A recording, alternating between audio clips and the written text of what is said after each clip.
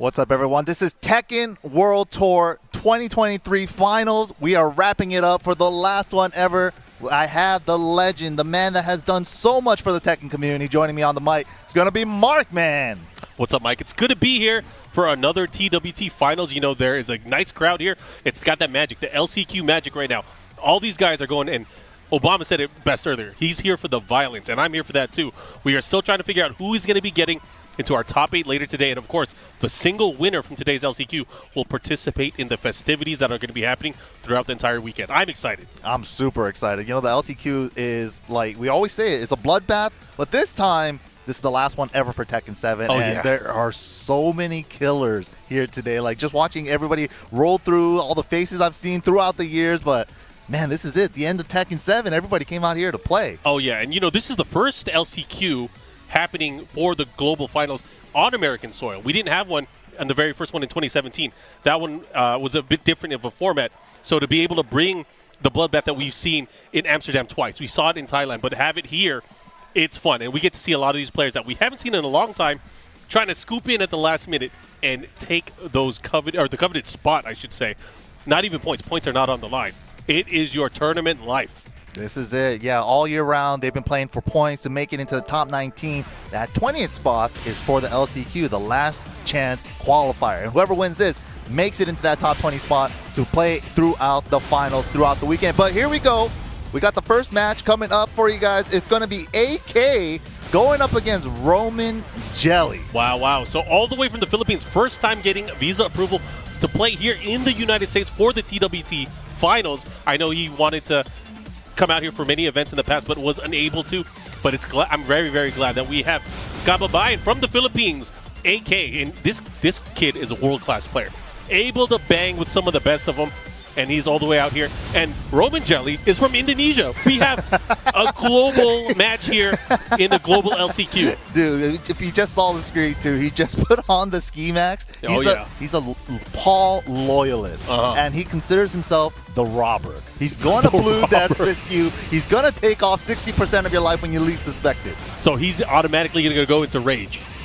man, he looks prepped. You know what we say about Paul, man? Paul has the life lead if he's in rage. Yes, as long as he is in rage, he has the lead. AK, though, no slouch when it comes to the character Paul Phidx. He is also a Paul player. He's used Law in the past, also uses Shaheen and Akuma most recently.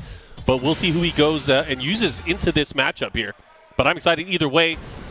2 world-class players, one from Indonesia, one from the Philippines here in New Orleans. It's so crazy to see, man. Like, seeing AK first burst onto the scene during Tekken Tag Tournament 2. Oh, yeah. He was just a little kid, He was a wee boy. And then now look at him, world-class player, making it out here to the last chance qualifier, pulling out the Shaheen. Yeah, I definitely was expecting the Shaheen. He's one of the few tournament-level Shaheen players that we get to see. There's not many left. Anyways, going into their character choices into this game, it's going to be a race to 2. Winner will be able to move on through these shark-infested waters. I mean, maybe it's a disservice to call them shark-infested waters. This is like the grand scale. What? He just round started, danced around for 2 seconds, and low parried him? What a read. Not just that, he capitalized. Good reactions there. See what he does. How is he? I mean, this could be part of Romanjelly's strategery. Uh-oh. Whittling away. AK with the side steps right now, just walking around everything. And just like that, tied up. It is tied up. He's in rage. Don't get hit, but the combo might kill. Luckily, he avoided the whole rage sequence. We are in the open stage, of course. This might be the last time we see open stages. That's Who actually knows? Wild to think about. Yeah, Tekken 8 stages, they're just really big. No one's been in so far. Anyways, nice. Crunching away at the ankles. AK really setting the pace for the match here, but a big counter hit there gets the follow-up. Romanjelly. Big conversion. Yep, gets the big demo man follow-up here with the life lead. Let's see what he does. Okay, taking his frames, but runs right into a down forward 2. Okay, this could be big. Ooh. Very, very close. Damage. Both of these players jockeying for that position. And a forward back 2. Oh my God. Just throw it out. Land it. Has a big lead here, but watch out for the blue stuff. Watch out for that blue stuff. Just keep out with the down forward 4. You're going to have to earn that space. He's been doing... AK's always been so good at just getting in the opponent's head, and he really just finds like one move that he likes, and he will run it over and over again. Oh, yeah. He's one of those... I don't want to say it's like asshole style play, but if he finds something that works, he's going to make sure it keeps working. He's going to get the most out of it. Psychological warfare for sure. He gets in your head. Oh, he misses there. He went for the 4-back-2 again. Dude, he's just throwing them out like a keep out. Here we go. I mean, it's a very quick move if you think about it. Yeah, 14 frames. Very fast. Nice, good break on the 2. That's a real 2 throw, too. Testing him here. Has the life lead. Romanjelly just outside of Rage. Just trying to poke, trying to keep it real compact, but AK not getting hit by anything big. He is crunching those numbers on his ankles. Gotta find an answer. Romanjelly has to take a risk here. He has to do something. Less than 20 seconds. Here we go. Blue Death Fist blocked. No more Rage. Oh, what a thruster! That was a whip punish on the down forward 1. Yeah, big elbow, but what did he do? Yo! Oh my gosh, how did that all work out? Sway 3 has that mid follow-up, and AK tried to just punish the low, and that's why he got. Yeah, I think he hesitated. He hesitated, then as soon as he acted, the second and third hit was able to land, but good stuff, Romanjelly able to make something out of nothing there. That was crazy. He had all the cards against him there. Big counter for again. He's been making those count. This time, Big Death Fist goes to the follow-up on Oki. Went for the ultimate tackle. Yeah, he does have that special follow-up, but not going to be able to get it. Paying for it, actually, with that get-up 3. Uh-oh, and look at that. Life lead for AK. AK looking to close out game number 1 here into What the a slide. Not dead? Oh, but the generic down 4. Such a classic round ender for Tekken. He cleaned up shop there, so AK drawing first blood here. Getting that game number 1 here. Yo, he's asking questions here.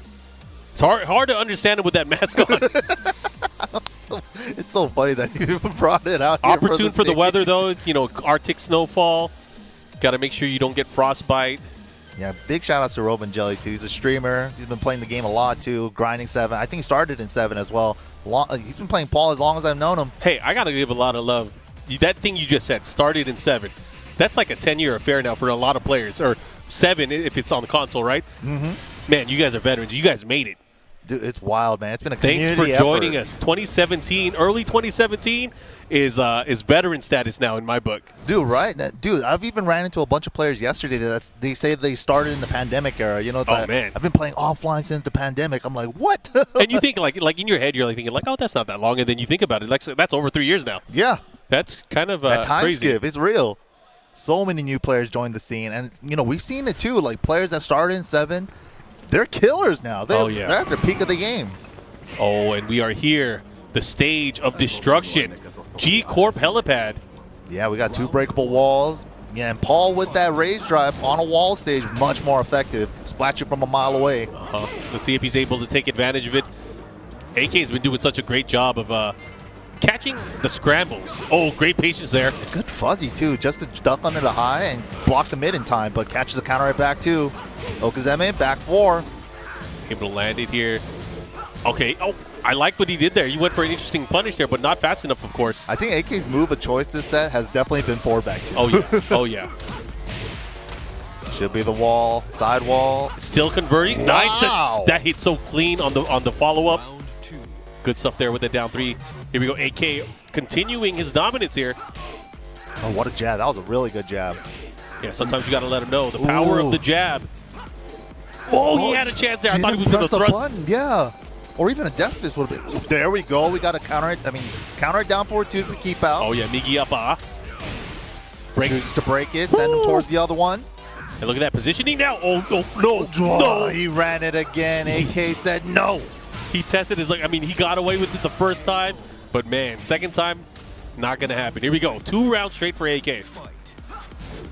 Forward 3. Such a great move. 20 frame, mid, homing, low crushes, and it's a counter launcher.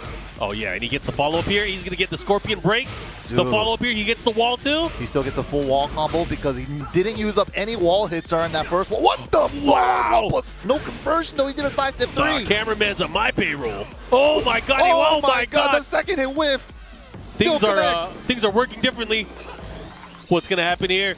Got to watch out for that right upper again. That's been coming out quite a bit in the past few rounds. No! I told you! Stop it! Stop it! I told you! You can see the future. I've been here before. Miss Cleo. I've been here before. I got one. They're too, both buddy. using it. Here we go. Right uppercut. Side wall. Oh, no. Didn't get deep enough on that crouch dash part. Oh, no. AK, he's feeling it. We were talking about that earlier. He's going to tend to use certain moves and make them work. He's going to go for a sidestep right upper again. He wants it so bad. It doesn't. He's not going to need it. He should be able to close it out. That was actually so good from AK. Romanjelly went for that crouch dash 3 to try to tag him low, but AK was super ready. Delayed hop kick with punish. Got to give it up for Romanjelly, of course. Coming all the way out here to the LCQ. We got more matches. Wait a minute. Right away into another one. Infested versus Static. No way. Is Infested using Xiaoyu? Maybe the names are switched. I think Infested might be playing Zafina. Okay, about to say. I know Infested started using more and more characters in tournament. Obviously, a lot of people know him for his Fakurumam and his Negan. Yep. But not quite for his Zafina. But Zafina is one of those characters that he tends to practice a lot, especially in tournament play. Not a bad choice. Online as well. Yeah, definitely not a bad choice. Solid tournament character. Very slippery. Movement sound as well. That's the thing. But yeah, as you guys noticed, we just jumped into the middle of the set. We have that type of control here. But the score is 1-1. This is super close. Oh, yeah. I mean, there must have been something that happened that caused him to pick this character. Was this due to the counter pick? We won't know, but we'll find out. Here we go. Does have that nice down 4-4-3+4. No, 1+2 spike. No unskilled attempt. Yeah, I thought he was going to go for the 4-4-3 or something. Oh, the low whip. Out of range. That's Zafina, tiniest little backdash, avoiding the first hit of the low back turn rage ride. Yeah. Nasty. Anyways, nice swipe. Caught him out of the air. Did not go for the just ring there. Yeah, I don't think he meant to do back one there. That's a funky move to do in neutral other than like a combo ender. Oh, yeah. Here we go. Again, just that movement. Good blocks, good patience. What a step. Ling's a very slippery character of her own. Instead of like good backdash, good side step, she kind of gets around stuff with her AOP. And back turn stuff like Cali roll. Nice. What is Zafina? Hop kick. Dude, Zafina hop kick, everybody always says like, oh, it might not be that good. It's a 17-frame hop kick. I see that hop kick hit 100% of the time. Oh, yeah. I mean, especially with players like Arslan using it as well. It's so good to be able to see it. It's so satisfying. Works. Yes. But just like that, Infested's going to take it with the clean low parry. Very dominant last game between them two. And popping off a little bit with that Scarecrow stance. Yeah, good try to Static, though, man. Infested, you know, he's one of the... He hangs out with Chanel and Nee all the time. And unfortunately, Chanel wasn't able to make it out to this event. Chanel has been chilling the last few events. Decided to take the coaching position from home base. But Infested and Nee, obviously, players to watch out for. Infested did not qualify, but having to go through the LCQ. But, man. This is an NA battle here. We got a the legend, Spero Generos, versus a new up-and-coming Tekken 7 player, Tone from SoCal. Oh, Tone's Bryan is out of control, and he's only leveled up because he's leveling up. There was that Evo Showcase event, and Phi-DX came down as well, and he had a chance to not only host and play with Lo-Hi a bit, he also played with Nee. And he mentioned earlier this week he played with Infested and Nee, so he's been leveling up quite a bit. However, you're going up against the guy that has a book. The legend of Spero. Spero no Densetsu. This guy is the legend. He's been around for so long. You know, during Tekken 5 Dark Resurrections days, one of the first Evos that I've ever been to. Oh, yeah. He got second place, runner-up. 2007. Yeah, versus Aurario. Yeah. He's a great player. Obviously, he's of the old school, learned from the arcade days.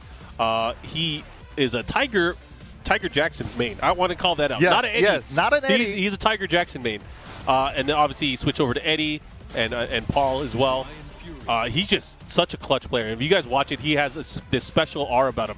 He studies. He puts in the work. He knows the matchups. He studies the character and the player matchups. Master he writes of all the this character, down. He writes it all down. Student of the game. He definitely does his homework. But Tone, you know, like we said, he's been leveling up a ton. He's wearing that old LCQ shirt from that one year where we had the you're NA right. finals. Yeah, you're right. That's the crazy shirt. Mine faded. I'm kind of sad. You're right. I forgot about that shirt. But that's one of those tournaments where he participated in. I think there were like 10 LCQ tournaments in that day. That event was insane. Big shout outs to Reno, man. That was a crazy, crazy LCQ run. Oh, man, but it's good to see Spero Gen. I know he's been winning quite a few regional and local tournaments as of late out in Florida. He's been grinding a lot. He's been lately. playing, He's been streaming all the time now, too. So it's good to see. It is definitely fun to see.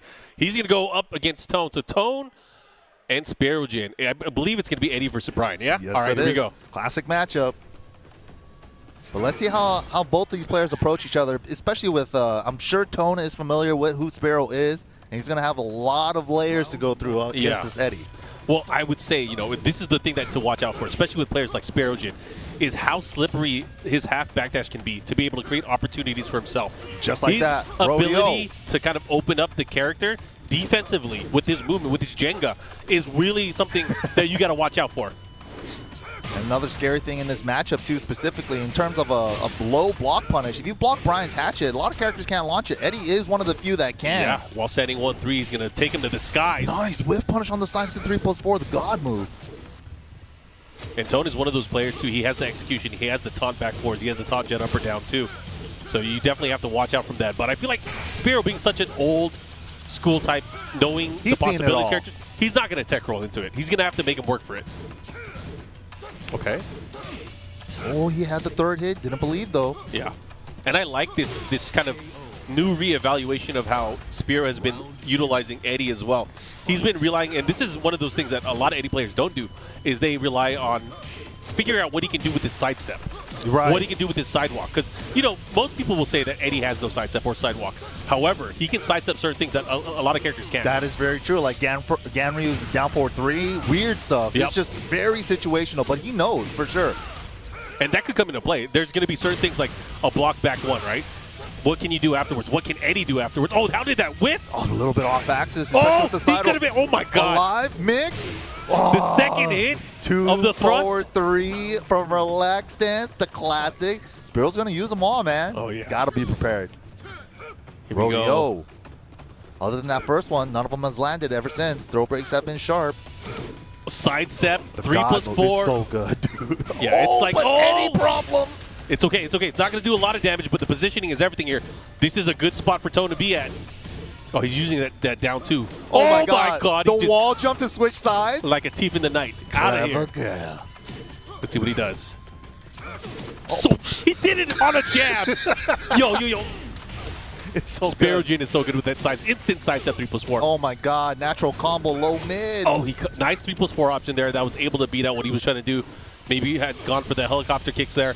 Let's see what he does, though. He's just staying grounded. Oh, big he might be counter. dead. If he does this right, he might be dead. Jab, rage drive. One more hit. Oh my God, it wasn't enough. Oh, it worked. He finished the string. And there's a lot of strings like that in Tekken. When you want to take the punish on the low, there's a follow-up hit. Oh, man. And when it comes out in slow motion, too, you kind of second-guess yourself sometimes. But look at that. Tone with the round steal. Oh! Raw, back four, no duck on the mock punch attempt. Got him ducking. Oh, he was either ducking or stepping. No, he hesitated. Dash, no dash. Spero, what's happening here? Rodeo, all the rodeos, but he's breaking them all now, other than that first one. Oh, God. Oh, he caught him. The Spero special, down 3-3. It's so good as well. Oh, the follow missed. Oh, God. Oh, God. Nice. Dude, he's been playing against Bryan's trying to pick up relax and handstand with down back two, but no tech roll on the 3+4 or a back roll. If you hold back there, you can't get floated with that down back two. So Spero just doing a neutral option. Tone chose the right option on Oki with that down back two pickup. Yeah, I mean, for a lot of that game, between those two, that opening game, that was just his first game. There were a lot of crazy things that happened, like really small things that happened in the game. Like, I can't believe he finished it. I can't believe he went forward with it. But it ended up working out for Tone at the end. He did get a back forward pretty deep. He missed a mock breaker, too. That could have been destruction if he landed it. True. Oh, is that young Joey Fury? Yeah, if you guys don't know, Spero is also the training partner of Joey Fury. Oh, yeah. And they also, not just like playing the game all the time, they talk strats, they discuss strategies. That definitely levels you up in the game where just raw playing games doesn't do it, you know? Yeah, having someone in your corner, like a Spero, like a Joey Fury, where they know and they kind of understand the same game that you're trying to play, it can help. And who knows, maybe this brief pep talk that he just received is going to be enough to propel him towards victory. Who knows? But he has quite the way to go now. He has to win 2 games straight. Woo. Should he want it? Should he want it? I think he does want it, though. With Spero, you know, even during Tekken 7 when he came back for a little bit, he's taken out players like Jimmy J. Trans Bryan, too. So he's definitely familiar with this matchup. Just got to get used to the player now. All right. We are in the open, though. This could be a good thing. It could be a bad thing. But the one thing for sure, he will have room to maneuver. And that's exactly what Eddy wants. Phenomenal backdash. A lot more room to breathe around. Don't have to worry about Bryan doing taunt at the wall as well.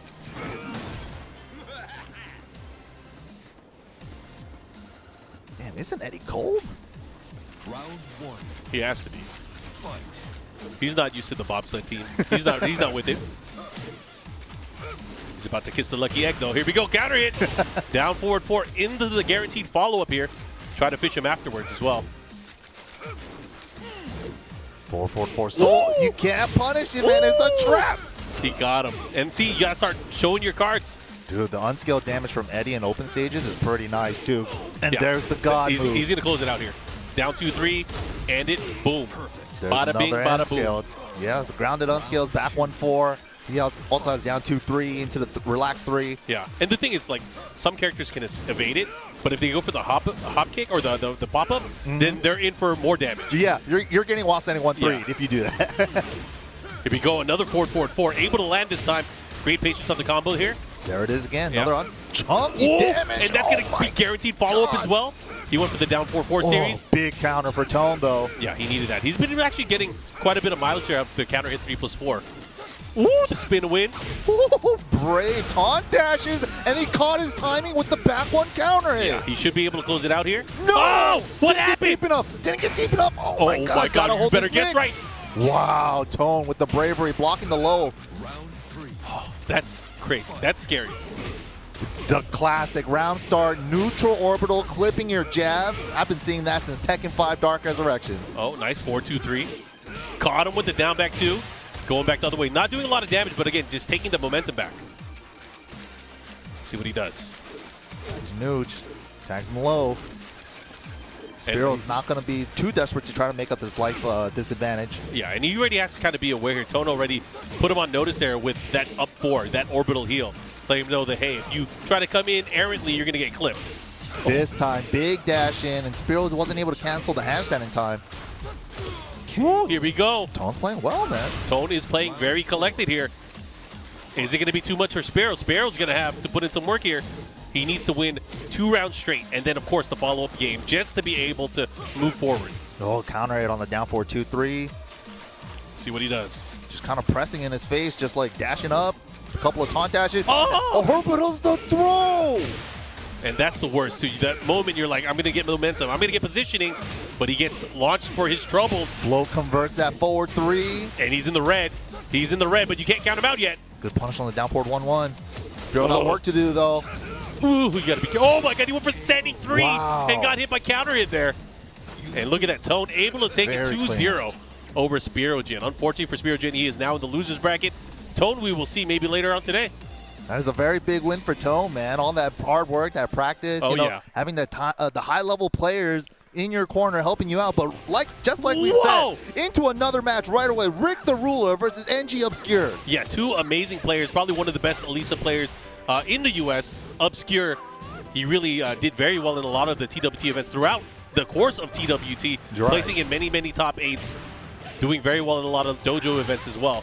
And Rick the Ruler, he also plays Law and Bob. So I'm wondering how the scent went because we didn't get to see the beginning of it. Oh, yeah, and he's not shy to switch characters either.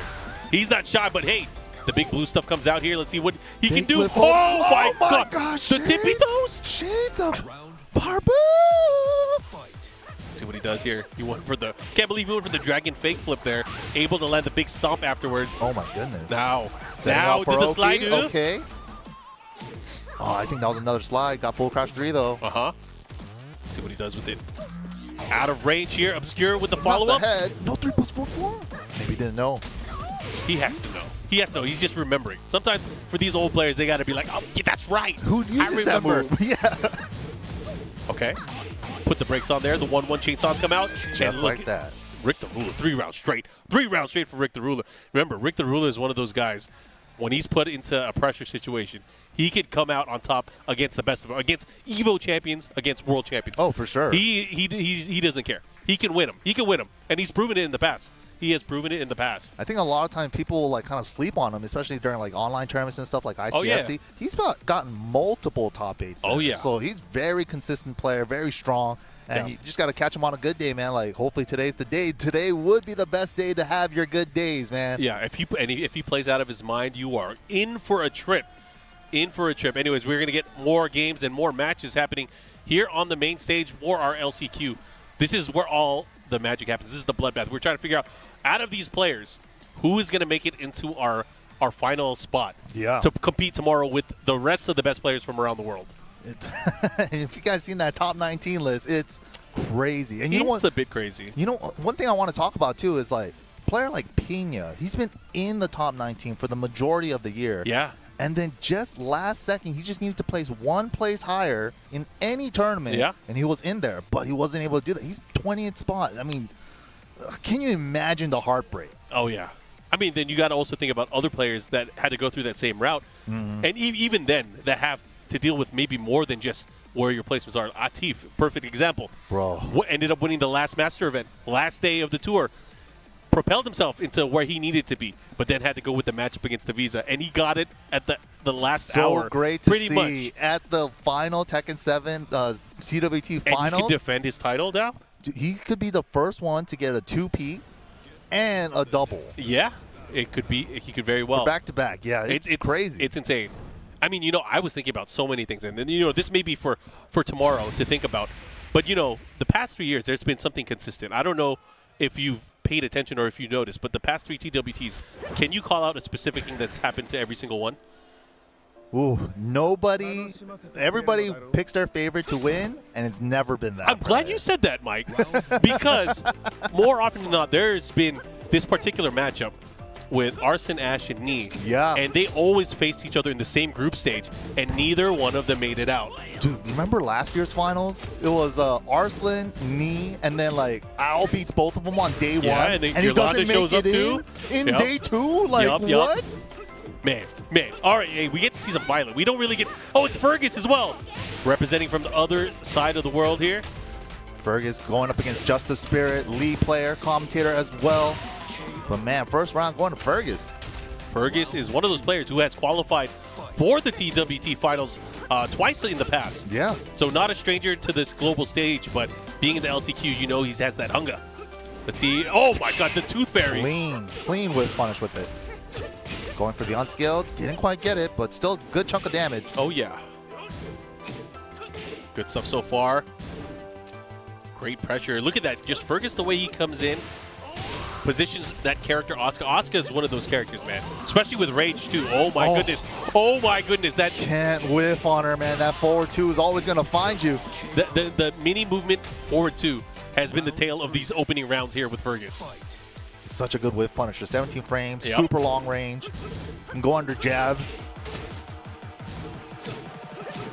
He went go. for a counter. Interesting. Justaspirit switching off his offense, but what the? And that's one way to switch it up. Big neutral hop kick. That is an NA delayed hop kick if I've seen one. Oh, yeah. Look at this pressure. But you got to be careful. Fergus does have the red.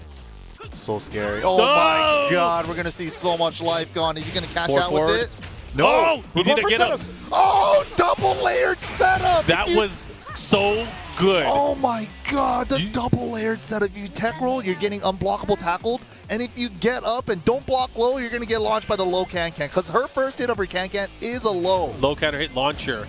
Wow. Man, that was great. Look, he wants to smile. Yeah, he's holding it back. Oh, Yeah. my God. But that was such a dirty setup. I love it. The layers, man. That's what you need. Oki, Zemi. Just having that extra option is like, oh, you thought I was screwed if I missed this? No, I'm fine. I got a can-can. I'll be airborne, too. That was sick. Because, again, that tackle that Asuka has from that supercharge animation is unbreakable if she's able to land it, right? And he didn't want to get hit by that, so he's like, you know what? I'm going to get up. Who rolls and gets up blocking low? Yeah, exactly. Who does that, right? You don't even think about Asuka with, like, at that range, I have a scary low to worry about. But since she is in key charge state, those lows become NCC, natural combo on counter hit. Oh, man. All right, here we go. We are back at the beach. It's one of my favorite stages, especially with, like, the music. Oh, the throwback callback. stage. Come on, man. It's so good. There's actually quite a few throwback stages in this game. We got the Dragon's Nest. We have this stage, Mishima poolside, Dojo. the Mishima Dojo. It's nice to see those stages. Man, I want to see more stages like that. Dude, I love the remix of this stage, too. It's like upstairs is poolside, downstairs is beach stage from Tekken 4. It's great. Oh, he caught him. Throws That's the good counter. option. Yes. Could have still broken that. It's not Tekken 8 yet, Yeah. but. You didn't hear the Duke. Yep. big old spark. Nice. Good duck there. Wow. Evasive The maneuvers. classic. Safe move on block, sidestep 2 with Asuka. What's going to happen here? Justaspirit hasn't been doing that bad in the particular matchup. It's just Fergus has been cleaning it up towards the end of the rounds. Yeah, it's mostly been like the look for a whiff, get that forward 2. That's really what he did in game number 1.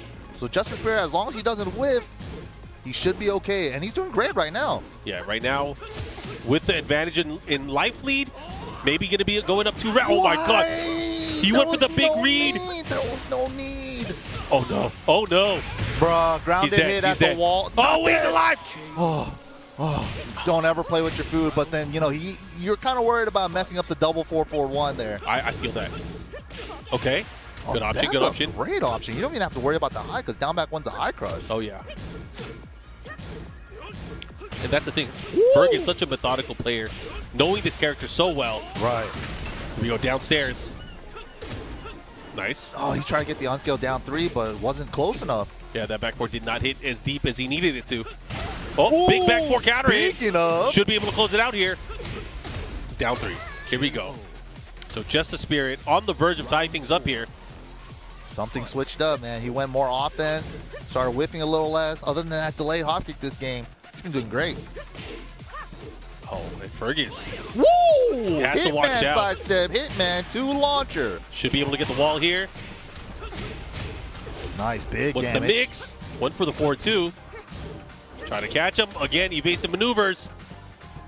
Oh, God. Oh, God. Oh, my God. Oh, God. No. Oh, No. God. Oh, my God. Justaspirit. America. Heck yeah. Hell yeah. That delayed hop kick. Popping off a little bit. Makes some noise, he says. I need the hype. Good stuff. And great shirt. He always has the nicest shirt. All right, we're going to a pivotal and deciding game here. It's now tied up 1 apiece between Fergus and Justaspirit. Dang, that is definitely East Coast delayed hop kick, man. Yeah. All the way from Florida. Just because it failed once, you think I'm going to stop doing it? Oh, and we're going to the other throwback stage we were talking about, Dragon's Nest. All right, Tekken 5. Yeah, the throwback stages are so good, man. All right, we made it. The Rose versus the Bike. How did she get it up onto that tower in Tekken 5? Who knows? She's strong. She is really strong. Strong with a K. Those big hands aren't for nothing. Okay, okay. They're testing each other here. What are you going to do post-block? Are you going to step? Are you going to duck? Are you going to move? Both of them just kind of trying a little bit of offense out, but trying to feel each other out again. I noticed Justaspirit using the standing jab more to kind of put a stop here to what Fergus is trying to do, counter poke. Yeah, that could be a little scary against Asuka, especially Especially because she has moves that go under jab. yeah. Back 3, forward 2. Unscaled, got it properly. And a good mix on the way up. Here we go. Fergus drawing first blood here in the game number 3, the deciding game. Justaspirit hasn't been able to get that forward 3 with punish up his own. He's went for it a couple times. Quite a few times, yeah. Sometimes slight hesitation here and there, but the power crush, able to land clean. Wow. He got up and blocked it down forward 4. That's supposed to catch quick rise, That but was there great. it is. Here we Block go. punish on that forward 2. You were off, Fergus. Nice. Got the back 2 loops. Big damage. One more hit. Went Into the low. low. I like it here. And just like that, tied up on rounds, Justaspirit fighting Playing back. phenomenally, man. This is a TWT finalist multiple times. Uh-oh, here we go. Crouch cancel, forward 2. Ooh, good thing okay. Fergus canceled it or it was going to be a counter hit. Damn, he went for the mistrap and didn't get it. Oh, God. Ooh, 4-4-4. Didn't get the pickup. That's unfortunate. He landed the big hit again. Another one. Okay, this time he gets it. He's going to get the follow-up here. Down Smart 3. choice. Smart choice because the wall was right there. Hitman cancel into the blazing kick. The follow-up. Generic throw. What? Uh-oh, just like that. Justaspirit 1 round away. But you cannot count out Fergus. Fergus can perform under all the pressure. That was a regular throw. Tekken 7's a regular throw. Here we go. Forward attack. Ooh, we're getting loose with the move choices, dude. Down back 3+4? Ooh. Oh, man. Could have got clipped there. Had to be careful. Such a good move for... Oh! That's like the first back The very three. first one we've seen today so far. Into the 3-ring follow-up here. And the wall splat. Got Here him we go. again. Fergus looking to take this. Oh, wait a minute. Wait. Has rage. Oh, he he whipped. whipped. And it's a double Luigi. Let's go. Whoever takes this round will move on. This is a huge round. Oh, here we go. Oh my God, too far for the forward two. Ah! It's so close. This is so tense. This is what we look for. Runs right into a down forward two, walls right there. And this is going to hurt. Last hit, the follow-up. What's the mix? Oh, just whipped. Oh. Wow, the classic standing three into side step two. Fergus hanging in there. Got to give it up for Fergus. That clutch and that comeback, the round before that, could have gone either way, but Fergus taking that perfect. Those 7 golden letters at the very end, good stuff. And that was so close. Good stuff to both players, man. They put on a great show there. I like it. I like it. Again, we're just seeing the bloodbath. We are continuing the violence that was christened to us throughout this day. Thank you, Lord Obama, for asking for this violence early on, but there's a lot more violence that's going to be coming.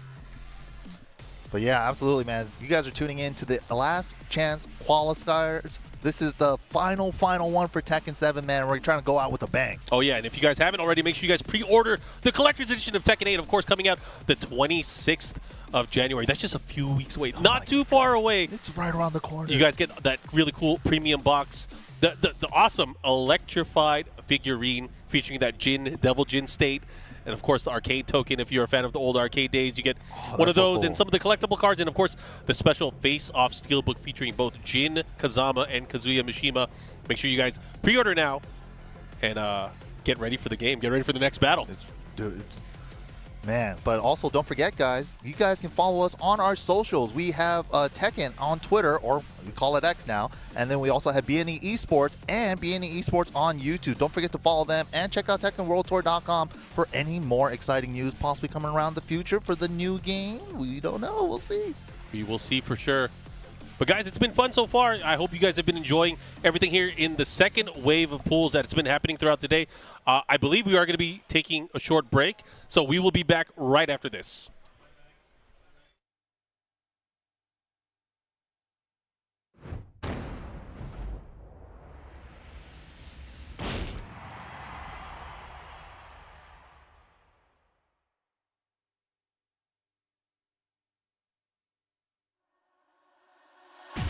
Ready for the next battle. Tekken 8. New challenger. Jack 8.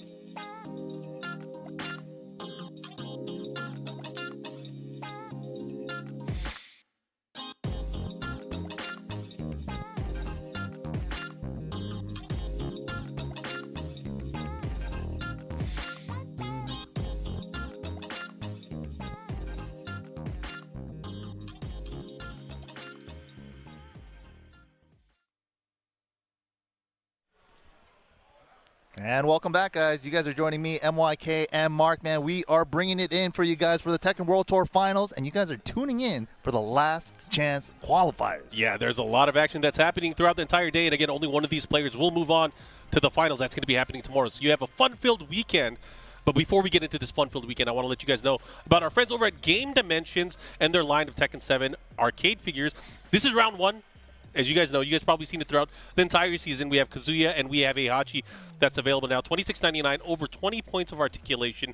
They can do hell sweeps. Trust me, I've seen them before. They can do electrics. They can do electrics. They come with cool hit effects. They also come with the callouts for the round and the ready. But again, these guys are available right now. Use that QR code on the screen. You can get yourself some free shipping as well. They're available. So make sure you guys do that. You guys probably saw the previews for round 2. That's going to be coming out as well.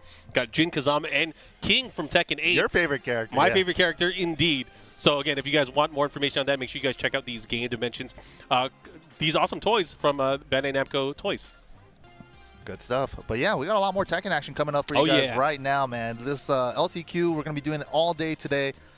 Ooh, who's going to make it into that 20th spot? And we've been seeing a lot of crazy stuff happening. There's still a lot more action to come, too. It's weird because I studied the bracket before we got in today and kind of looking at where everyone's placed. But aside from that, it still has this special shock to me every time I see people show up on screen like, wait, they're in it too? They're in it too? I can't believe this. There's too many good players. And only one of them is making it out. So Rick the Ruler, we saw on stream a little bit earlier today. He is back, continuing with his hopeful reign throughout this process where he has to get through. Can he do it? Who knows? Yeah, one of the strongest Bob and Law players in the country. Yeah, he's going up against EGP Scruffy.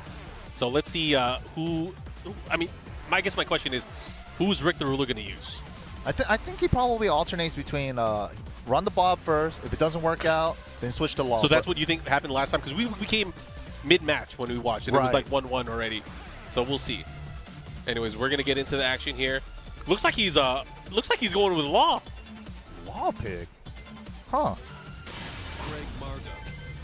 All right, and we got the other pick from Scruffy as well as the Marduk. Okay, we got a little big boy battle. We got Marduk versus Bob coming up. Oh, it's Bob. Okay. I was looking somewhere else. I was like, what's going on? Either way, I'm excited to see this. Get ready for the next battle. Big Rick the Ruler, who has treated us to many, many amazing moments throughout TWT's past. Especially when he started taking it to those Korean champions. Oh, man. Oh, man. Steve was there one time. He almost threw me. Like, over the table, he almost threw me. Dude, Rick's pretty good. Don't sleep on him. Don't sleep on him, indeed. He just, like, me personally playing against him myself, he just has, like, this unorthodox timing to him on his Bob and his Law where it's like, I feel like I can swing on him, and then he catches you with a counter down 4-2 with Bob. Yeah, or while setting 2-1 out of nowhere. Either way, hey, these two characters, neither one of them are in Tekken 8. At least in the roster thus far. Thank God for Marduk. I'm kind of sad about Bob, but yes. Oh, yeah, I remember using a little bit of Bob as well. I like me some Bob. He's fun. I feel like we should just make this unofficial. Whoever wins is in. All right. I'm down with that. All right. This is just, it's not real, guys. It's not real, but in our hearts, whoever wins is in. Right. Here we go. Big counter attack. Oh, but he didn't get the follow-up. Gets the spring kick. Ooh, that's one of my favorite moves from Marduk. Full crouch 1+2, just a flip over, especially when you get that close range flip over. Special input. It's actually a very unique attack. Okay, gets the carry. Oh my God. Bop, down 3+4. Oh, the second. Oh, and he's gonna get some extra damage out of it. Going down for 3+4. So nasty. Yeah, and you know, for the most part, a lot of characters can evade that, but I feel like Marduk has got the shit end of the stick there. Where he's so big, it's hard for him to avoid it. Yeah, it's also like angle dependent too. Sometimes you gotta be a little off axis. Some people have to like sidestep a little bit to make it all hit. Just to like secure the angle. Tekken's a geometry game. Oh yeah. But like I said, that counter at down 4-2 for Rick the Ruler just always finds his mark somehow. Nice big detail. Punch into the big tackle. Yeah, and that's the harder one to break. When you duck a tackle like that, the window gets actually smaller. It becomes a spear. Yeah. Whoop, the backswing. What's going to happen? What's going to happen? What's going to mix? Oh, he did nothing. Not dead yet. Rick the The bravery. He's crazy. He's so brave. Here we go. Ruler up 2 rounds to 1 here. Scruffy still has a chance. Nice. But he has to dig deep into the dirt of Marduk. Bro, like look at that. Down 4-2, counter hit again, another one, and we're gonna go for the next gun. No, safe for wall combo. Trying to get him again. Second hit. Side step attack. You gotta step the third hit, but it's hard, especially with your back against the one. Takes the game with the hell sweep. The first one too. He smelled the blood. Blood in the water. Okay, he's getting some tips and some coaching from his fellow teammate here. Rick the Ruler is just like, bro, I got this. He's just chilling, man. And that's the thing too. Like Bob, especially in this game, definitely wasn't one of the popular characters as he was in like Tekken 6 days. Well, bro, Tekken 6 Bob is completely different, completely different. But he's still a good character nonetheless. Yeah. Doesn't have quite the arsenal of attacks that could be abused, but he still has some, he still has some attacks. Dude, Tekken 6, his down one used to be 0 on block. This game it's minus 10 on block, but it leaves him in crouch at least, so it's only down jab punish. Yeah. He fit the system really well. He did, yeah. The bound system, oh my god. His up forward 1+2 used to be a launcher in 6.0. Yeah, I mean, he had a magic force still too. I mean, he does in this game too, right? Yeah, he does. Just on whiff is not as good. Yeah, and it's also a 13 framer though, but yeah, still pretty decent. Round 1. This outfit for Bob just always makes me laugh. What? What Who the does that? Hit it, hit it. What is it, like a 20 frame hop kick, right? Yeah, it is. I mean, is it really 20 frames when it hits? That's right. It's a hop kick. Bro, he's getting 15, so 20, much. who cares? Right, if it hits, it hits. Zafina hop kick, they say it's slow because it's bad because it's 17. That's Always still works. instantly going to get you in the air. Yep. You guess wrong. Wow. Nice, down back 1+2. All the moves. Here we go. Nice, I safe would combo. kill for an edition select version of Tekken. Bro, I've been saying that. At the final version of Tekken, just give us an edition select. That would be so Let sick. me play Season 2 Steve again in tournament. Let That'd me be play sick. 6.0 lane. No. Back turn down 6.0 Bob. Down 4-2. Oh Yeah. my god. Yeah. Anyways, that's sorry, we got too excited. Oh, set him up for Oki though. Okay, forward Side 4. roll. Didn't get away from that forward 4. Full charge, that's the bounce. All in the back. Okay, what's he gonna do with it? What creativity are we gonna see? Going for the break? No. Oh, he caught him ducking. What's the mix? Ooh, nice option there. Okay.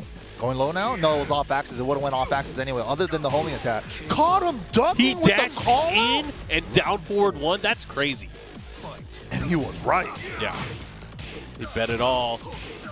Whoa, this jab's coming out from Scruffy's really doing work. Yeah, he is definitely picking his shots much better here. Yeah, Rick Game the number Ruler. 2. Oh, and he gets a big throw. This is Around huge. the world. What are you doing? Oh, didn't get the full crouch version.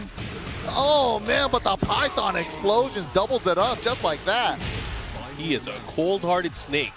He just blew up 2 snakes in his face. Bro, that ate up his jab round start. That's crazy. Down forward 1. Hey, here we go. What's the mix? Try to get him on the second hit. Here comes the Hell Sweep. Rick the Ruler taking advantage. Mix. Nice break. I like that. Good challenge here. Rick the Ruler with the jabs. Wow. Oh, he might be dead. The high school nut tab. Got What's he gonna him. do? What's he Where gonna do? Back rolling? Where are you back swinging? Yeah, keep him at the wall with the 1+2 The throw. Oki can do some damage here. Oh, that was a mess up mostly. Oh my god, gotta guess right. Mid. Is he going low? Oh, he went mid. Oh. Wow, Scruffy ties it up just like that. He got the support from the crowd. Scruffy able to even it up here. 1 game apiece here. We're going to a pivotal, decisive final game between him and Rick the Ruler. And this is classic Rick the Ruler's strategy, right?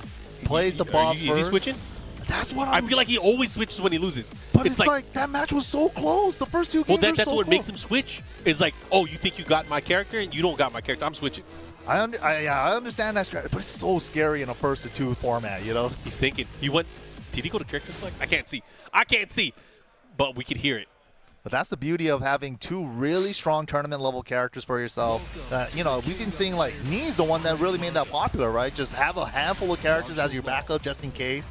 And yeah, I remember back in the day when Knee only stuck to 1 or 2 characters. which is crazy to think about nowadays. Because right? if you back in the Tekken 6 days, he only used Bryan. Yeah. Only used Bryan. I feel like only because of Tag 2, we started seeing another character from him. True, I yeah. feel like that because he only used Bryan for like the longest time. Dude, even the Evo that he won in Tag 2, he was running Lars Devil Jin. Yeah, no, and then I think particularly against Bronson trying to use Bruce.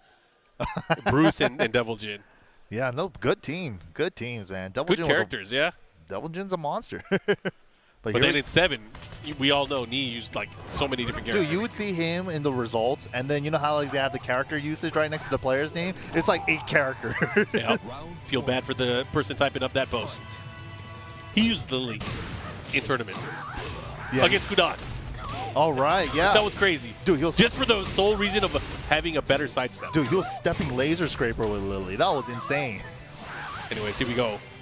See, just like that, Rick's switch, his change, how is he going to adjust it? Yeah, Scruffy has to readjust not only to the character and like the way he plays long, maybe timing. slightly differently from his bob. Yeah. Hey, man, but one thing you can do is if you force him into the blender, then that's the thing. Oh, that's guaranteed. After Going that for- counter hit shove. Going for the big damage, 4-4-2 after the. Oh, chuck this man! And look at that, tied up on rounds.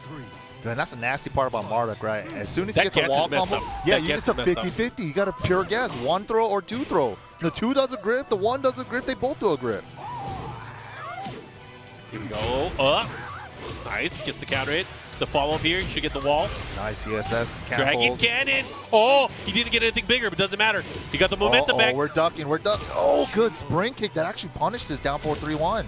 Oh, yeah, it was fast enough. And here we go. One round away. Rick the Ruler, he can move on. Wow. Hope 1, hops. 2, 3 hop kick. That is a classic. Oh, Oh, my He doesn't block goodness. those. Oh my God! Throw break into 1, 2, 3. I hope that doesn't wall slide He might anymore. be dead. He might be dead. Oh, Wait a minute. he has rage. Oh, the 10 strings. So tricky. You got to be so ready for that at the end of the You round. do. And Law got a lot of those little tricky ones like Blackout Mugged, the first 3 hits of his 10 Oh, yeah, a string. forward 1-3. He has all that crazy stuff. But hey, Rick the Ruler, maybe he should have just picked Law from the get-go, man. He made it look very nice and easy at the very end. Obviously, it was a hard-fought battle to get there. But Scruffy now having to go through the loser's bracket, and Rick moving on. Very well played. That was clean. That was super clean. I like it. I like it. And again, Rick the Ruler, no stranger to making us like react so crazily on the mics. It's crazy. That's exactly what we're here for, man. I can't wait to see some of the matches later on today, too. We have, like, I don't want to spoil it for you guys. We but have some good matches and good players, and only one of them is going to be able to make it out. Oh, I can't wait. That's the crazy part, right? Like, all these players have been playing for the points all year round, trying to make it into the top 19 spot. And if you didn't make it in by the points, you know, especially it's hard to travel around the world, right? Especially if you don't have a sponsor and stuff. So for a lot of these players, especially, yeah. But yeah, just the fact that it's in NA for the final one, and then we get to see a lot of NA representation here, and especially the next one coming up on stream. I think it's a bunch of these players have really came into the scene during the pandemic. Yeah, era. and again, this is the first time that the LCQ for the global finals has happened in North American soil. We didn't have it in 2017, 2018. We're in Amsterdam. 2019, we're in Thailand. When we came back again for the TWT, it was in Amsterdam again. So it being here, giving the players here, at least in North America, a chance to be able to participate and get a chance to squeeze their way in. Hopefully. Hopefully. They got to deal with the rest of the world too. But we can't help you there. But then for the guys that do make it out of LCQ, especially last year, right, we had multiple players out because the format was a little bit different. Correct. So we had multiple players making it in from the LCQ, but then I feel like those players that went through all that They did all the work, though. Yeah. They were did. so ready for the finals day. They made like top 4. Because John, Atif, was it Chanel? Chanel was in there, and Chikarin? I'm pretty sure it was those 4, right? Yeah, Chikurin, Junding, Oh, Gerlanda, Junding. and Gerlanda, yeah. John. John. Crazy. Yeah, great players. Anyways, we are getting ready for the next match. Hopefully you guys are enjoying, getting ready for this fun-filled weekend of Tekken. It's going to be a lot of action. Not only that, we're going to crown a TWT champion come Sunday. The final. We also have a Tekken Talk on Sunday. Oh. We also have a new game coming out in a few weeks. Such a good time to be a Tekken fan. Oh, yeah. I am definitely excited. And this is such a good way to send it off, man. Like Tekken 7 has given all of us so many opportunities, so many good matches to play, a community feel welcome in. It's so beautiful, man. I've been in this scene for so long, and this is crazy. We were around, back in the day when our major tournaments only had like 100 people. Like 100 people for Tekken, that was the major, one of the biggest of the year. Come EVO events, we used to have 300 people, and that was considered big at the time. Final rounds, 300 people. But, man, look at it now. We have thousands of people playing in a lot of these big tournaments around the year. Globally, we have a new game coming out. That's going to obviously increase with the new amount of people that are coming in to play the game. And we welcome you guys. We are looking forward to you guys learning this new game with us. So I hope you guys are ready for this. Yeah, not just the players, too, right? The spectators, everybody made it all possible, man. This has been like a community effort to make Tekken 7 as great as it is. And then I hope we keep the momentum going for Tekken 8 because I'm super excited. I can't wait for the first couple months of Tekken 8 where everyone's ready to grind the game again. Everyone's online, ready to play, or just offline events too. Just going to that offline event here for the local and seeing a bunch of the players feeling that energy again, it's something truly special. And think about the global narrative now. So, and just thinking about the competitive nature of the game now, I feel like, especially Europe is the strongest it's been. True. Yeah. In like Tekken history that I've seen, the way that they're able to compete with the rest of the world. Obviously, the North American players getting more exposure towards the global Tekken scene as well. New regions coming up in the fold. Pakistan, obviously, maybe not new to a lot of the people that were already in the know, but in the competitive scene in terms of the TWT, Dude, Peru they're coming out of fairly nowhere new. too. Peru is still rocking Tekken Tag, and they're still doing it with that game. I mean, there's so many good players from around the world, and these different factions of players coming together, really putting their best players at the forefront and having them have the ability to travel and, you know, just do well. I think the storyline for Tekken 7 has been so beautiful, especially like 2019 where Pakistan just blew yeah. up on the scene. Oh, like, yeah. What? That was insane. Like, Arslan Ash came out of nowhere, wins Evil Japan. After that crazy story of how he got there, like barely 20 minutes before he was getting DQ'd, and then he wins the whole thing. Then he wins Evil World after that? Like, it was a good year. It was a good year of Tekken. That was crazy. Anyways, we're going to get into this action. We got Infested and Sourpiggy. It's going to be Julia and Zafina. Infested using that Zafina, man. He's making it work here. We're seeing the Zafina again out of him. Wondering if he's really considering sticking with her all throughout the tournament. I mean, she's not a bad tournament character. We know this for a fact. But don't sleep on Sourpiggy. Sourpiggy is the Julia. He gets a lot of practice in with a lot of the NA Zafinas as well. Oh, yeah. Also, just a super strong player all throughout. Yeah, he's definitely a specialist when it comes to the Chang. Okay. Nice. Goes for the low attack. Really trying to open him up. Gets a second hit. Able to land here. Here comes Zafina. Going back the other way. Ooh. Mad Axes, no break. I think like movement and defensive-wise, Infested has a good grasp of how to use Zafina, but what happens when you can't open up your enemy with Zafina? What do you do? Because right now he's trying to figure that out. Tricky. Yeah, like her lows, she has that squid punch, which is launch punishable. Well, there it is right there. And then down back 3 is an 18-frame low that has no high crush. There it is. Yeah. Like, what's doing all the moves I'm calling out? I mean, the only other real threatening low is probably the big old snake edge, but I mean, you're not going to land that, or you can't rely on that, I should say. Exactly, yeah. That one's something that you save for a rainy day. Yep. Oh, 4-4-2. Counter hit. Able to land here. The follow here pushing towards the wall. Didn't just quite shy. reach. Whoa. Nice Good jab check. Nice whip punish. Okay. And that's the tricky part about Julia. If you try to check her shotgun spin, she could always just do shotgun into 2, and that one's truly uninterruptible. Yes. But then the thing is having the foresight to actually do it. Yeah.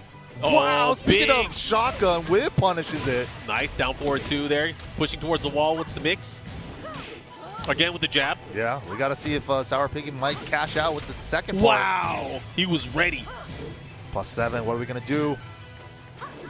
Got a lot of work to do. What a jab interrupt. Yeah, and the trade obviously went in his favor. Able to take the round here.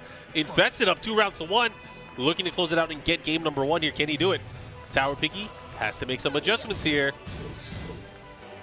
Ooh, trying to advance with the party crasher, but unable to really get anything going. Whoa. Forward 3-2 counter hit. Walls right there. How are we going to adjust? Big damage. Nice toe kick. Oh, he's going back the other way. The momentum shift here for Infested. Okay, sets this up for Oki there. Caught him with the Mantis 3, side rolling. It's so hard to hit her out of Mantis. And the messed part about Mantis, too, is that she can still block high mids and lows out of that Yeah, stance. it's instantaneous. Oh, had him out of the air. Not able to do anything with it. Life lead slightly in favor of Sourpiggy, but can he come out on top? That's the question. Big elbow. Rage Drive in play. Rage Art in play for Infested as well. Takes the Rage Drive, +19. What's it going to do? Oh, he went for it. There it is. Saved it for the comeback, but Sourpiggy staying solid. Used his reactions. Good stuff here. Final round. Game number 1. Let's see what he does. Mad Axes. Okay. Wow. Look at that. Just poking away. But a big block. First time he went for but that, he might too. be off axis. Oh! Yeah. The See? screw second hit didn't hit. That's the worst part. You have to be prepared for that as a Zafina player, too. Yeah. It's definitely a specialist thing. You got to take out one of your hits, which is hard to do to eyeball sometimes. Yeah. Whoa. Put himself into the wall with that 4-4-4 on the dead body. Hold up. This could be it for Sourpiggy if you can keep her at the wall here. Oh, big bow and follow up here. arrow. What's he gonna do? Mix. Goes for the mid. Plus bow and arrow again. And Wow. Sourpiggy just exploding at the very end. Sometimes all it takes is like, oh, I have an opportunity at the wall. I'm gonna go in, and he went in. That was He went crazy in. because, you know, like Infested was expecting Sourpiggy to tech roll there to block the forward 4, but then he did the forward 4 when she was still laying on the ground, so she actually put herself on the wall. Okay, okay. And Ty offering some words here to Sourpiggy. Sourpiggy with the Naruto shirt on. This is pretty interesting too, especially because giving advice on a win, right? Because like you already won, you know they might already have another train of thought going on, but then hopefully this helps out. Yeah, I mean, honestly, there's a lot that you can learn from a win. All right, here we go. Infested, also getting some advice from Nee, no less. Going into game number 2 now. Let's see if he sticks it out with the Zafina. It's going to be the same matchup. It is. Oh, man, the ultimate combos, Zafina on Infinite stage. I feel like that's what people want you to think, right? I mean, on paper, it is like the ultimate thing, right? I can run, I can do whatever I please. But Julia, she got some damage output, boy. Let me tell you. And she could chase that elbow, dude. Yeah. There's a reason why she crashes parties. Oh, my God, again that with was that clean. clutch down forward 2 there. Let's see what we got. Wow. Oh, able to still get an opportunity. I like it. Catches the spring kick attempt. Wow, safe mid launcher. Back to back. Nice. Yep. I like it here. Okay, good close out there from Infested. He's fighting to get this game back. Yeah, that Mantis down forward 2 is a safe mid launcher, so it's like super scared to duck against her when she is in that stance. Uh-huh. Okay. Oos. Okay. Big damage here. The follow-up here. What's the mix? Decides to wait. Yeah, he didn't go into Mantis. A lot of Zafinas usually do after that. Into the mix? No, just goes for the elbow. Yeah, the jab checks from Infested have been on point. Maybe that's what Nee told him. Oh my God! Point blank, he was ready. Dude, his spacing on when to whiff punch, where to stand on shotgun has been so on point. Yeah, and again, just reacting properly. Because that down forward 2, it's usually not that quick to whip punish that kind of stuff. You have to kind of know that, okay, he's going to be out of range, he's going to go for a reaction here. Wow, speaking of reaction, saw that down back 2 whip, cashes out with the hop kick. Here we go. Goes for the throw. The follow-up here does a little bit more points damage. Woo! The setup, party crasher into corner circle forward 2. Okay. Don't you dare try to take your turn. Again.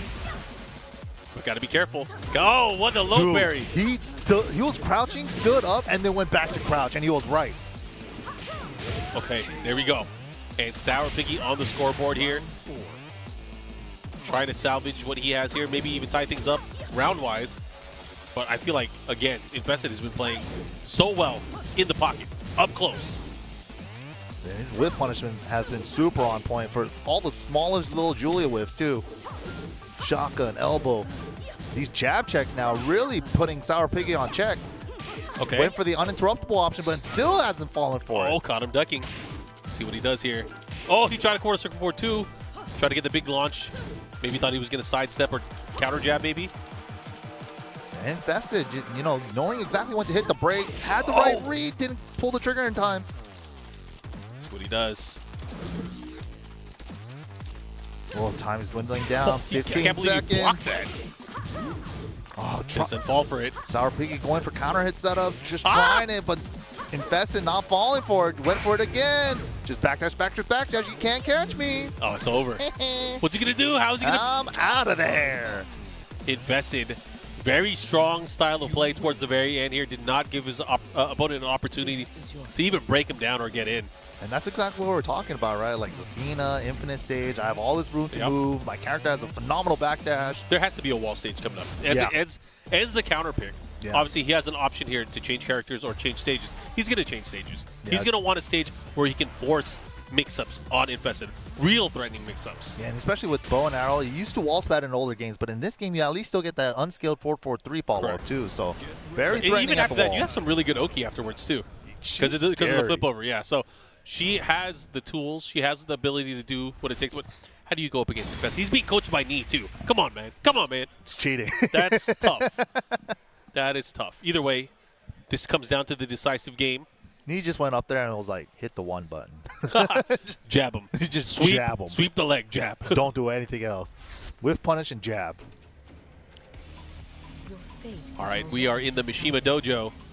I think a lot of people would say we're probably one of the most fair stages. Yeah, it's a good stage. The starting position's a little bit close. We could get launched like round start to get to the wall. But then the other way around is really, it's good size stage though. Yeah. Oh, in the Magic 4, the first time we've seen the Magic 4 from Sourpiggy. Is that one of the things that he had to remind himself of? Ooh, Oh! whip punishes to get up 3.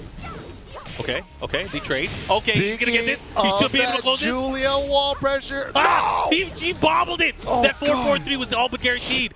Oh, that could have been real bad, but Sourpiggy still hangs on. First round. Yo, he was playing on fire that opening game. That was oh my god. Okay.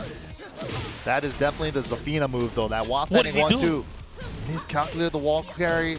Used a weird wall carry route too. Down 4-3-4. Super off axis to the left. Yo, but he's taking this round. He's no, not counter hit. He went for the upward one sidestep attack. Not able to land. That should be that. All tied up, one apiece. These guys, they're going at it. Sourpiggy, what you got? Oh man, this is too close. This is too close to call. He's starting to use that Magic 4 again. He's starting to make things work. Infested, you already see it. Wow. Infested, you've been seeing from him. He's been sidestepping. He's been hard committing to the duck. No, didn't get the forward. Okay. Goes for the option there. Yeah, wall standing 2. Just putting it in there. More things to think about. Okay, nice sidestep. Nice Dude, sidestep. that's way better if you know they're going to do the last hit. Here we go. And not only that, he gets the sidewall. Okay, Mix doesn't up. overcommit. Had the war drum. Oh. Here we go. Nice. Wall's right there too. So scary. Yo, Sidestep 3 doesn't did stick. not splat. Didn't get the war drum spacing either. Well, Infested fighting out of the corner. Has rage. What's Plus the 19. mix? He's going to go for the mid option 4-4-3. Double advantage. Went for the finish on the string. He has drive. He has drive. Oh my god. Chip? No, doesn't hit the wall. No, the down 2. He blocked Just it. the bow. Just Oh the my bow. God. Just the bow. No arrow to get the lead. That was sick. That was crazy. Oh, he gets a big block while standing attack. Oh my god. Here we go. Follow up. Infested pushing towards the wall. He's going to get it. Maybe. No.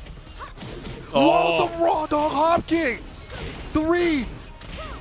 The thing is, he's noticed that Infested started ducking at certain ranges here. Started low parrying. Started going for certain things. I think that first bow and arrow block in this game was to tell. Making the adjustments now. But Infested block. also opening up some offense too with a lot of these lows and Mantis lows. Oh, here we go. Ah! No, get that Mantis low out of here. Here's the wall. This is big. Hey. What's the mix? Goes for the elbow again. Okay, tags him low. After the Sourpiggy can 1-3. take it. He has range. If he gets a launch, he can end it here. Oh, he gets it. It's That's done. It's it. done. Sourpiggy over Infested. Let's go. Wow. Infested going down to the loser bracket. Sourpiggy living to fight throughout the winner's bracket again. Date bayo. The Naruto shirt, man. Big shout out That's to his Sourpiggy. ninja way, bro. We got the same birthday. The birthday twin. Let's go. Woo. Sourpiggy, great stuff. But, man, what a set between him and Infested. This is just, again, a slight preview of the crazy, insane international Just a matches that we have sliver so throughout far. today. And that's just today. This is not even the big tournament. That's still tomorrow. That's crazy. Tomorrow's going to be wild. Sunday's going to be wild. Yeah? Yeah, you guys don't want to miss any of this action. LCQ, every year it delivers. It delivers. And, again, I feel like whoever wins the LCQ, too, has a good chance of winning everything. Yeah, a and great chance of winning You get like everything. this confidence boost, and you get like this. You get like plus 10 stats and everything. Yes, bro. LCQ magic. Whew. We got more games coming up. I see the names that are going to be coming up and getting ready, but you guys are in for a treat. No way. It should be a fun match for sure, at least character diversity wise. But you guys can see them. Oh man, I can't wait. This is a good one. Man, because this is definitely a battle of new school. Yeah, Both these guys started in 7, Mm-hmm. and this is kind of like new school West Coast versus East Coast. yeah, bring it, make it happen. But we're all friendly now. You know, back in the day, we're like, we hate you. You guys suck. No, you guys suck. You know, but nowadays, everybody's buddies, you know, and that's really a great sign of the community evolving and growing up, too. But, yeah, these guys. I mean, they could still be like that if they want. It's true. It makes it fun. But there's other things to worry about other than just East Coast versus West Coast. Exactly. They see the bigger picture. You know, Yeah. it's like it's NA versus the world. You know, that's pretty much what the Tekken World Tour has done for us. It's really made it a global event. Everybody wants to represent their region, right? So it's like everybody wants to get all the practice they can. But here we go. We're jumping into another match from the stream, the stations out in the pools. JJ Breeze versus Grand Kataro 777. Yeah, Grand Kintaro plays a lot of online. Plays a ton of online with this Zafina, but he also is obviously an offline player as well. So let's see what he brings to the table here. He's in the lead right now against JJ Breeze. All right, okay. A little bit off axis. Cashes out with the legend kick. Ooh, the follow-up here. Here we go, final round. That was definitely a frame trap. Counter it down back 3 with the toe stun. Cashed out with the 3+4. No, super late on the punish on that. Okay. Low jab, try to interrupt here. I like that. Being able to have the presence of mind, knowing when to interrupt Zafina during that crazy string that she has. Okay. He was ducking too, but he stood up too quick. Can't be looking at it. Can't get caught. Look into the wall. Didn't commit for a wall combo. Still could have had the down forward 1. Uh-oh. Yeah, she has so much time to land that down forward 1 series at the wall, too. Okay, slight life lead here. JJ Breeze pushing towards the wall here. Look at the positioning. Wow. Oh, you finished it, but it wasn't yours to finish. He was kind of playing around with it. Third time was the charm. Not quite enough. He's One still more alive, chance. though. He has the best low range drive in the game. Oh, never mind. Tarantula. She's crawling. I mean, you just look at her noggin spinning in circles against you. What do you do? Dude, that move looks so pretty. The forehead Rasengan? You got to watch out for that, man. It's scary. Believe it. All right. So this is the match we were talking about prior to this as they were setting up. We got Tone versus Fear of Silence. Woo! Big shout outs to NYC Tekken. Also, Love and Care Cleaners on the side of Fear. Yeah. They're supporting not only the community, some of our young upstart players. So good to see him. Fear, who is the Dragunov loyalist. He's obviously used a little bit of characters here and there, used a little bit of Feng Wei, but he is obviously very much known for his Dragunov.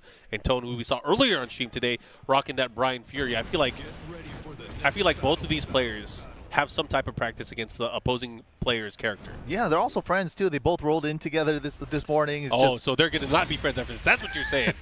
All right. You ruined my chance, man. Let it happen. Anyways, this is going to be fun. I can't wait to see it.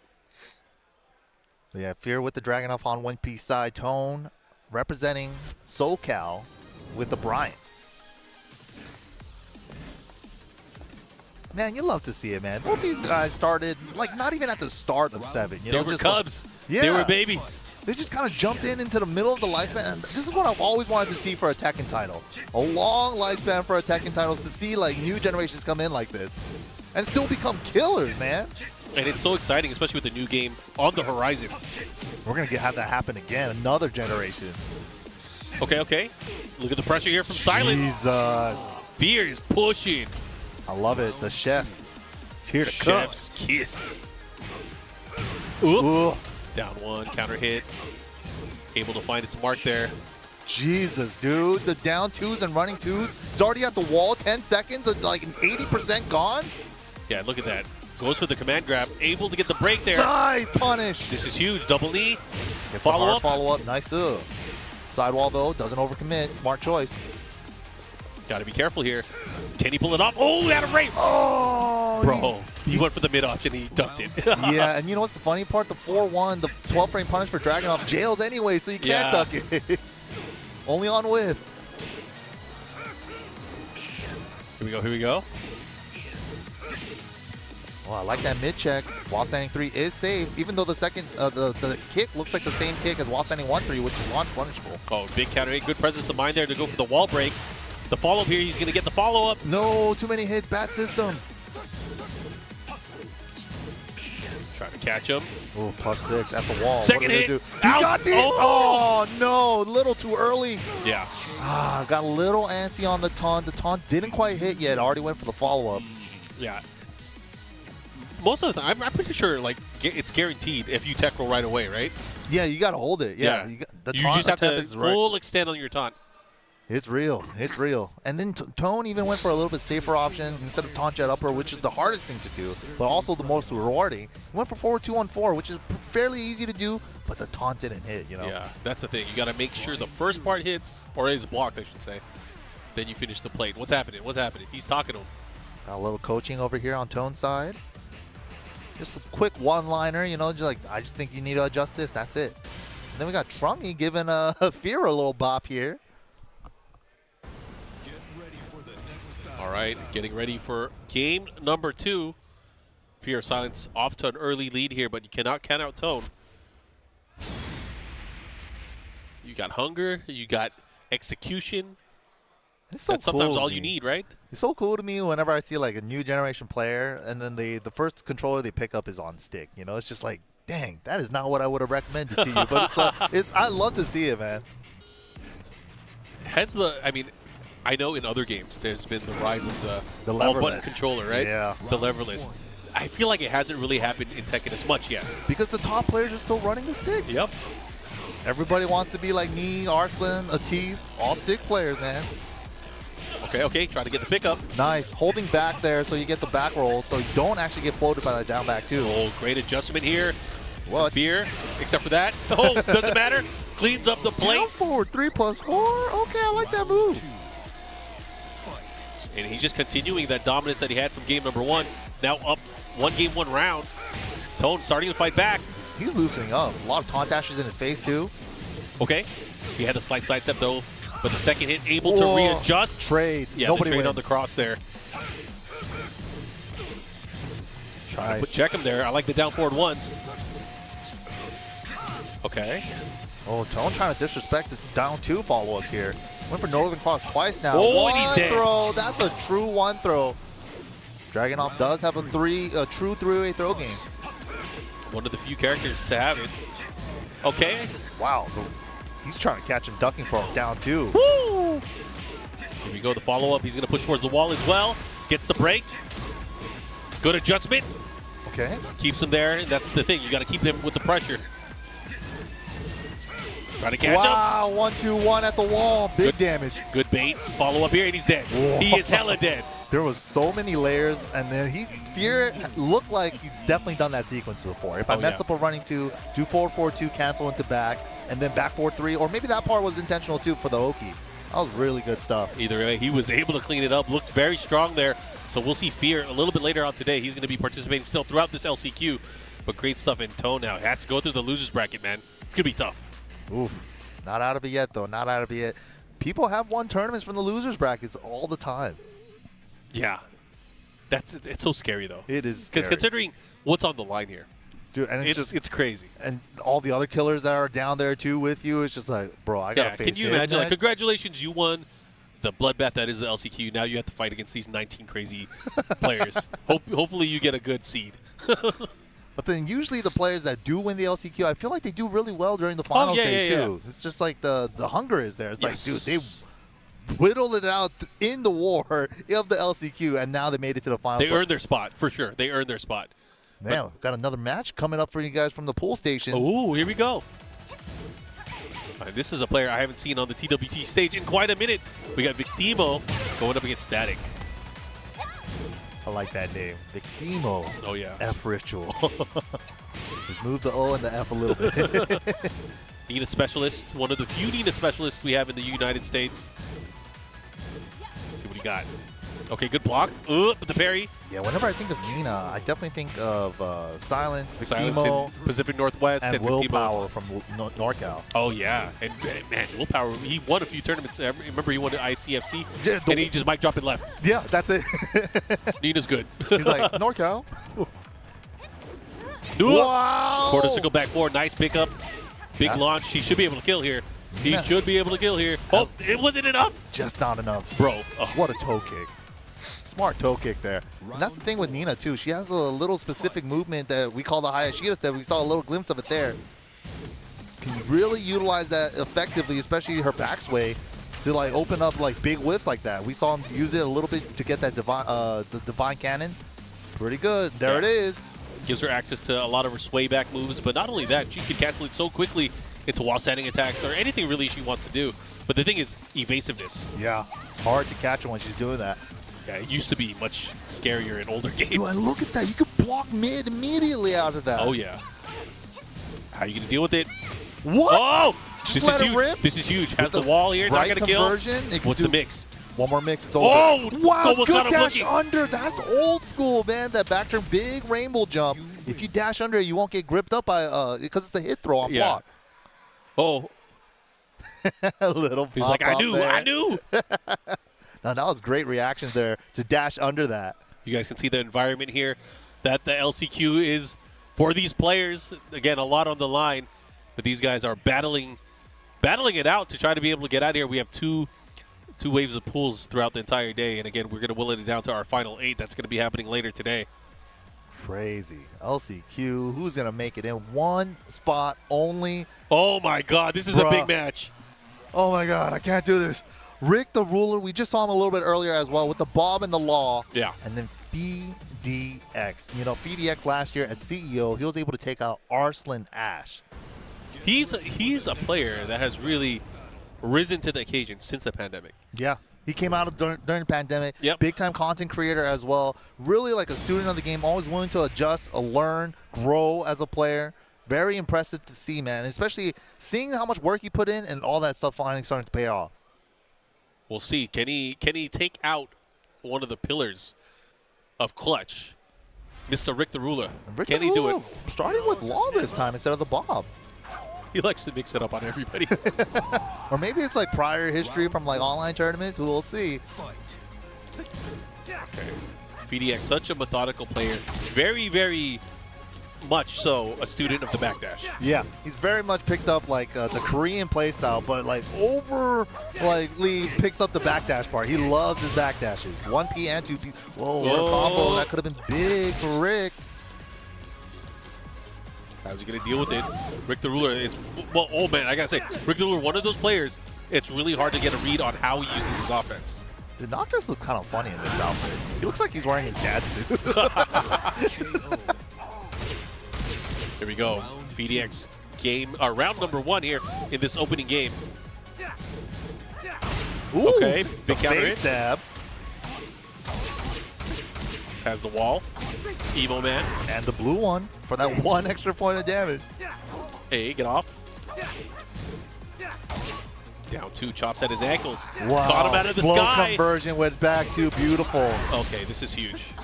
Yo, Oh. the bravery. Why not? Sometimes you got to have those cojones. Yeah, You especially have with like to. a 95% life lead. Why not? He's willing to risk it. Yep. I mean, on blocking be death, but again, you're not blocking those. Let's see what you got. The third hit, able to land. Woos. Nice, here we go, Rick the Ruler. What is happening? Oh, no. 2 huge drops for Rick the Ruler this game. Goes to the low. Doubles it up. Ugh. Wow, okay. That was a duck out of nowhere, and he made it work. Yeah, that's a classic setup from Phi. 4-4, 1+2. Shadow Scissors on hit. Into the sweep. Didn't work out this time. Out of here. Out of range. What a whip punish here from Phi-DX. Has the wall here. No, it's a respawn combo. How many more? Oh, he was going for more. Yeah, he wanted it. That's how you know somebody's labbed things in the past. Yep, slightly to the left on the wall. It's like, I can make this respawn here. Here we go, here we go. Back 2, full straight. Man, he got that to connect. That was so far. That Oh, could've what is he doing? That was a 3+4-4. He only got 3. Oh, God. He can still do it. Oh, God. He has him in range, though. He has to be careful. Blue What's is the mix? expended. What's the mix? Run up, throw, no break. It's a special throw animation. It's so weird. His leg goes up, not his arm. Yeah, this one is coming down to this. Final round here, game number 1. That was a straight wall. I thought that was going to be a sidewall. Good block there for Phi-DX. Able to take some of the momentum back, but Rick the Ruler fighting. Again, Magic 4. Back 1-1. Good presence of mind to be able to still land that. Oh, timing call out? The interruption. What? No more sweeps. Rick he the said, Ruler just is a god. wall. Rick the Ruler is a god.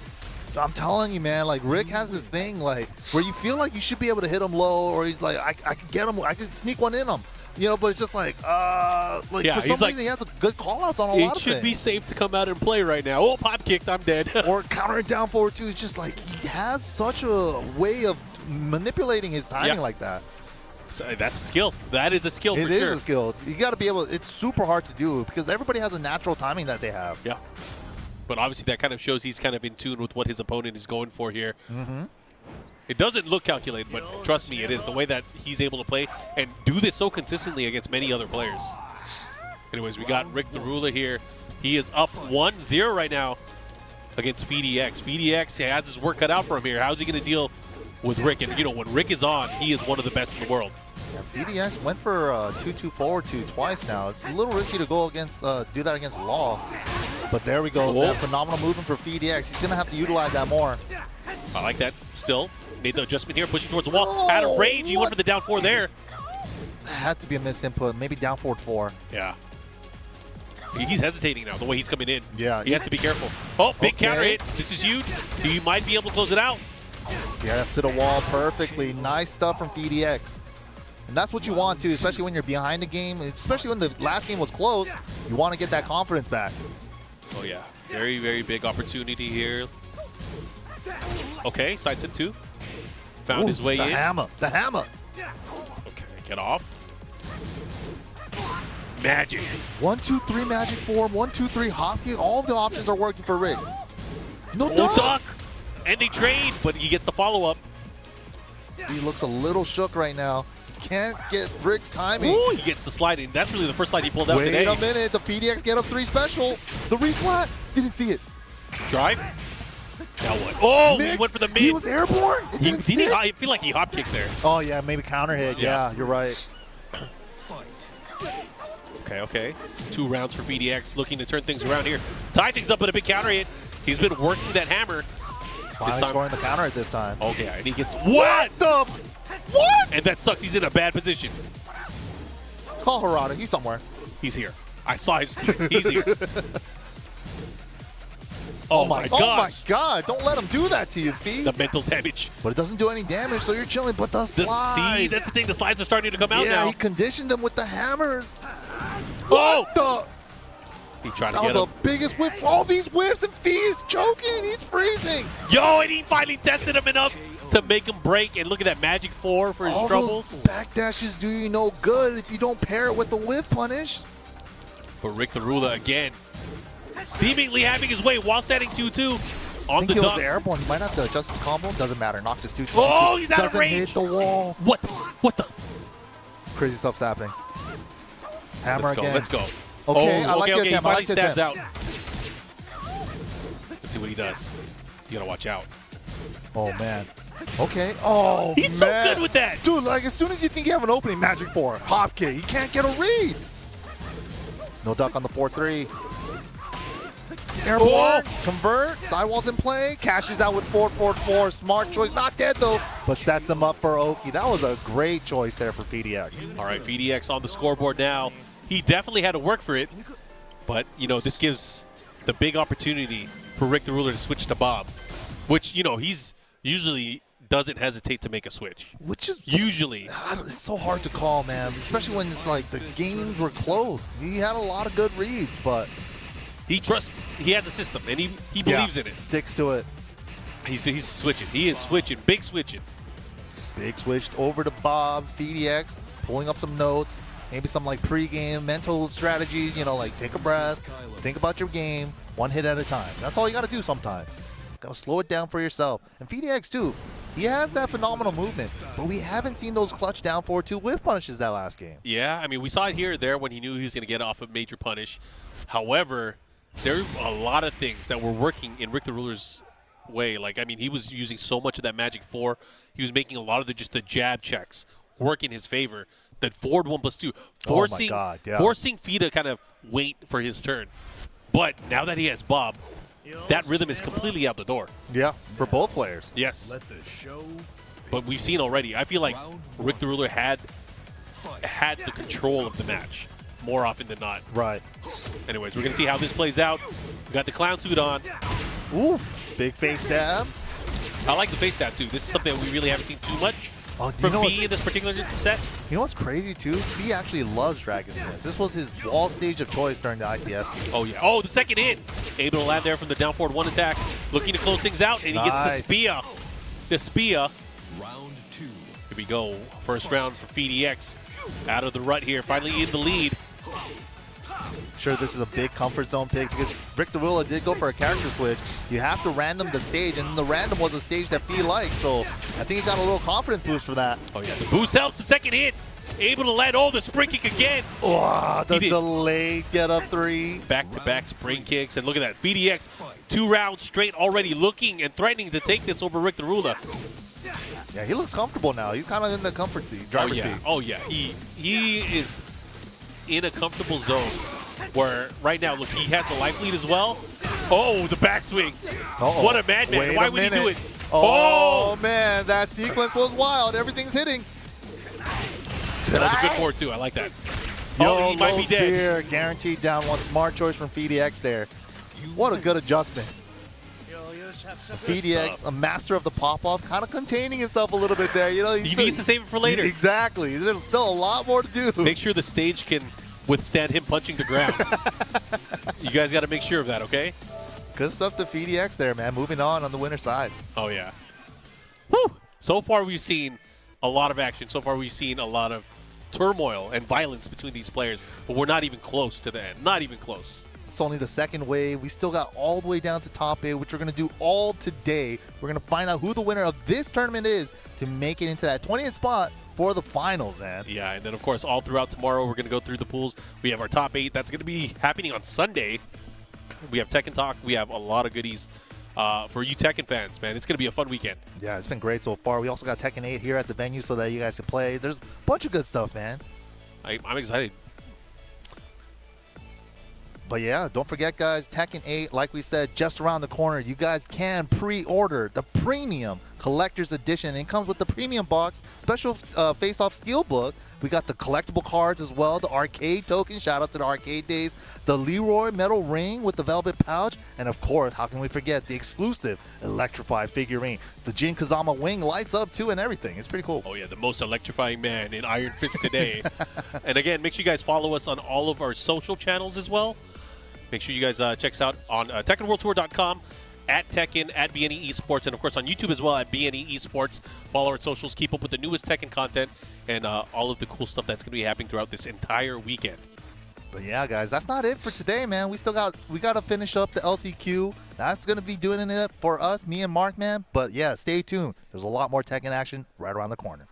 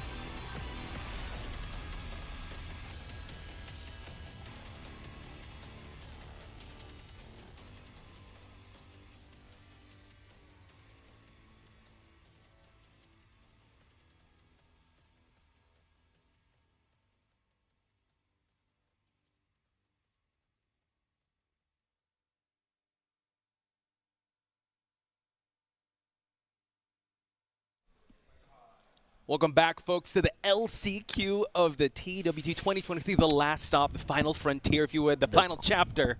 Potch, Spice, and Tasty Steve, what's going on? The final frontier. Ooh, there we go. I love the voice. The final frontier. I'm definitely a big Next Generation fan, so that makes a lot of sense. There we go. We've seen a lot of these matches already go down to the wire. You actually put me on one of the matches that we caught wind of before we got back here, but we need to put you guys on game. And it's these cool figures. Game Shout outs to Dimension. Game Dimensions for holding us down with the Tekken figures. Of course, it is Kazuya. It is Heihachi. R.I.P. to the boy. But what you can do is you can recreate some of your favorite moments from Tekken.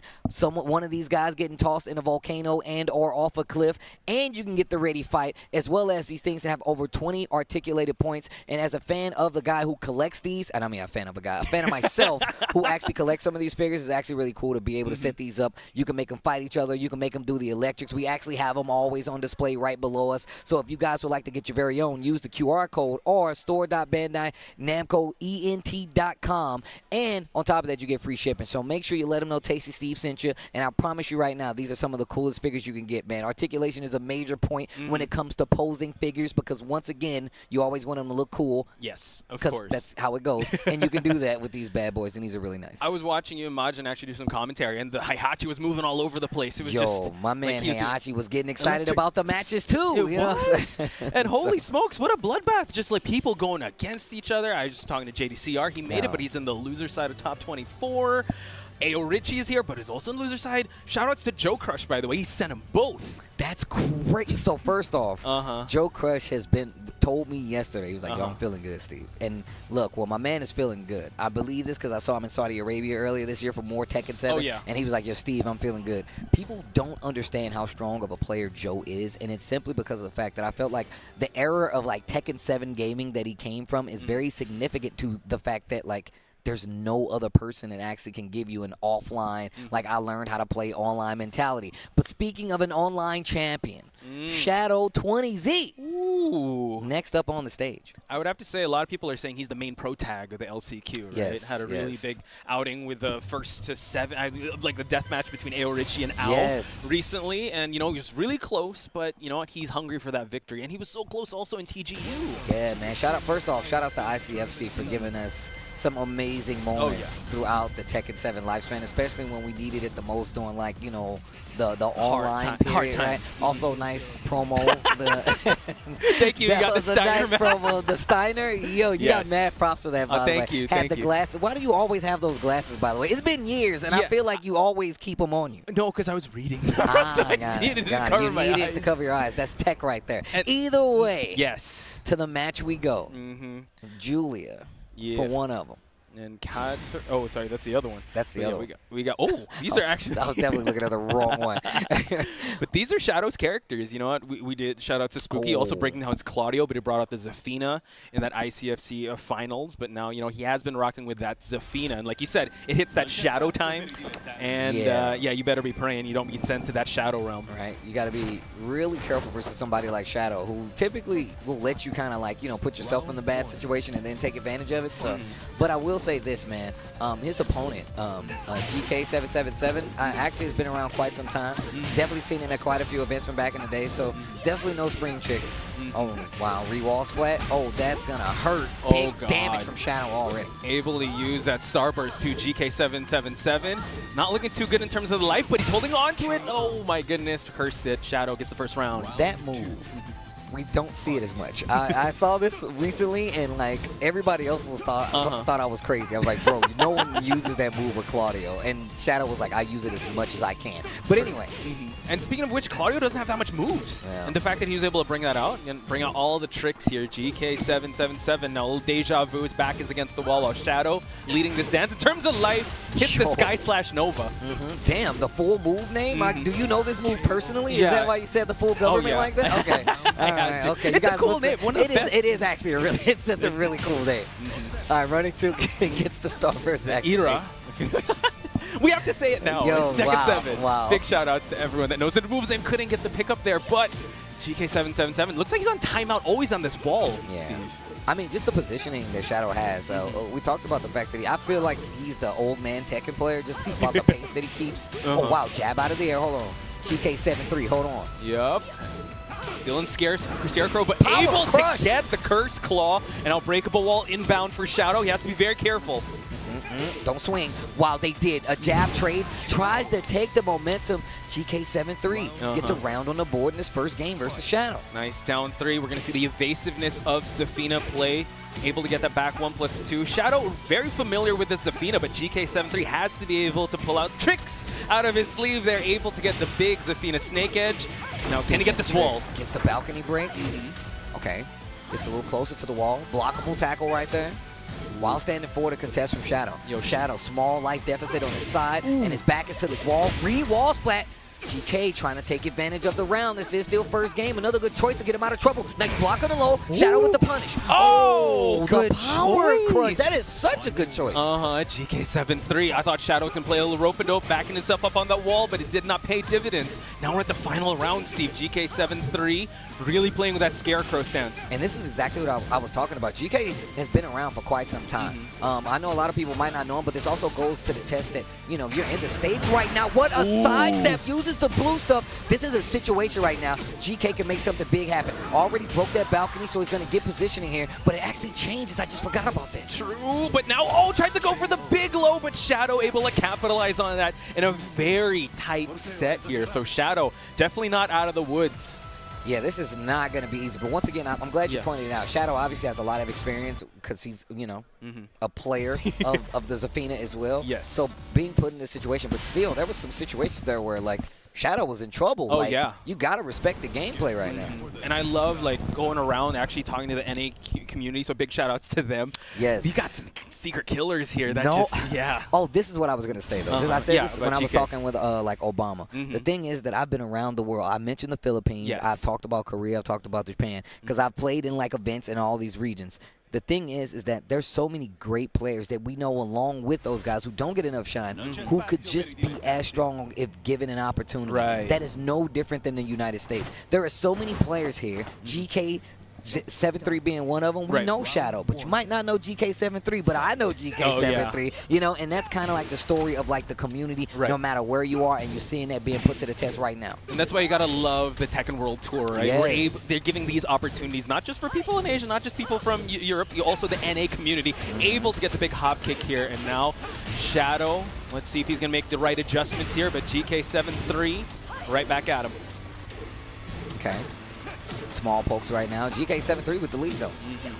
True. Nice down 4-1. And you can already tell Shadow is aware of the movement. Sidestep. Gets the hop kick launcher to the wall, 1-2.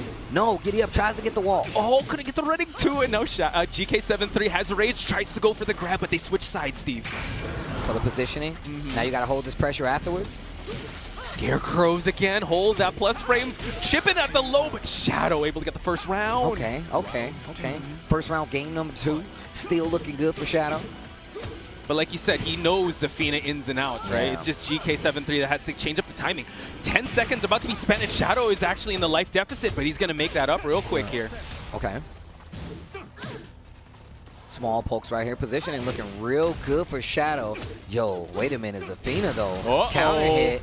Power crush on the follow-up, and that's another round on the board. Once again, definitely one of these characters you need to be careful of. I feel like there's like a list of characters that you have to be prepared to fight. Oh, yeah. And a lot of times, that's a Yoshimitsu, that's a Nina. Zafina fits there as well. True. I feel like Katarina, another one of those characters, like, they can get you on the, like, oh, you don't know how to fight this character? I'm going to take advantage. Yeah, those are the type of characters, like, they smell blood in the water. It's like, oh, this is, okay, you need to adjust accordingly. But this is Shadow we're talking about. So, GK7-3 able to get, you know, these stance options on lockdown, but now Shadow leading the dance here, Steve. Oh my goodness, couldn't get much out of it, and now less than 30 seconds. GK7-3 Hail Mary play here, uses the Rage Drive. Yo, Shadow using a little too much. And look at the damage output damage. Oh! Oh, wait a minute. GK back in the game. One more hit. 2 more hits, actually, if you count the pokes. One more would do it for GK7-3, able to get the 1+2, and now one more round away from tying up the set. Okay, full set. Behold. Holding on to the Starburst. GK7-3 trying to drop the heel on him. Okay, gets a trade right there. That could have been bad for either or. Lucky it wasn't a counter hit, but the hop kick on the follow-up. Shadow needs this round and not just give GK7. Oh yeah, the momentum he needs. Oh, he's able to make that comeback happen here, holding on to the rage. And now nice low parry here. This can be the opportunity for GK73 to work. Okay. Closer to this wall. Yo. Shadow on the defense. About 25 seconds left on the clock. What's the choice? Down 4-3, you gotta hold it. GK73 do not blink. He's in the red. Oh my goodness, able to stuff it and now takes it to the final round, Steve. Think about how the fact that we haven't seen people to so late in the Tekken 7 lifespan start to try to actively crush like rage drives. Like, Right. it's possible because they still have startup, but it's not easy to do. That's how you know Shadow is a pro. Oh man, the discipline on him. He's got hands. I mean, like, his hands are so steady. Ice in his veins and now able to get a scramble here in GK73. Not looking too good.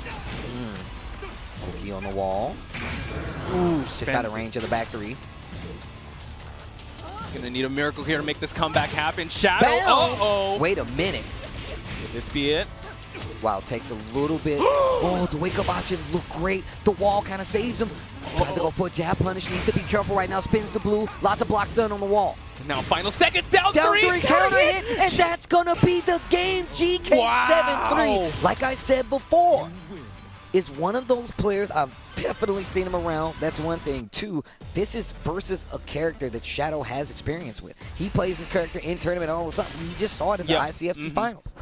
And it's going to be a huge nod if he's able to actually get this victory with the character that has gotten Shadow so much mileage. So GK7-3, yep, I love no change in expression. You know, he still has to get the job done here, and Shadow knows that, you know, his winner's side advantage could be hanging in the balance. No character switch either, so sticking to the matchup on top of that, I really like seeing this from Shadow. I mean, I feel like he has so many characters that he actually could pull out. He could pull out the Zafina, could have pulled out the Anna, which he plays at a very high level, but it says something that he's actually sticking to the Claudio when it comes to the matchup. Non c'è spazio per I dilettanti. All right, here we go. And also in Sook, I like to call it the telephone booth. The telephone booth, yeah, this is a small stage. It's a tiny stage. So he wants to keep the walls, he wants to contain this Zafina from the elusiveness. Now starting things off, though, Shadow, oh my god, eats the reversal here from GK7-3. The power crush. Using it so well. And the thing is, we always talk about, like, you know, how good these players are, Shadow specifically. But the thing is, like, I feel like these characters, these players, they have such a target on their back. Another power crush, really taking advantage of the fact that he knows the Shadow wants to press. He has to fight back to try to take the momentum. And look, power crush there.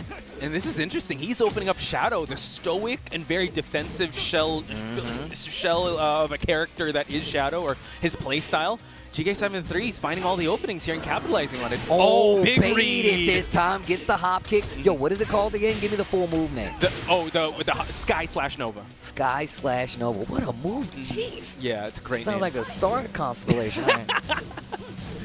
That's true. Oh, interrupt. No. Tries to take his turn back. Oh, no. Hop kick trades. Watch out, it goes for the power crush while he was lying down. Another big low and Shadow Baron characteristic, unable to read that.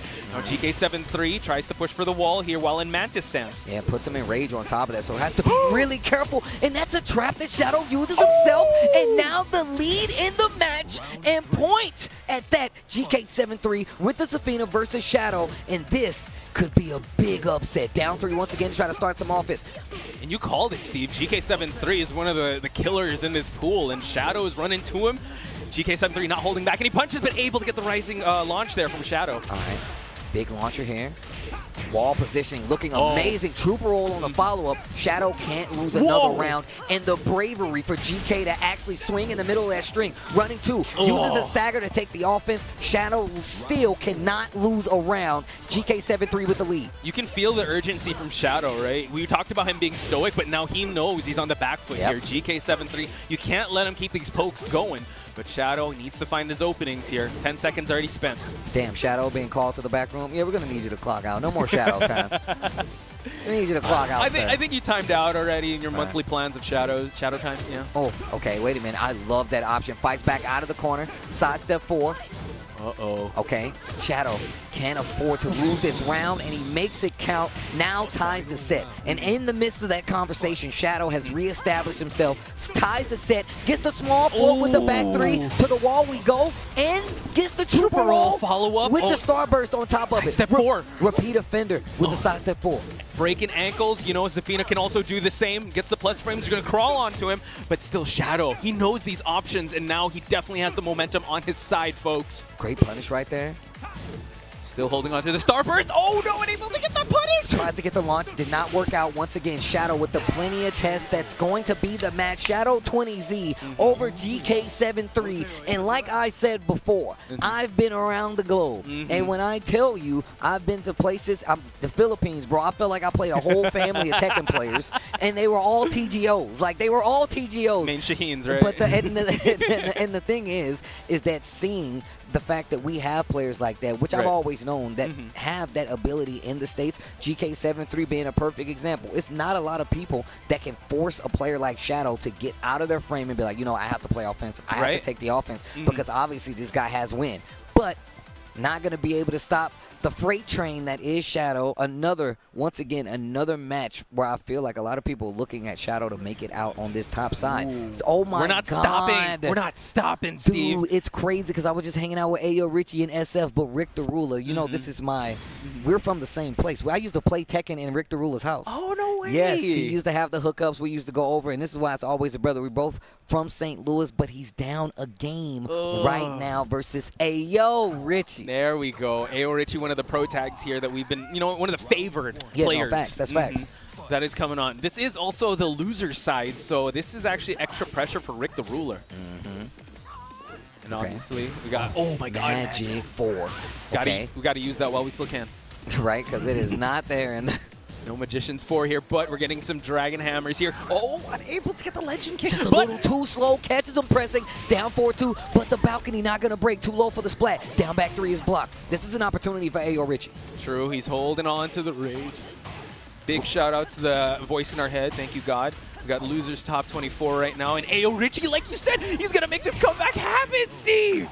Bruh, we had like quite the session at Spooky's house where we played for like 2 or 3 hours, and man, I already respected Ayorichie, but even more so now because my man is aware of the situation. Speaking of the situations, and in a bad one right now against the wall, no break on the throw. Shooting star press, Rick the Ruler means business. One more poke would do it for him, but Ayorichie gets the dab onto him. Oh my Blesses God. him.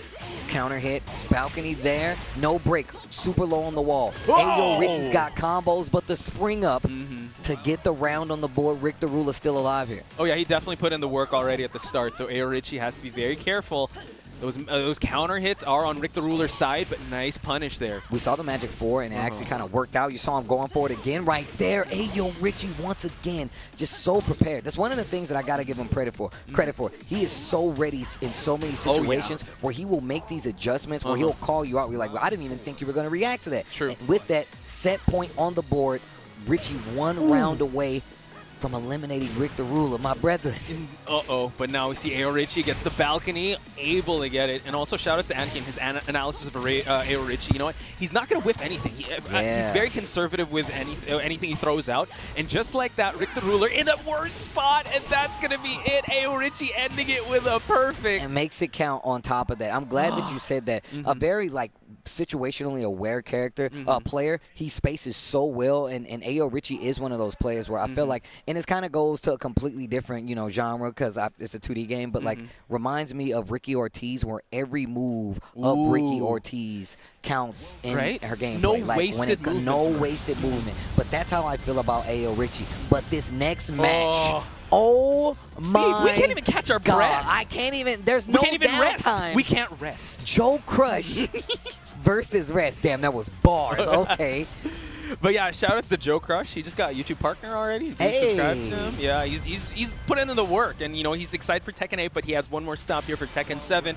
He's also one of the main guys to look out for. But I mean, you and Majin, I believe, had a banger of a match to watch against Rest in his Hwoarang. Wow, dude, like I'm just a big fan of Rest. I've known Rest for quite some time, been a fan of the stream, and just the fact, character loyalists. People who stick to their characters no matter what, that's Rest. I ain't saying Hwoarang's bad. Not saying that in the slightest. But all I'm saying is that, like, that's how you maximize. That's how you bring the best out of yourself and the character personally when you stick to it. Oh, but yeah. Joecrush is literally, I felt like he's like the man who kind of like broke the system because his online style is so strong that he literally can put people on tilt. We saw this in Saudi Arabia where he made consecutive dubs, important dubs for like the USA team, but he's going against one of the best right now, one of the best Hwoarangs in the world in Rest. Joecrush, Rest, here we go. Okay.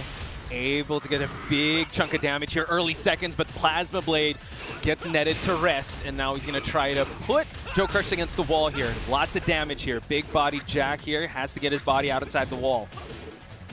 Okay. Oh, nice duck. Gets the outstanding one. Not dead yet, but the rage is there, and now you really got to be careful. Takes a little Oki. The lows adding up. Tries to go for the wild standing 2. Nice break on the 1+2. 30 seconds on the clock. The jab gets him out. The block on the hell sweep. Joecrush taking this first round. The acknowledgement from Rest there. He knows he's got to try and figure Joecrush out. And like you said, that online style to put you on tilt, you know what? He has developed that real well. Get the Peacekeeper for the pickup, and now he's backing against the wall here. Big damage. Big damage. Oh my God, the damage. A lot. It's only 15 seconds. Joecrush now trying to chip away. I thought that was counter hit. This dude Joe is mad good because I'm telling you right now, I thought that was counter hit and I would have let it rock.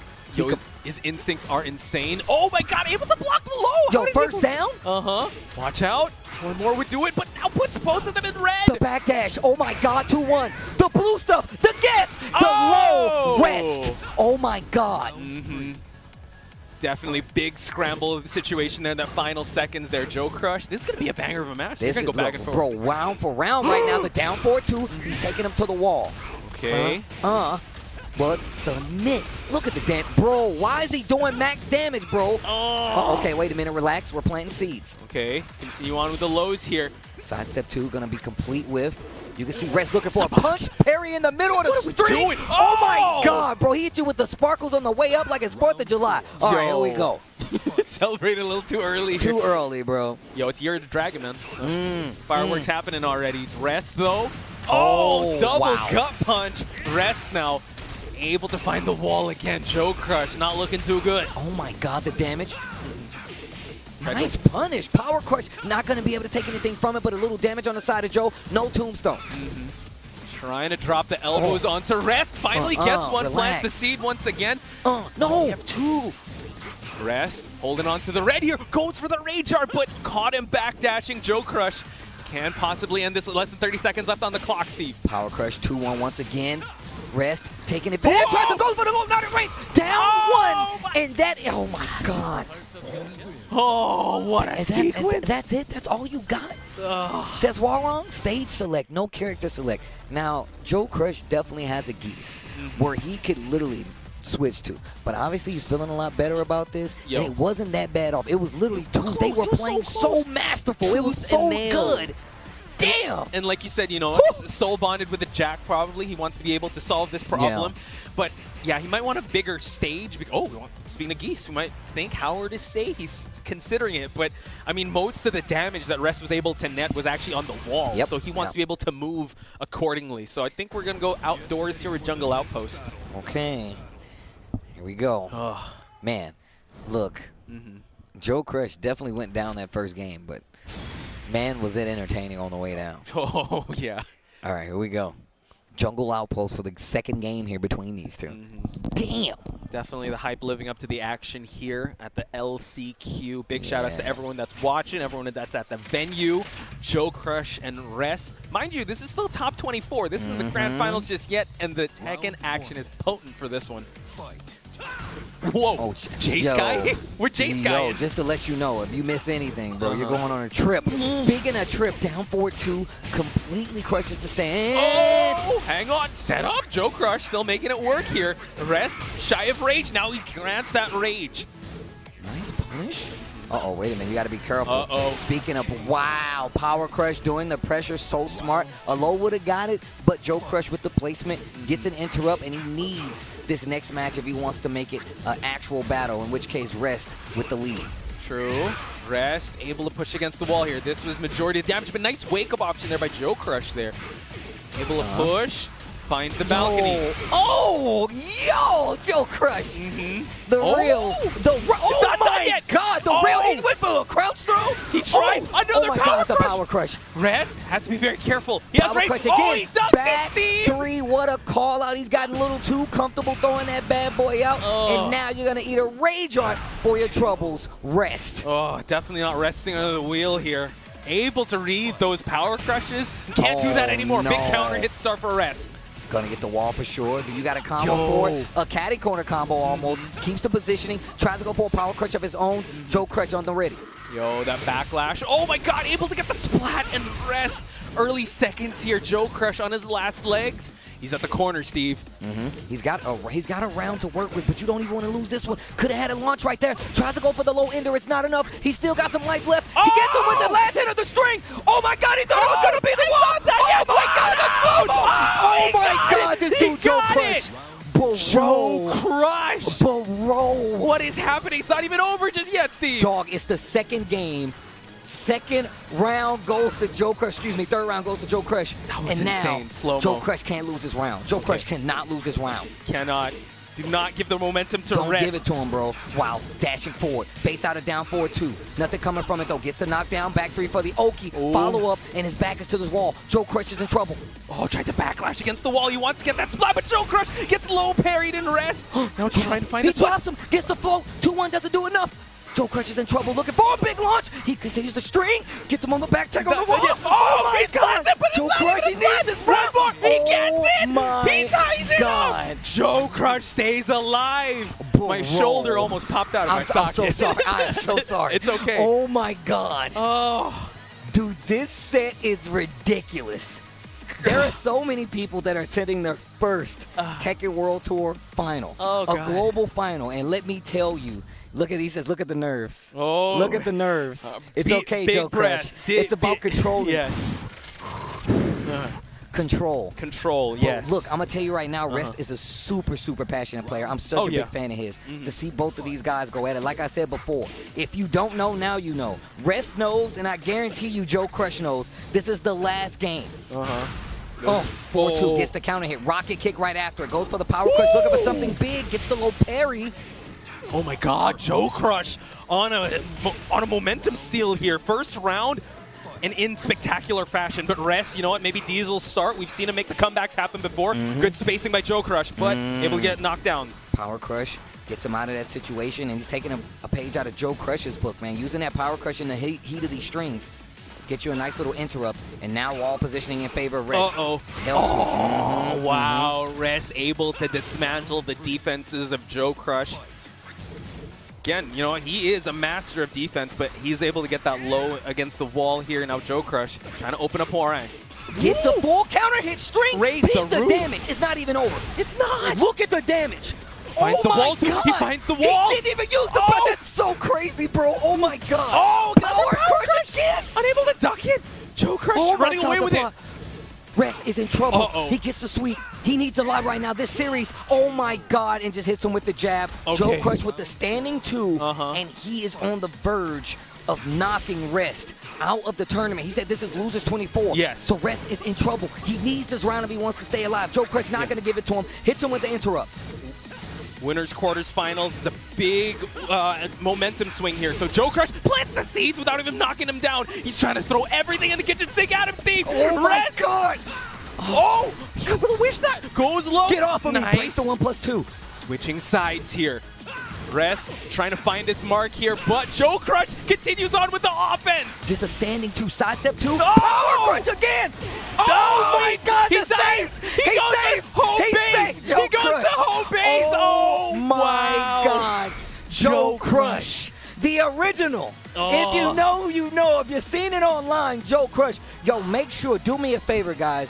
Please, please, please go follow Rest. Yes. I'm telling you, he's one of my favorite players and one of my favorite Hwoarang players, one of the most passionate players I know.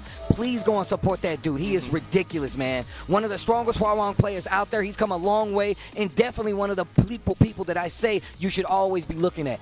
Yo. Oh my gosh. Shout outs also to Genghis Don giving him the nod of approval, but what the heck did we just watch, Steve? Bro, I'm out of breath like I was playing. Like, the scramble situations, the way we're able to just innovate the combos, Joecrush.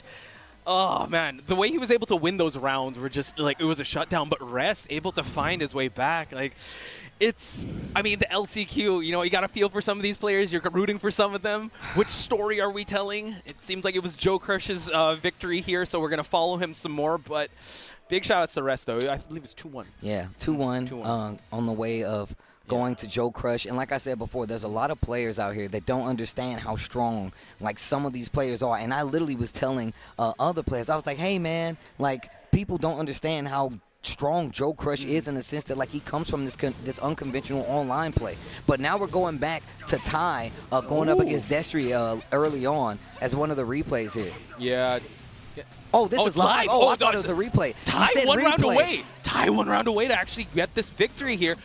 Able to get the right hand away from the mount position, but now Dastry. Flash hook, one more would do it for Ty. Oh, okay. Nice. Tries to go for the mix-up. Ty says no deal. Shout out to Destry, bro. She's definitely been out here. Oh, yeah. Out here in the Tekken scene for quite some time. Definitely seen her at quite a few events. Playing in the LCQ, first off, you got to have some chops to do that. That ain't easy, man. Oh, for sure. Yo, and the guy, Hot Boy Rob, back there with the boy Rick the Ruler. And now we go to Genghis Don versus Shirdel. Oh, my God. Dude. They're not giving us a break here, Steve. Dog. But can I just give a shout out to Dastry? I think Yes. in Trizzy Gaming's YouTube, because I was like researching the NA community, they do some breakdowns of each character. So big shout outs to the NA community putting out content. It's really easy to find them. If you guys like a certain player, just follow them. They're following it. They're trying to get in the YouTube game, and also just follow them on Twitter, give them a shout out. Again, LCQ is no joke. And like you said, we're gonna see Genghis Don, another hard hitter here in the LCQ. Oh, man. Okay. So look. So you have to remember, Genghis Don is definitely one of those players, but this is someone who also travels just the same. A lot of people don't know that, like, as when it comes to, you know, the Alisa, like, he's one of the people that has been around for quite some time, stuck with the character for a long time as well. So it's very interesting that they have, first off, that we get to see them play, but two, their match is against Genghis Don? Yep. It's brutal, dude. It's brutal. LCQ. It's just a battle royale, if you would. The Hunger Games. It really, the Hunger Games to get into group play of the Tekken World Tour. And then there's still finals. group stage the next day, right? So, right. Like I said, Shirdel versus Genghis Don. Oh, nice movement. Gets the chainsaws out. Now Genghis Don. We've seen him explode with this character. Once he gets in those hairier mix-ups, oh, give him the threes. Get off of me. Good break on the throw. Could have been the low. Stay standing up. Genghis Don. Joecrush down 4-3. The low parry. I don't need you to shine my shoes. Wall. Back four. Okay, okay. Then Shirdel just probably downloading, getting the timing. But, oh my God, speaking of getting the timing, Genghis Don starts out the round with a big read there. Yo, Genghis Don's playstyle could be so oppressive at one point. Like, he just steals turns from you, interrupts with those big lows, gets big counter hits, and just hop kicks right in your face. As soon as you said that. No, you're right, though. Like, also the fact that, like, Genghis Don knows how to use Harry. He's like, oh, you're not, like, reacting to Harry at all? Let me sprinkle some lows in there. Oh, did you try to hit a button? Big counter hit. I got this combo for you now. Big shout-outs to Ulsan. I was talking to him at the start of the day. He said if he could redo his character selection in Tekken 7, he'd main Katarina. Really? Yeah, he said I should have used Katarina from the start. Because now, like, she's popping off. No, I mean, and this is a character, me and Obama was just talking about this. This is a character who's went through a lot of changes throughout, like, Tekken 7's lifespan. She's new to Tekken in general, to this game. So she's went through quite a few changes. Oh, my gosh, the defense from Genghis Don. Nice break from Shirdel. Okay. Oh, interruption. One more low would do it, but Shirdel. Area low, down 4-1, gets out of the range of the attacks. Oh, boot stats gets canceled. Genghis Don couldn't get the low. Oh my God. Mid-check, get down 4-1. Bro, that last series? Yeah. Are you serious? Oh, really going down to the wire here, Steve. We got 2 more days of Tekken action. We can't lose our voices here. Yeah, bro. I'm trying to take my time with it. But the match doesn't really make for any of that. It's fine. The matches are going to carry us. But yeah, like you said, so Katarina able to get a lot of these changes, right? And now it just seems like in this like this season of Tekken, there's a lot of people that have been popping off with this character. Shout out to Gogoni also in Korea. I know Nee also dabbled with Katarina just a little bit. There was actually a phase also, I believe, where Rangchu tried Katarina for a bit. Oh, wow. Right? Okay. I think that's the case, too. I mean, and on top of that, like, there's so many people didn't know. Like, even Rangchu had, like, the Julia as well. Right. It was really late, but he definitely still had one. But here we go. Game number 2. Shirdel wants to make sure this goes a little differently than the last match, though. Oh, yeah. Fight. So now, big open stage here. This is where Alisa really shines with the movements. But Genghis Dawn, he's going to make this a dogfight. He's going to be in his face, able to get the knee, drops the heel, and takes him out of the power crush. Man, the offense right now coming from Genghis Dawn. Oh, it's very impressive. Shirdel really needs to take an opportunity to, like, take the turn back. Now gets the life lead, only by a little bit, though. But I like the activity going forward so far. Oh, yeah. Genghis Dawn knows he's got to weaponize this pace in Shirdel. You know, death by 1,000 cuts with Alisa. Best thing you can do is get that. Tries to get the fully charged one, but now Genghis Dawn couldn't read the low chainsaw. Destruction stance, using a lot of it. Down 4, wants to contest. Tries to go for the power crush. The low is going to beat it. Caught you flinching. Genghis Dawn with the blue stuff, and you always got to watch the elbow. Oh, yeah. I love it when she's able to score that rage drive and she drops the people's elbow. Bro, the elbow on the wall, the damage, and just the... It's ridiculous. Yeah. She hits like a truck, dude. Yeah. Oh, wow. Magic 4. Nice. Okay. Superman punch. Tries to go for a rocket punch, but Genghis Dawn able to get out of it. Oh, caught you ducking once again. Nice movement from Shirdel. Stops in his tracks. No clockwork here. Tries to go for those mid checks, but Genghis Dawn's defense, Steve. Threes. Give the threes. Yep. 1-800-3333. 3333. Sorry, I forgot. Could you repeat that? What is it called? 1-800-3333. Okay, there you go. That's Katarina's hotline. Oh, and 4s too. Right? Just a little bit. Yo, right at the tailspin on the beat drop, I'm a fan.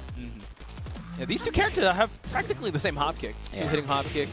Gets the shoe shine now. Shirdel in big trouble here. Shy of rage. And Genghis Dawn can close this one out with one big launch.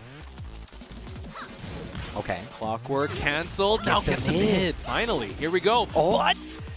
Uh-oh. Holding on to the rage. Oh my God, what a bait. Genghis Dawn took it, and Shirdel's going to get around on the board. Stops the momentum. This is perfect. If Shirdel wants to make a comeback, it starts here. Uh-huh. But now, nice Oh my movement. God. Where are you at? Oh my God. Look at the damage on the back turn combo. Tries to go for a small reset there. Genghis Dawn with the block on the low. Not taking the mid over again. I like the down jab. Oh, he's just going to run away. Oh, he's trying to go for the backflip. Fancy Bro, stuff. The range that that bad boy had, he had to block it from so far. True. Drops the heel on him again. Gets the accelerator heel. But Oh. Shirdel in big trouble. Oh, no. One more chip damage would do it. Genghis Dawn. He can't find it. Oh, gets the mid check and closes it out. Down 4-1 to close it out. And that's going to be that for Shirdel. Genghis Dawn moves on. Had an amazing year so far. We saw him at EVO in that top 6 placement, which is actually amazing, especially considering the competition that was there. Yep. Continues to win. Shout outs to Shirdel as well, who has been traveling like ever since Tekken Right. 7's conception.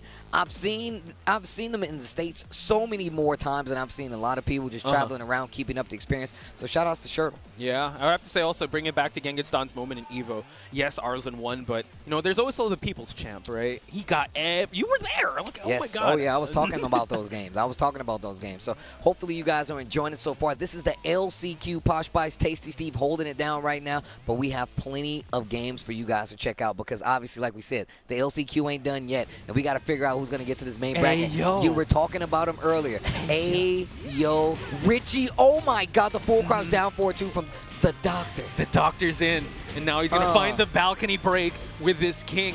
Able to get the screw as well. Oh, he goes for the moonsault setup. Ayorichie, big trouble, but he just needs one round, 1-2, just to close it out by the Doctor. The Jake man, MD. Doctor's in here. But Ayorichie looking for that one piece with that pirate outfit. Let's go. Oh, my God. The one piece is actually just the dub. It's real. The one piece. It's real. One piece. It's real. Honey, get my boat.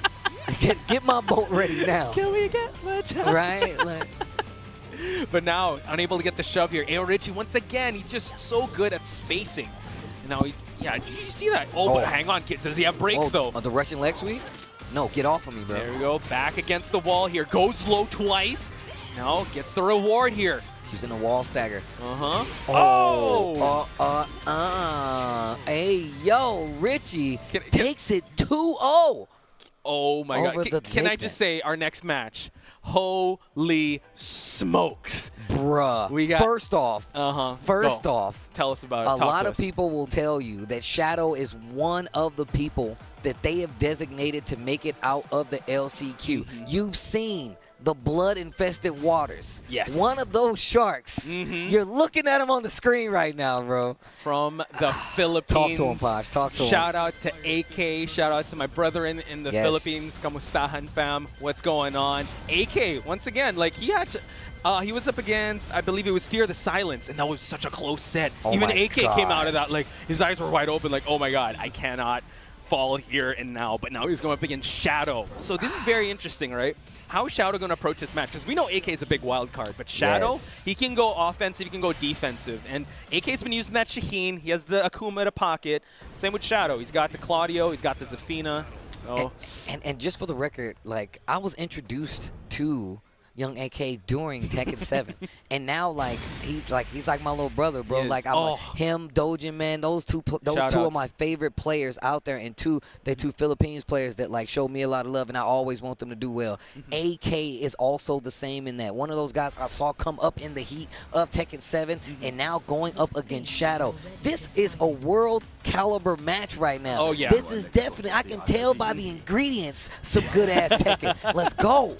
only here in the LCQ, folks, and now both starting out very conservative, backdashing right away. So AK on the Shaheen, while we got Shadow on that Zafina. And I'm really curious to know the experience that Shadow would have versus a character like Shaheen. Gets the quick sidestep, no launch. A lot of respect being played right now. Very small life lead in favor of, oh, wait a minute, AK still. Break his legs. And he also put this character on the map. Like, you know that joke, like, oh, Philippines, you must main Shaheen. It's because of AK. And now in the lifespan, he's still maining him, but now able to get a big launch here from that block slide. Rage is going to give him some extra damage. Unable to get the wall here. Life lead definitely in favor right now of AK, as it's been the entire time. But let's see what the option is here. Gets the wall, not able to get the follow up, and I'm not sure about that. I would have did at least Rage Art, maybe the claw. I'm not sure. Whatever the case, did not give Shadow the round. Oh, AK with the first. Yeah, and this could be a really good back and forth between these two. So AK, able to get the flow, good mid check. Now he's going to push for that wall, able to get a high splat here. Bop, bop. Big damage. Scorpion Stinger there, rising 3-3. Oh, sidestep, small punish there. Positioning looking good, but you're still on this wall. Okay. Oh, wow. Yo, back to the wall. Wow. Big damage, Shadow. Shaheen with the creativity here with the combo is able to make it work. Gets the Scorpion tail there just for the finish. And now back and forth they go here at Dragon's Nest. Down 3, completely the whiff, while standing 3-3. Okay. Still, you can see like how much respect they have for each other. They're not going gung-ho. They're able to just block, punish, move away. No, that's true. Lots of respect being played by these two. One round apiece. Tries to go for the orbital. Shadow, no duck. Oh, wow. Goes for the mid-check once again. Nice block. The rising 3-3 again. And now the hop kick's going to come out. This is where AK gets very dangerous. Remember Gamer Day? He just kept sliding on someone. I mean, the mix the fact that like one of the guessing games for Shaheen is like mix hop kick, you know, like I respect it, but I respect the player even more that can make it possible. Oh, yeah. AK's mental is like no other. Yeah. Considering he's really young, but now we get a big launch from Caught the Shadow. Tekken wrong. Big damage. Plus, Lots of blocks done. okay, slides his way out of that wall situation. Uh-oh, AK now. Handshake of Doom. Oh, he lets the silent flow rip, and now Shadow able to get that punish. Now we're at the final round here. Okay. Down 3. Spacing. Early seconds already spent just to feel it out. Down 3, and the follow-up by AK.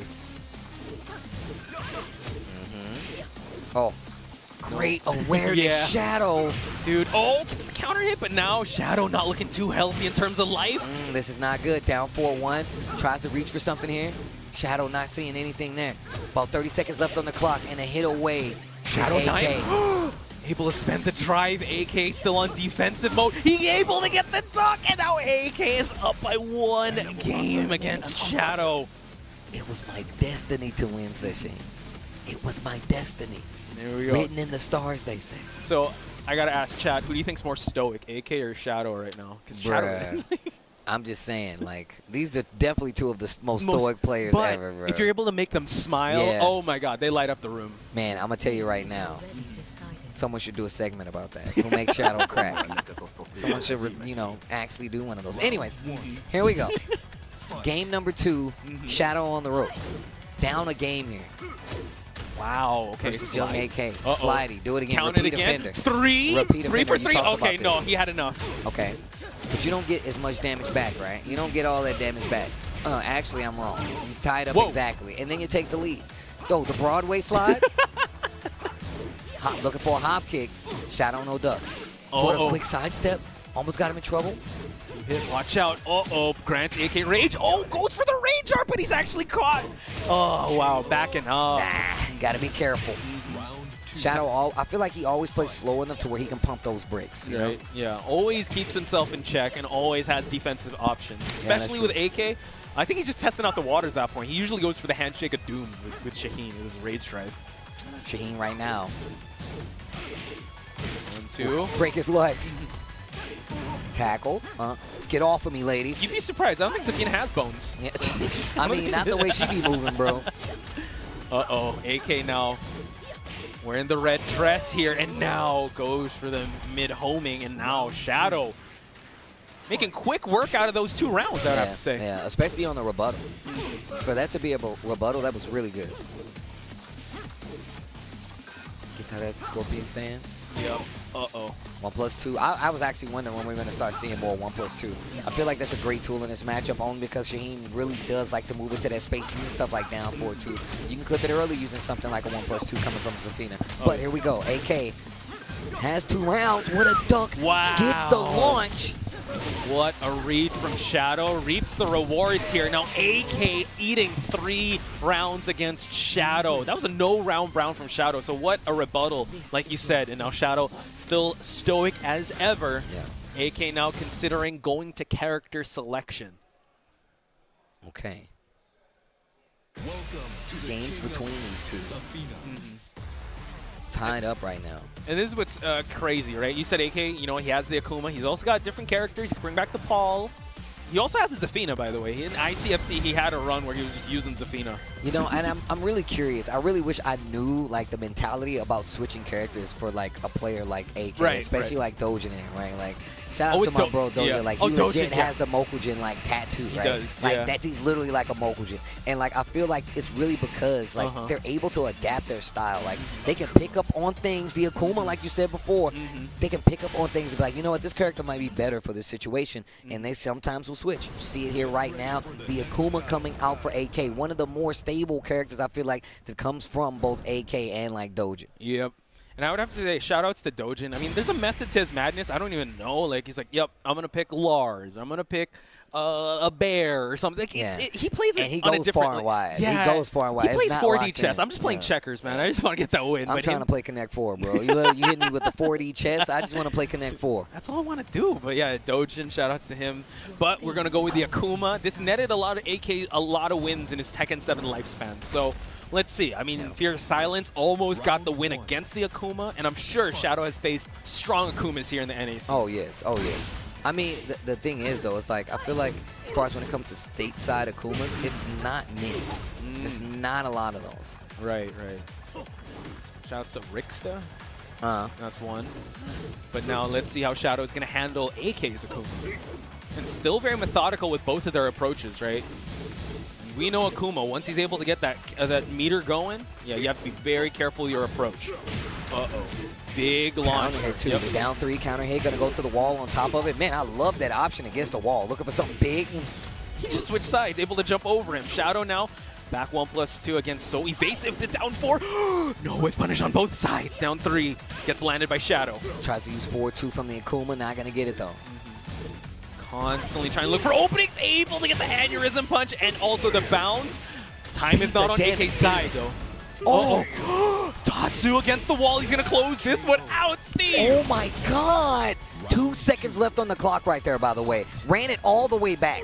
Shadow was in full control that entire time up until those last, like, 5 seconds. Nerves of steel on both sides. Shadow, though, having that movement whiffed, and now AK with that punish, trying to contain Shadow against this wall. Okay, wall splat, re-wall splat on top of it. Not getting a lot of damage, but the momentum is there. Down 3. Hang on. AK's got to get going. He does have a meter to work with. He's going to try to charge up that focus attack while Shadow, gets dive kicked. He's aiming for the shins. He's aiming for the shins.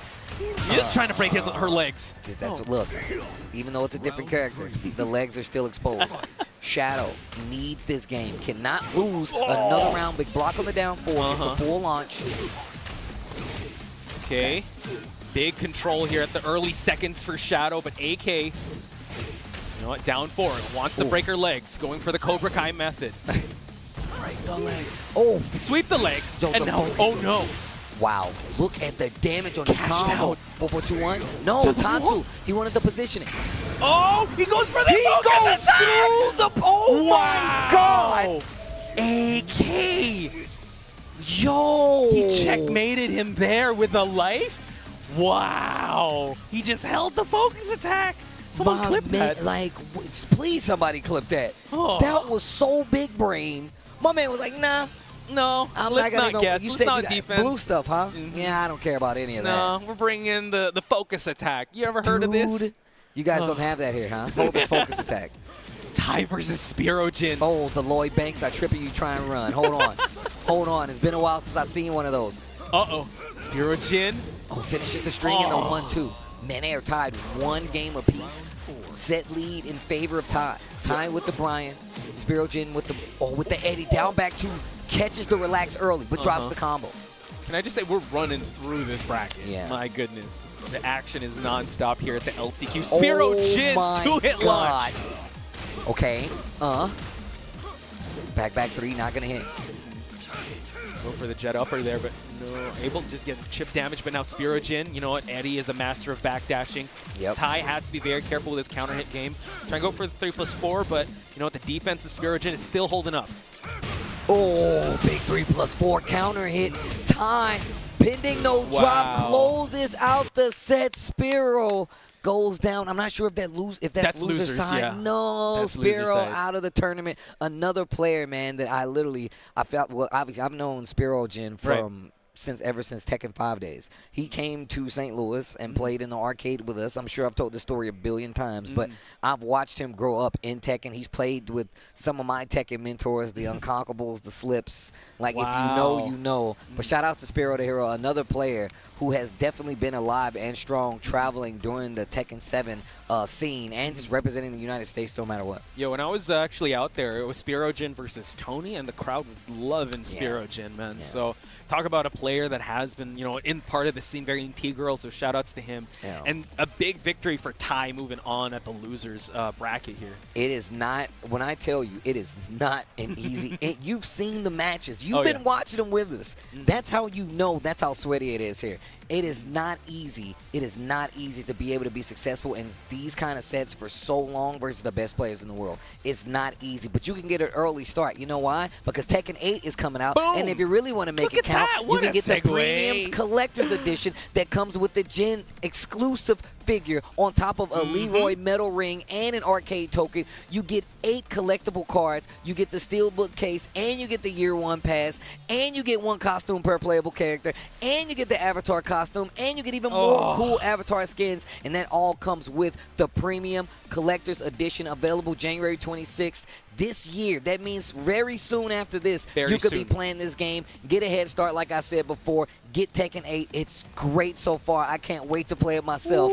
But yeah, get that head start right now. Premium Collector's Edition, big shout-outs. Again, you know, Tekken is just the gift that keeps on giving. I know Christmas was over, but now, you know what, with LCQ today, and we got the Tekken 8 Premium Collection. Also, if you guys don't want to get left behind, you want to go to TekkenWorldTour.com and also follow us on the socials for anything and everything related to the World Tour. I know it's 2024 right now, so you got to stay posted with the 2024 updates. It's at Tekken, and it's at BNE Sports on Twitter or X, and also for YouTube, it's at BNE Esports. Yeah, if you ever want to see these matches, all you got to do head on over to BNE Esports for all the updates. Like you said before, TekkenWorldTour.com. It's all there, I promise. Right there, clear as day for you to see. But we got more matches coming for you guys, man. It's been so good to have you guys here with us in New Orleans, and I'm telling you right now, there's more Tekken. There's still a lot of killers left in this LCQ. You've only seen a small piece of the iceberg that is the Tekken 7 competition here for the LCQ, and this is a full weekend that we have for you guys, but it's going to continue after this break. Make sure you join us right after this. See you there.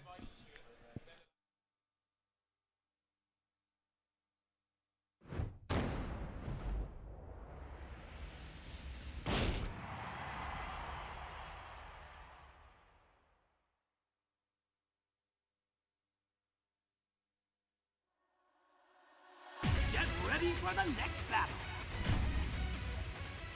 Tekken 8. New challenger.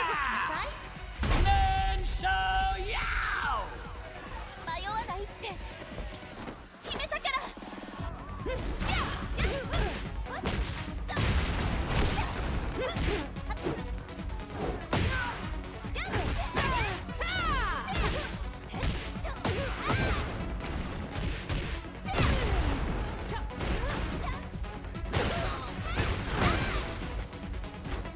ただじゃ済まないわよ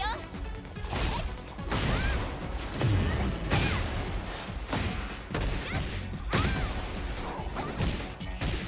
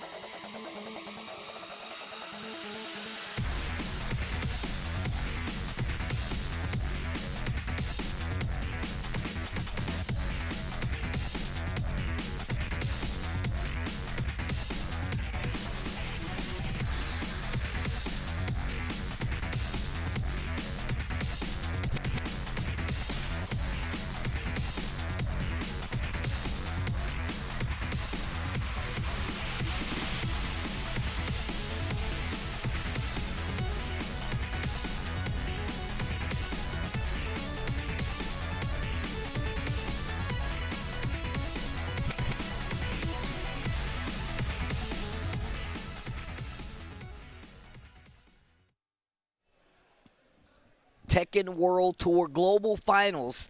LCQ is what you're watching right now. Thank you to everybody who's joining us. Posh Pice. Tasty Steve. Boom. Holding go. it down. Thank you guys so much for tuning in, man. And I'm sure you guys are all a fan of Tekken because you wouldn't be watching if you weren't. And if you are, you should definitely check out these cool figures from Game Dimensions who have actually released the first two. We have Kazuya. We have Heihachi. You can get your very own. And they have over 20 articulation points. And on top of that, you can pose them in some of your favorite instant iconic poses along the line from the history, whether it's be one of them tossing another into a volcano or off a cliff, or just them doing electrics. It comes with graphics so you can make up your first ready round one. You can do all of those things as well, and this is only the first line of characters because obviously they're going to make more. Make sure you hit up Game Dimensions. Let them know that you guys would like to see some more characters, and if you would like to get your very own, you can use code free shipping at the checkout on store.bandainamco.ent.com if you would like to get your very own. And like I said before, man, these are some really cool figures. As somebody who collects them, these are really high quality figures, especially making it seem like these characters got on actual clothes,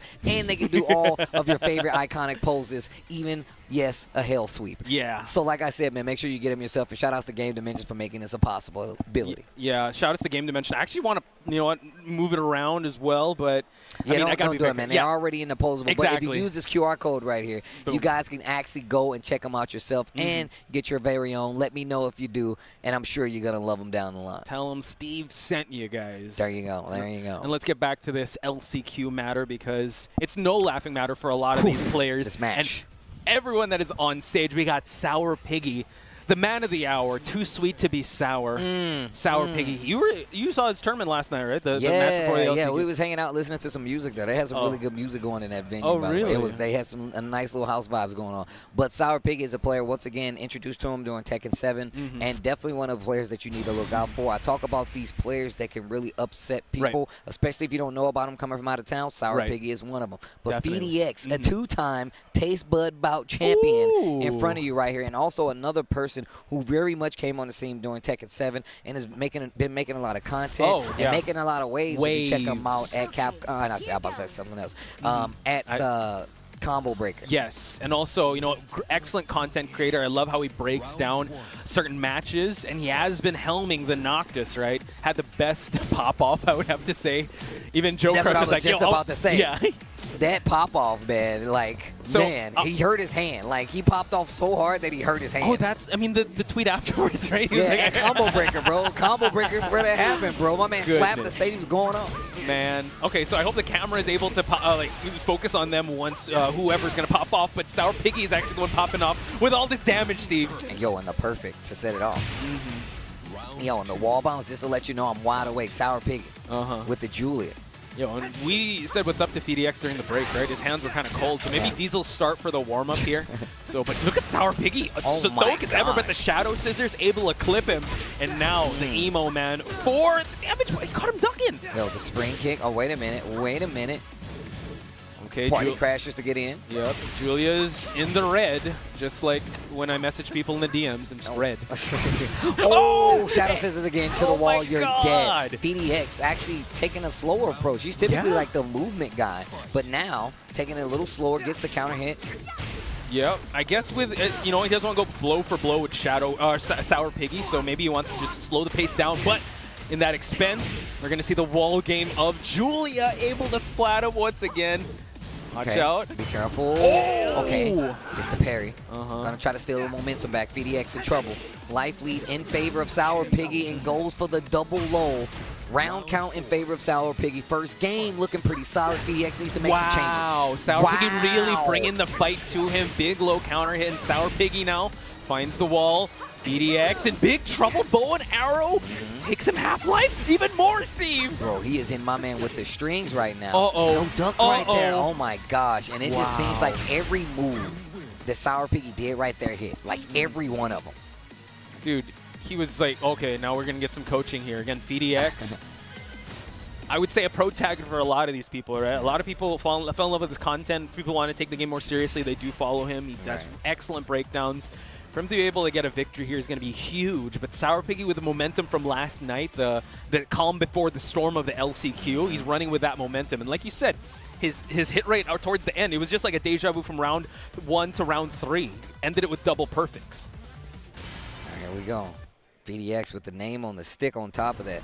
Sourpiggy, though, man, what a series right there. All three of those rounds seemed like he was in control the entire time. Also, Julia, one of those characters I feel like we don't really see as much in competitive play. Not on the stateside side, just even more so. Like, we got a few of them out there, man. Shout out to Bronson, the last one, and my boy Slips, who also was a strong Julia player. But, like, I feel like we don't have as many as, you know, that you would see out in the wild. But Julia is just one of those underrepresented characters in general, I feel like, too. And you see why she's very viable, too. The way he was able to open them up with those crouch mix-ups. Her wall game's insane, and that's why Phi-DX actually took it to the Arctic Snowfall here, just so he doesn't have to worry about the back, his back against the wall. Let's see if we're going to see the range of Noctis. Win this quarterfinal on top of that, so neither one of these guys in danger of going out. Oh, yeah. But you do want to stay on the top side of the bracket while you're get up 4. Wow. Look at the war drum there, and now Sourpiggy able to interrupt, but gets the face stop up forward 1. Get some blades out here, and Sourpiggy. Oh my goodness, what's the wake up gonna be? Nice block on the low. Okay. Needs to be careful here. Anything from Phi-DX, including that jab, will close out the round. Phi-DX trying to change it up. True. Sourpiggy now practicing some defense here. Can't eat too much of those face stabs. They trade. Sourpiggy unable to get a conversion out of that launch. Oof. I like this. Using stance, going for a lot of lows. Phi-DX gets tired of it, hits the low parry, gets the full combo.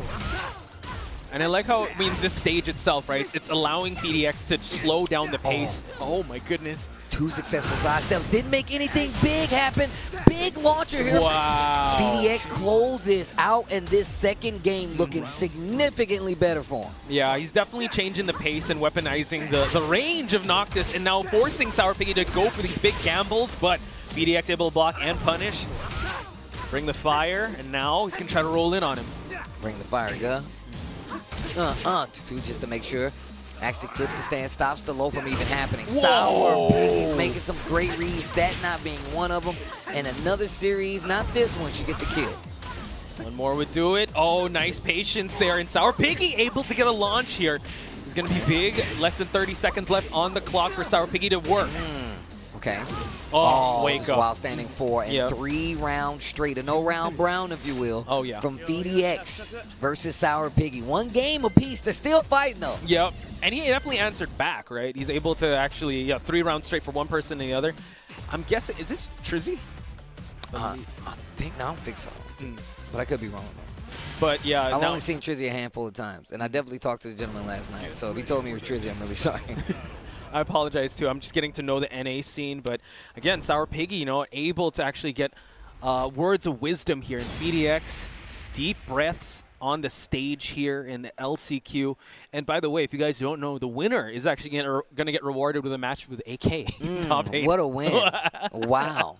That's what you win, huh? A match with AK? Great. I mean, LCQ is just a gauntlet of a who's who of a killer list, right? And now, seems like we're going to go to a walled stage here. Mishima building. This is where Sourpiggy was able to get a lot of damage out of Noctis here. All right, here we go. We know these walls are definitely a place you would like to go to with the Noctis, especially when it comes to the movement that Phi-DX kind of puts on the table. Uh-oh. Oh, gets the trade and still with the pickup, Phi-DX. Uh-oh. Watch out. Oh, gets the shield bash as well. And now Phi-DX is rolling, ladies and gentlemen. Wow, keeps the corner on top of it, and that round so fast on the side of Phi-DX. Looks like he got in the swing of things right now, and Sourpiggy on the ropes. Uh-huh. Okay, able to finish that string, and now Phi-DX playing with a lot more confidence and able to get that face stab. Now Sourpiggy, eats the Shadow Scissors. Finds the wall as well. Oh, wow. Okay. Goes for the blatant low right there. Stays on the ground this time. Spring up to get the hit. Yo, Phi-DX, what more would do it? Able to catch him, and Sourpiggy not looking so good. Sourpiggy on the ropes. Sourpiggy could be in a big trouble right now. Oh, yeah. But look, Phi-DX, this is what's so dangerous about him. Definitely Diesel's start. Sourpiggy has to find an answer back. Able to try to get the lashing arrow. Gets the burning arrow to the wall here. So now let's see how he's going to capitalize. Uh-oh. Bow and arrow. And now Phi-DX has rage. Oh, caught you swinging. All right, Sourpiggy still alive. Gets hit by the high after that first hit of the string. Gives Sourpiggy another chance of life. Still, once again, cannot lose a round.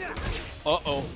No counter hit for Phi-DX, but we have seen him when he's on the swing of the in the momentum. So let's see how he's going to capitalize. But still at the center of the stage, no one has real estate advantage just yet. Has to be careful of these counter hits. You can see both of them fishing right now. Yeah, for sure. Now they're really slowing down the pace and really respecting. Engine Blade for the plus frames, and now Sourpiggy just going for these slow lows here. It's a game of deficits, right? So they're just trying to open each other up here. Phi-DX with the life lead now. Sourpiggy in trouble. Oh, there's the duck. That's exactly what I was talking about before. The wall is there. Re-walls, black caddy corner combo from Phi-DX.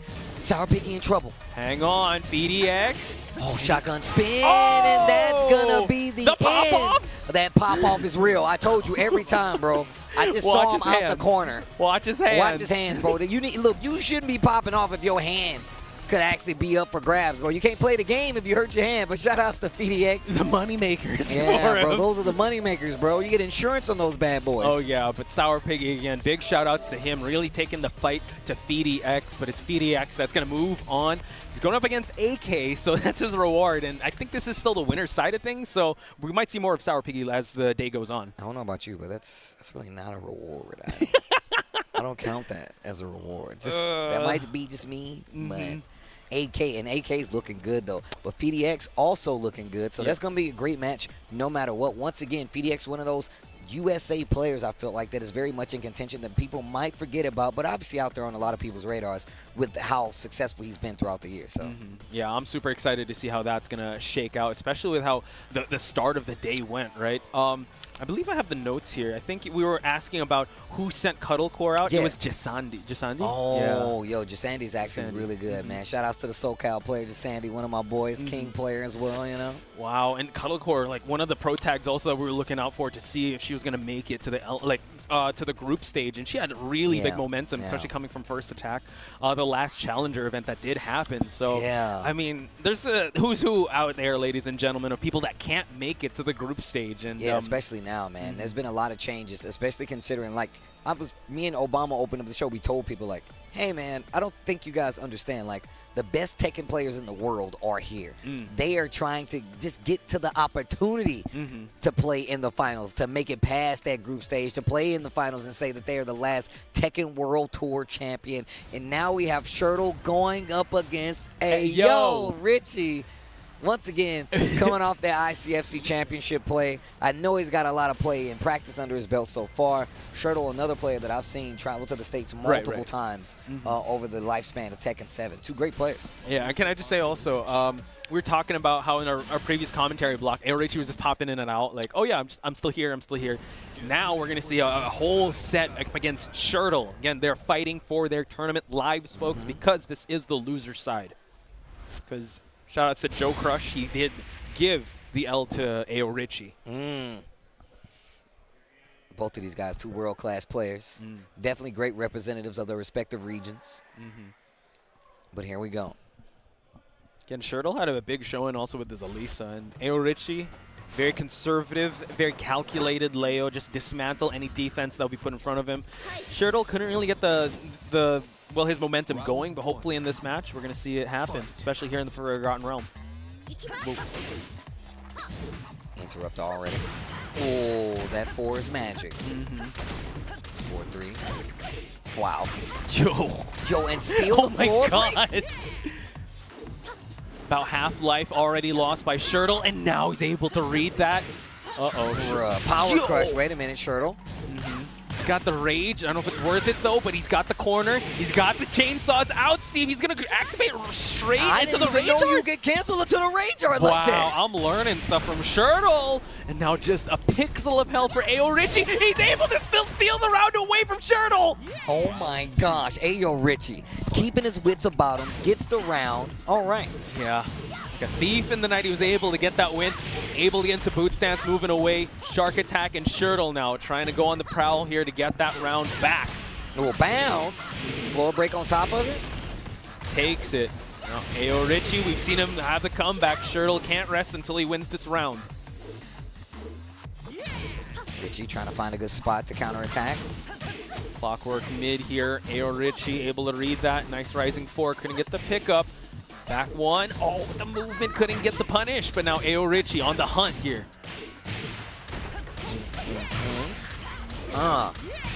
Big damage. Okay, Shirdel. Oh, spins the blue. Really early on. Oh, goes for another mid check, but Ayorichie once again. He sees 20/20 vision when the guy sees red. He's able to still get that victory. And on top of that, like, his spacing is so good. Immaculate. Just the way he's able to control it, and now the TF2. Gonna go to the wall. Floor break on top of it. The last leg of the tour. Jeez. Oh my goodness. Shirdel able to get his back away from that wall, wants to get that splat. But Ayorichie has already put in so much damage. Shirdel's gonna have to mountain to climb here to make this comeback happen. Oh wow, the low. Man, and got you in the mix. Ayorichie taking his first game. Stepping on the boots. I know Alisa likes those shoe shines though, but he's able to get those lows, keeping those hands warm, and now Shirdel deep in contemplation, Steve. Thinking about it. Show thinking about it. I asked him about the beard, and he was like, yeah, man, Tekken 8 upgrades, dude. The presets. All right, but let's see. He's got a really intense gaze when he's in game Oh mode, yeah, man. Look at the eyebrow right there. Look at that. That's concentration, folks. Man, that is internal thought. Now that you brought up the beard, I'm follically challenged. I can't grow that beard, but this is clean, man. Shirdel, shout outs to him. I sound like my bro Vicious, bro. Shout outs to my guy Vicious. We share the same blood, so there you go. Yeah. We're very follically challenged. Well, the beard at least for me. All right, here we go. Round 1. Fight. Banger. Always a banger. Yo, the ballerina spin. Yo, what a walk. Wow, Ayorichie. And he knows when to rip the low, and now he's able to get a big reward from it. Yeah. Gets the counter hit. Gets the combo. Blockable tackle right after it. Looking for a reaction out of Shirdel. Wow, what a duck. While standing for 1+2. Tries to drop the arms onto him. Shirdel now holding onto this rage. Down back 3. Shirdel has to be careful when to spend this drive. Tries to running 2.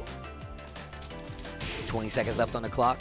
A jab to stop the approach. Power crush not going to work out. No launch. 15 seconds left on the clock. Shirdel needs something. Ayorichie needs basically anything. Down 4-1. Not gonna take the bait. 8 Oh seconds my left on God. the clock, and there's the sidewalk again. I'm telling you, Ayorichie spacing is crazy. The way he was able to just did not shut down any offensive stride for Shirdel was just insane. And the mental stack is definitely weighing on a Shirdel. So Ayorichie definitely has the big momentum after that first round. Good steps from both players here, but Shirdel is in that life deficit. 20 seconds have already been burnt. The movement from Ayorichie is still paying dividends for him as he hold on to that life lead. Oh, I told you, man. The movement. Ayorichie combo looking crazy right there. Shirdel in trouble. Great sidestep answer of his own. Goes for the slide. And you'd think Alisa would do him on boasting the excellent movement, but it's Ayorichie. Oh, he's unable to get the punish from the whiff shoe shine, but Shirdel now big trouble, gets the knee pickup, and now one more round away for Ayorichie to be done and dusted with this matchup. LCQ losers top 16 on the line. Shirdel with his last legs. And the pickup as well. Hold on. Here we go. Nice block. Down 4. We have to wait for that drop to happen. And now speaking of drops here, able to drop down Ayorichie. Down 3, gets the perfect. This could be the changing of the tides. Okay, wait a minute. This is important. Important for Shirdel for sure.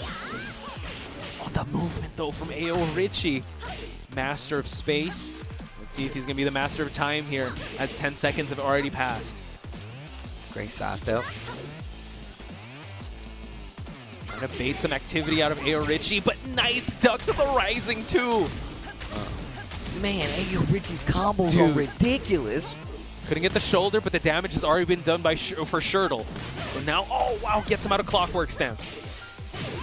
Oh, nice. The launch, and this could be it for Ayorichie to cement himself moving on in this tournament.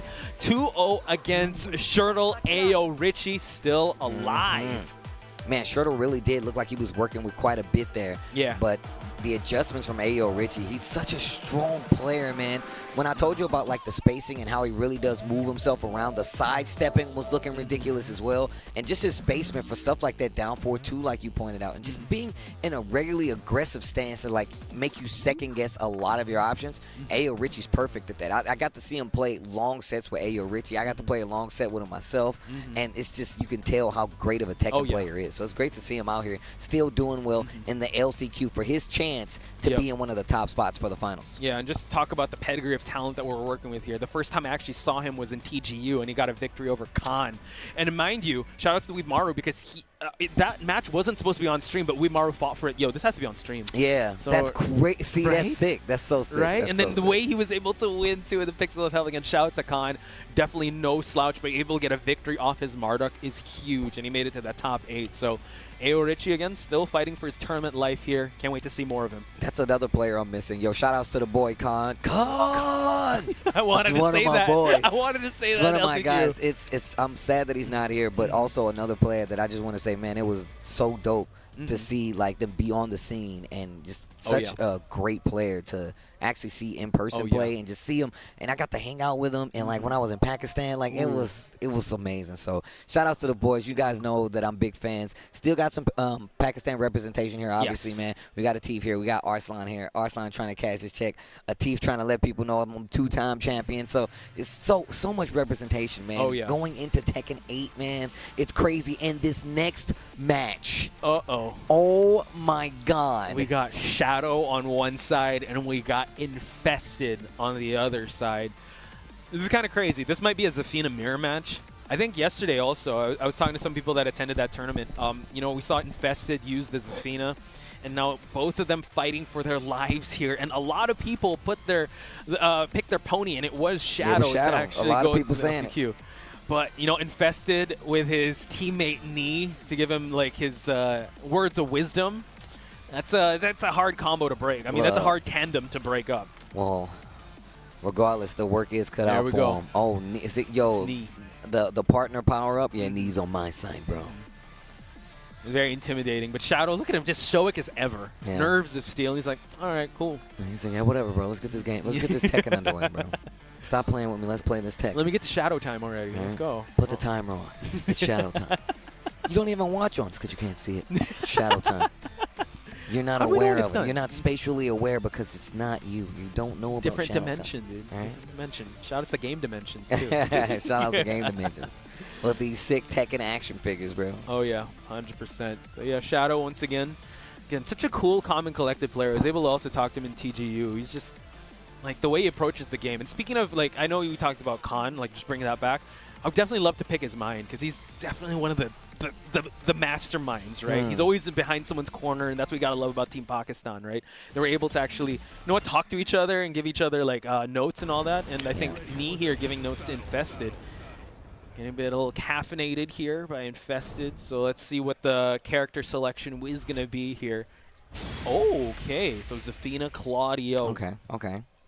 I feel like this is pretty good for Shadow. I mean, but we've seen this before. He just fought another Claudio, GK73, who was looking crazy with it. Oh yeah, with this. But obviously a different breed of Zafina coming from Infested. It's kind of crazy how he's actually facing his demons of character. Like he's just like, come on, I play this character, but now I gotta play it as Infested pilots it, so it's gonna be really tough, especially in a big stage like this. The ghost of Zafina's past. Oh yeah. You've done this to other people. The ghost of you. Right. Oh damn. AI, yeah. Never coming home. Bro. Yo, the MCR. You know I love those guys. It's great. You know I love that's That's what you gotta love about Tekken 8. Bro. The ghost of you. The ghost. Oh, I'm gonna play Steve's ghost. Oh, the ghost of me. Never coming home. Never coming home. That's one of my bangers, bro. I love that. Yo, shout out to My Chemical Romance, bro. Gotta play some Tekken MCR. But now Infested, able to get the first round. Again, not the exchange Shadow was looking for with that hop kick, but Infested nets the first round. Quick sidestep, too. Vanishing Storm, still nothing there. Again, Shadow does, Diesel start with this Claudio. Down 3. So evasive is this character he's up against. And using it, too. That's exactly what you want. Oof. 1+2. Could have been worse. Could have been a counter hit. The interruptions from Infested. Shadow unable to get any offensive game going in the second round is actually really mind-boggling to see. Yeah, it's really hard, man. Look, Infested is one of these players that I've been seeing on so many different events. DRX Infested has been a name that, although not as busy in the States, and we have seen him around. Oh, yeah. Also, just really big in, like, these other leagues. What is it, Africa? Yeah. And yeah, Infested also saw him over at BAM. He was using the Leo, kind of retired the Negan for a bit, and now Shadow needs to hustle here. Infested could actually just run away with this. Clock is on his side, and now he's going to go for the second round time up, Steve. Yo, my man is living in Shadow time.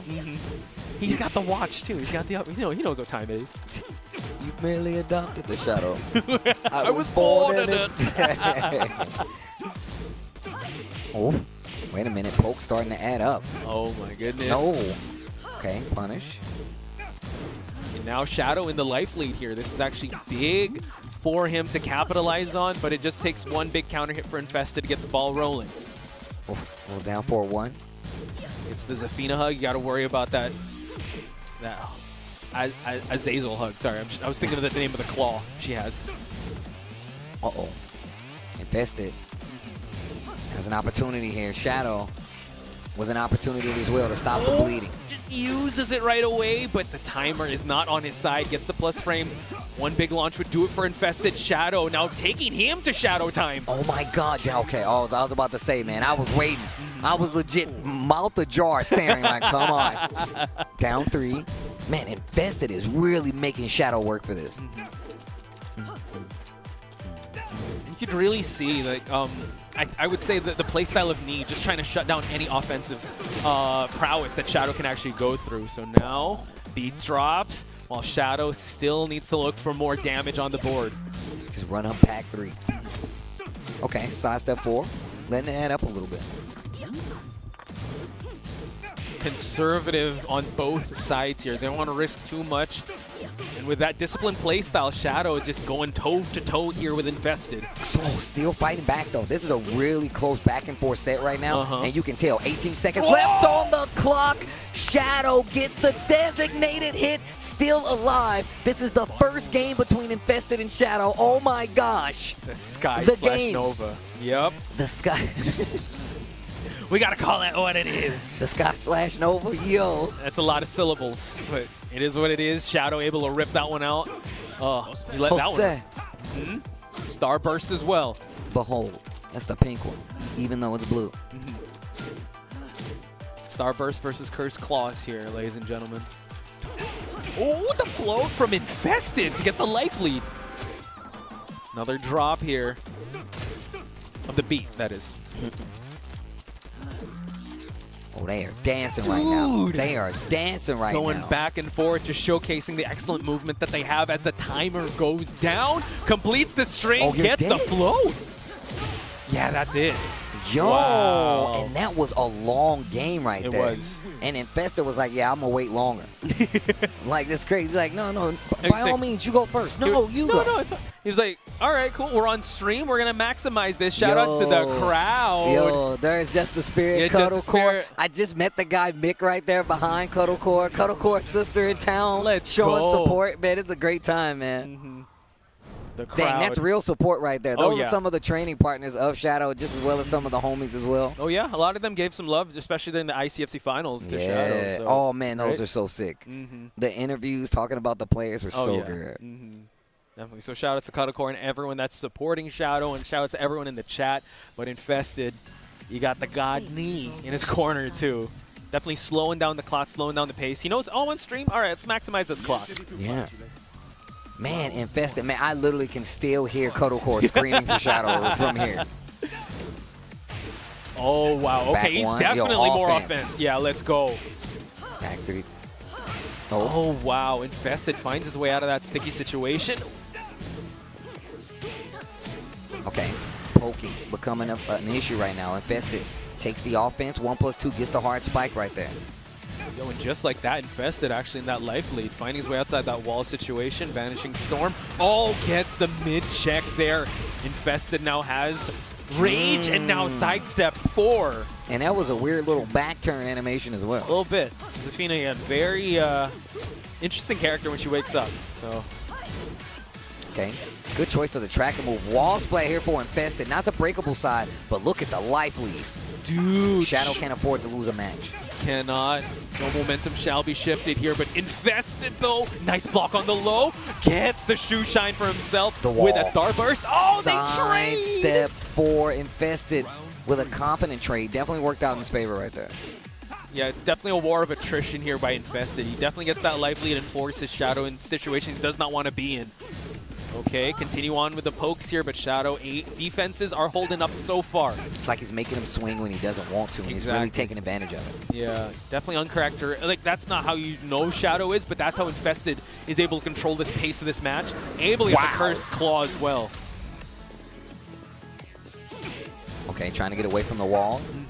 Trying to use that scarecrow stance. Ooh, Oh, wow, back gets the one, wall splat. That should be Oh the my round. goodness. Bro, they are mad loud for Shadow. That's crazy. Can they hear? Oh my god, I hope you guys can hear the crowd. But now Infested, still unwavered here with his offense. Oof. Ooh, back one. Wait a minute. Yo! Air slash Nova. Oh, wanted a little more carry on it. Back one whiffs. That could have been a lot worse. Could have been. Oh, goes for another hop kick. Let it rip. Okay, okay. You played well. Hit him with the hands. Yo, they're going ham out there. They're so loud. They are. Yo, you see Fear tie right there as well.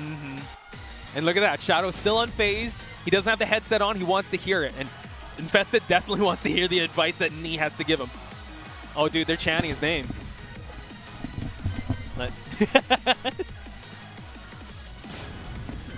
Oh, there, you got to chant for him, guys. Bruh. I mean, look, we're in the States, bro. Oh, yeah. You Just gotta- a spirit out there. You know he getting like hype because his hair is all frazzled. He's all hype. All right, here we go. Shout out to his top, too. He's definitely coming in style, just the spirit. I told him that's how I knew it was him. Just by the shirt. I saw the shirt. I was like, I knew it was you by your shirt alone. A man of style. Here we go. Trying to Game. listen to the crowd, too. I know, me too. Yeah, I was I'm just literally like, just what do listening they to say? the All guys. right, cool. Really? So that means you know what's going to happen? Show me. Round one. Aren't they like, they're like Yeah, helping each other they in Tekken are. 8. Yeah, like, we were thinking the same I thing. was like, why are they fighting? They're Yeah. I know the meme of them running with Panda and Xiao Yu. back one here. Kind of a stalemate. But the life lead definitely picking up for Infested. Okay. Okay. This has definitely gotten Shadow. He's definitely been more hop kick oriented as he is able to adjust here. Infested really wants to slow the game down. Nice movement to the DF2 by Infested here. Close it out with that Cursed Claw. Wow. Cursed Claw close out. Damn. Round 2. Crowd is silent. You got to cheer your boy on here, guys. Right. Shadow backing away slowly. Wants to find a well-placed hop kick. Wow, what a call. Needs these rounds at this point. Oh, yeah. Down 1 round in this last game. I'd have to say Infested really playing with a slower pace. Really just shows the sets that, you know what, his teammate Nia has kind of given him, because, you know, Nia can really just time you out. You really see the patience being played here. Oh my god, the long distance whip punish. Dude, that's long distance, man. Oh my goodness. He's going to get charged for that overseas. I was about to say, that's an extra charge, bro. True. Can't be calling all willy-nilly. Your plan does not support. Does not. Back 1+2, and then DF2 is able to reach, and now Shadow reaching for anything that could get him some damage as the timer goes down here to the final seconds. 8 seconds left on the clock, and this is not looking good. Shadow's got a long way to go. In rage. Oh, what a duck. Hang on, Shadow on. Oh, called for the rage art, but now he's actually. This is the second time he's actually go for the time up. He's really using time against Shadow, and I feel like makes you want to play more offensive. Right. But so much harder to call, especially when you're going against somebody as good as Infested. Yeah. I mean, Infested, that style can be very frustrating. You try anything, but he's moving, he's blocking, really forces you to gamble, and he's right there with that long distance DF2. Whoa. Constant movement from both sides here, folks. Shadow's holding on to that Starburst, trying to find his openings, while Infested not giving him anything. Trying not to give up no space. But still, this is an infinite stage, but Shadow can't lose another round. Cannot afford that, folks. Infested down 3, is able to make that whiff, and Shadow, time may not be on his side, but life is actually going to be on his side. Oh my god, the minute he tried to start offense, life lead. Oh my god, Starburst to Infested. Yo, this character's so cheap. Back 3 not gonna hit. 8 seconds left on the clock. Shadow, what are you gonna do? Spins the blue.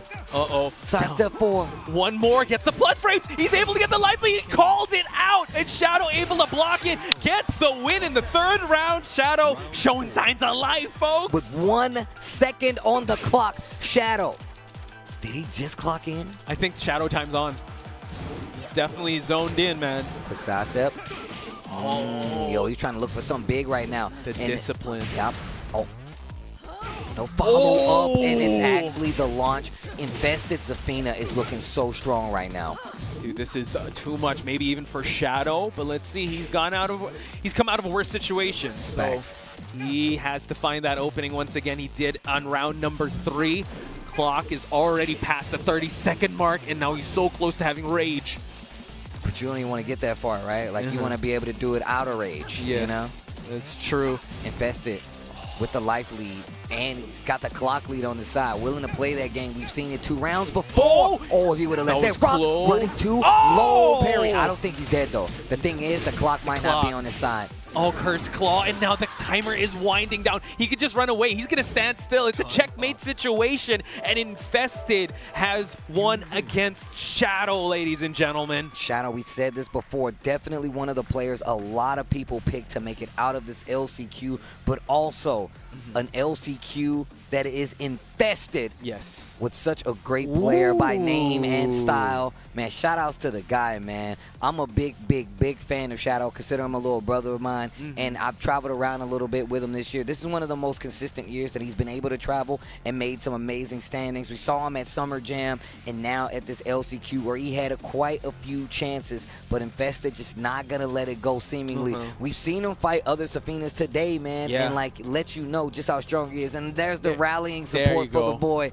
and it came out and it literally gave him like a fire under his belt. It definitely worked. Tied up the set after that. True. It's just unfortunate that Infested, you know, taking it to the infinite stage, it was so hard to pin down Zafina. You saw him. You did not see Infested actually right now you see him actually just staying still. But the whole round, he was constantly moving, being a moving target, and that was one of the keys to victory for him to be able to get the win here against Shadow. Well, you guys saw it yourself, man. Shadow out of it, man. Make sure you go follow him if Please you don't. do. Is this your first time seeing Shadow? If your first time hearing about Shadow, and even if you do and you don't follow my bro, please do yourself a favor, man. One of the best players in the United States. No finer representative in a lot of players, man. And I'm telling you right now, definitely still looking at the next generation of Tekken. I feel like we got a lot of players that are really strong. Shadows, the Cuddles, the Juniors, like those are in that same kind of range. And I'm telling you guys right now, you want to follow them and keep track of them. But games still ahead of us. And, man, I don't know how accurate this is, but if it's the one that I think is coming up. Oh my God, we got GK73. Yeah, GK73 coming back up, potentially going against Rest, who we saw earlier. This is who gave Shadow a run for his money in the earlier Zafina matchup. But we saw Rest. We saw Rest play also King Ray Jr. And just Rest is, like I said, one of my favorite players to watch. Oh, yeah.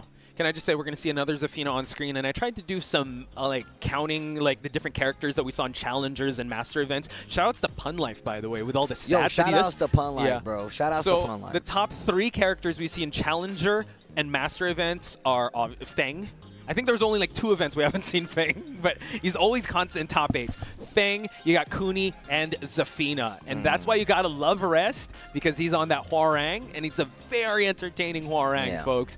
Like, he just steals rounds, and he's able to just put the whole arsenal on deck for Hwoarang. But GK73, you know, with the stance mix-ups of Zafina, with the scarecrows, really strong. all that. Yeah, really strong. You were already, like, pointing it out, man. And he was able to actually, you know, make Shadow sweat. So the fact that he's going to go up against Rest here, and I believe, is this winners? Or there's losers? This is losers. Dang. Because all losers. Yeah, okay. Because GK lost 2 Shadow. Right. So wow, who sent Rest then to losers? I don't know. I would love to know who sent Rest to losers. If we can get an update on that, if somebody can help us out. Joecrush. Yo, he's taking names. He's sending them to the other side, bro. The upper room, or actually the lower room, the lower bracket. Yeah, can I just say he sent Ayorichie, JDCR, and now Rest. Damn, dude, that is a who's I told who. you, bro. And I was actually talking to one of the players who came from Pakistan, who I actually hung out with in Pakistan while I was there. And he was asking me about Joecrush. He's like, yo, Joecrush? I was like, yo, he was like an online born and bred player. He's a strong player. His style, a lot of people won't be used to it because they're not used to their online style. He's like, oh, man. And look at what he's done today, you know? Dude, he is just wrecking people. And now shout outs to Joecrush, but now we're going to head towards this match. It's going to be Zafina versus Hwoarang. Once again, folks, they are fighting for their tournament lives. You got GK73, and you got Rest on the other side. Ain't no rest for the wicked, as they say. Damn. Oh, wow. That's facts, bro. Those bars. Thank you. And now we're going to last day on Earth. Last chance qualifier here in day number 1 of the TWT finals here. Now Rest. Wow. No break on the 1+2. Dude, he's stepping on the gas at the start. I mean, it's a great check to have people because, you know, a lot of people versus Hwoarang, they freeze up because they're not familiar with the strings. And, you know, if you got a throw that you can put in there and keep them on their toes, and if they don't break it, even more. So it gives you another inkling into how deep they are into the mix-up. But GK's 7-3, bro. We saw him earlier versus Shadow. No slouch. Down 3. Definitely not. Wow, definitely a lot more active Zafina here. It was the start that Rest was able to control the battle, but now GK73 get him going. Yep. And I'm going to tell you right now, the thing is, he plays a lot more offensive Zafina than we've ever seen for in the most part. Oh, wow. I love the throw. Yep. Gives me the Tekken 3 vibes. All right. Yeah. Switching sides. Look at that. Able to flamingo his way out. Why did she low profile that? What? Why did she low profile that? The backlash, but then there we go. Rest. Let me get the wall. No, doesn't care. Oh, no, right there. We're talking about this for last day on Earth. The walls are weird. Damn and now it. final. Back 1. He blocked that. GK73. Oh, my man's got a barcode name, and he's out here doing work. Low claim parry. the code. Claim that code, folks. GK73. But now able to get that low parry and able to follow it up. Kicks her while she's down, and now Rest. The little kick, down 3, and goes in the standing. Like, I really look at how aggressive he's playing with Zafina. Oh, my gosh. Dude, he just knows the profile here, and Rest has to adjust on the fly. Tries to go for a power crush, big counter hit. Yo, Rest, you better run this to the wall. Finds there we go. Big damage. That rage also. Oh my God, chooses to lie down, and now Rest On his last legs here, GK73 is going to try to crawl on him. Bro, He jumps across, Steve! Back three. Oh! Power crush. Oh my God. Yo, that is the tool of the day for GK73, taking the first game over Rest and Ulsan up on the stage. Definitely one of the strongest players to come out. Oh, yeah. And I'm going to tell you right now, this is definitely somebody that's already cast their seat. Definitely a strong True. coach to have in your corner. Professor Ulsan. He's even got the coach's jacket with the coach's Glasses. posture. He's Look got at the the glasses. arms and the glasses. He needs a clipboard, a whistle. I'm just saying, bro. I watched Ted Lasso, dude. You know, Bro, that coaching. show was It's so ridiculous. good. Believe, It's so folks. good. Believe. Believe. Believe. Be a Yo, goldfish. have you finished it? Yeah. Well, no, not season 3. All right, I'm Yeah. glad you said that. I was Okay, about cool. to say something. I'm glad Okay, you told cool. me. It's Sorry, good. guys. It's But good. yeah, watch Ted Lasso. Good show. Good show. Taught me a lot about the sport of football. Oh, yeah, definitely. Explain to me offside. No, really. Explain to me Explain offside. to me offside. No, really. All right, So here we go. Again, Coach Ulsan, shout out to him, taking it to a contained space here in Dragon's Nest. You saw how slippery Zafina was. That's And my dude, man was moving. He was moving. I was like, hold on, man. what's happening? Oh, dude. She's just on the floor. The floor is lava. No, the floor is Zafina. The floor is Zafina. Uh-huh. And you actually want to hit it, and it's Yeah. not going to work. It's not going to work, folks. Now GK73 going to try to run with that momentum. Let's see if the wise words of Ulsan speaks true here. DF2 says rest. You made the wall.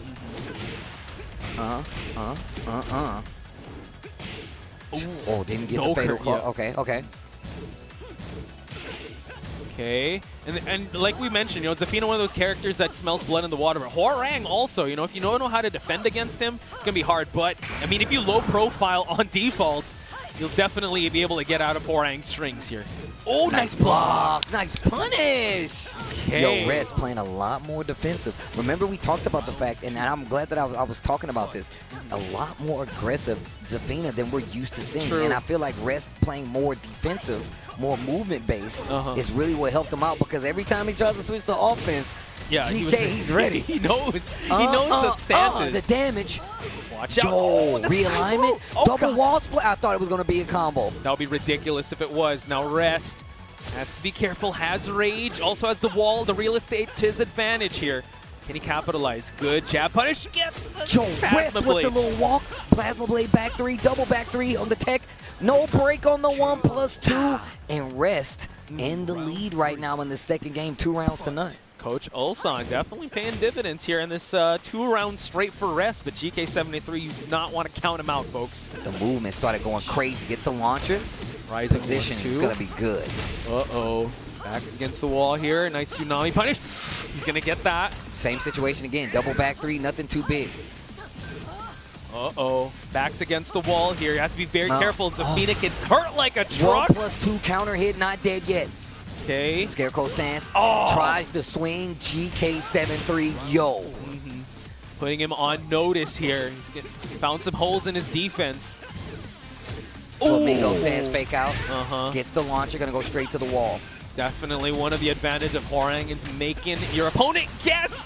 Able to get the pickup, and now one more would do it. GK73 eats that low, and Rest continues on. Like I said, Hwoarang is at his best when he makes you guess, and if I had one guess, I guess it's just New Orleans. Can somebody, damn, that's bars. Can somebody Shout out to Lil Wayne. clip that last series and send it to me? Because it took off a chunk of damage. Huge. Damn, did you just quote Lil Wayne in New Yeah, Orleans? dude, Yo, yeah. Posh Spice, I got a dog. Dude, if you don't of follow course. him yet, go follow him now, because that's bars. Dude, yeah. Yo. Yeah. Yo. Yeah, step up to the plate. If I had one guess, I guess it's just New Orleans. Yeah, there you go. Yo.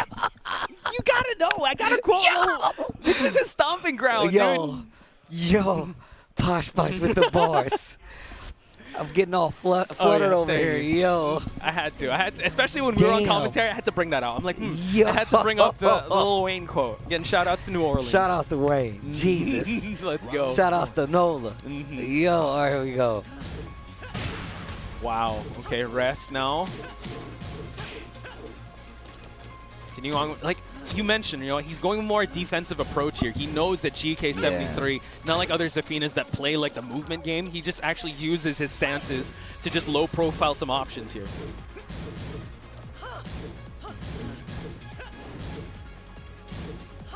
Oof. 1+2, good thing there's no counter hit there, but GK73, blocks the low. 3. Okay. Great duck. Tries to move on the last. Hit of the string. Makes it whiff. Not going to get the kill, but this is definitely going to hurt. Because I don't think she's going to be able to get the wall from here. Yep, they switch sides as well. Rest now has to be very careful. Oh, goes That's for the gonna hit. tip, too. That's going to hit. Oh, my God. Oh, man, let me put my boys back up. Hold It's on. all good. Oh, jeez. Here we go now. Rest, again, has to be very careful. Another Curse Claw, the tool that has worked out so much for GK73. So much mileage has gotten him out of sticky situations, but Rest, you know, it's still very early in this round. Still has the life lead. So now he's going to try to continue on the offense here. Continuing moving on here. Gets Oh the my big God, launch from the Flamingo. launch. Here we go. Can he close it out? He does. 1 round apiece between these two combatants. Bro, they are fighting. Tooth and nail, I would have to say. No balcony break there just yet. Break on the 1+2. GK says, nah, bro, you ain't finna keep getting me. Power crush of my own. Peacekeeper. Keeping the peace. No J Sky here. She's playing economy, dude. Oh my God! Able to get a big launch out of Rest. Big damage. Oh, 1+2. Stomps on him as well. GK73. Yo, Rest needs to do something on the verge of going home right now. This is losers top 12. Sunset here, folks. Not looking too good for Rest. GK73, though, wants to finish this round off. Nice tsunami punish. No backlash whiff, though. Great defense. GK with the defense. Wable.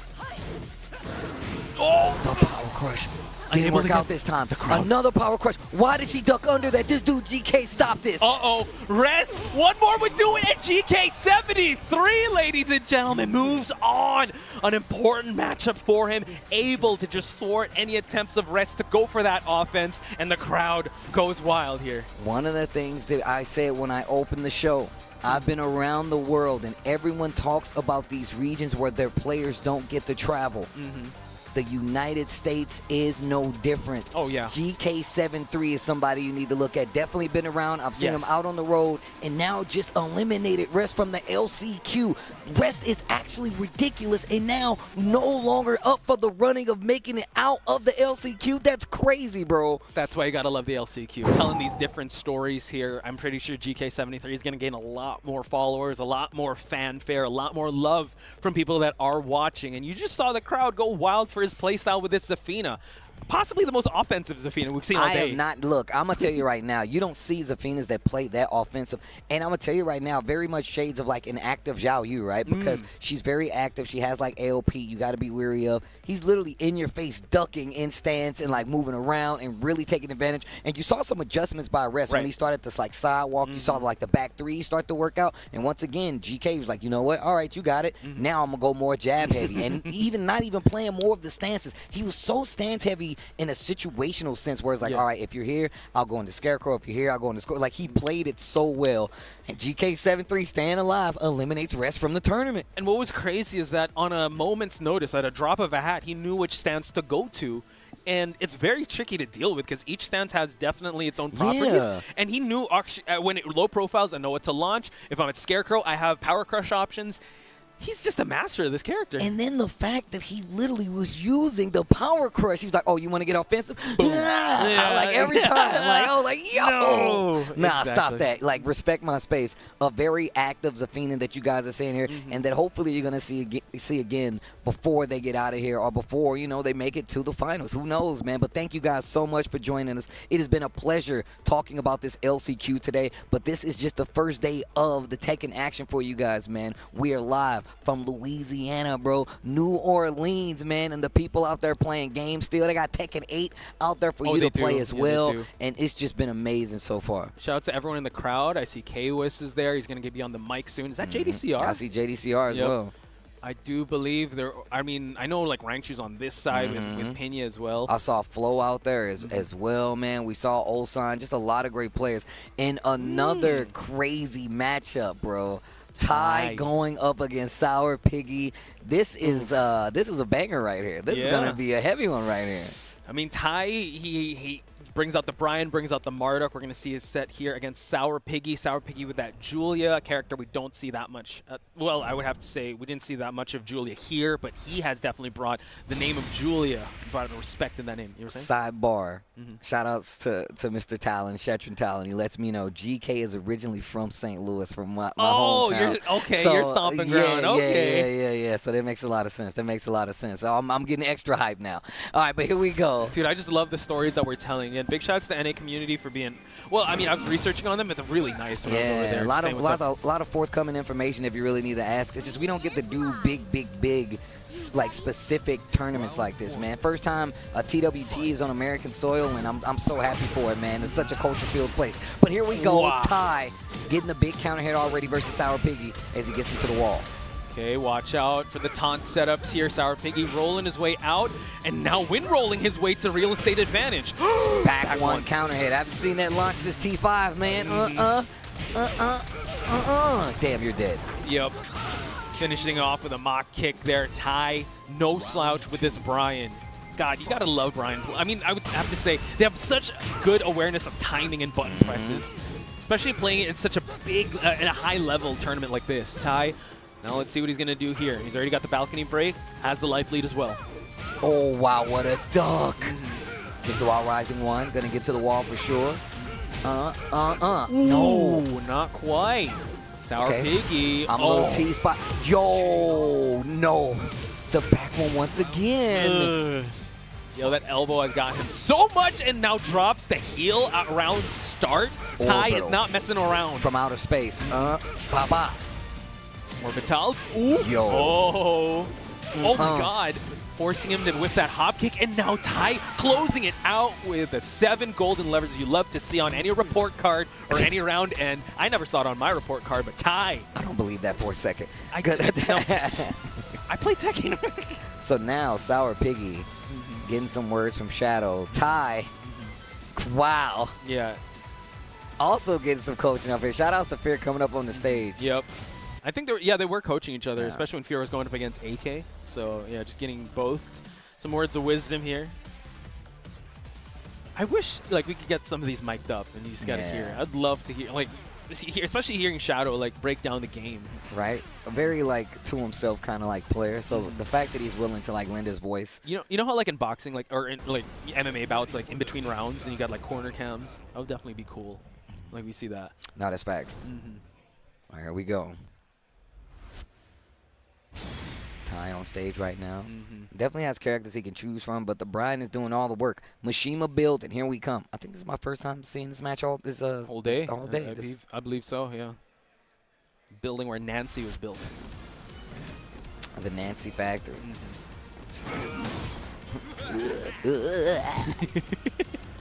I love that laugh. You ready? Okay, here we go. There go Nancy right there. Boom. Chilling in the back. 1-2-1.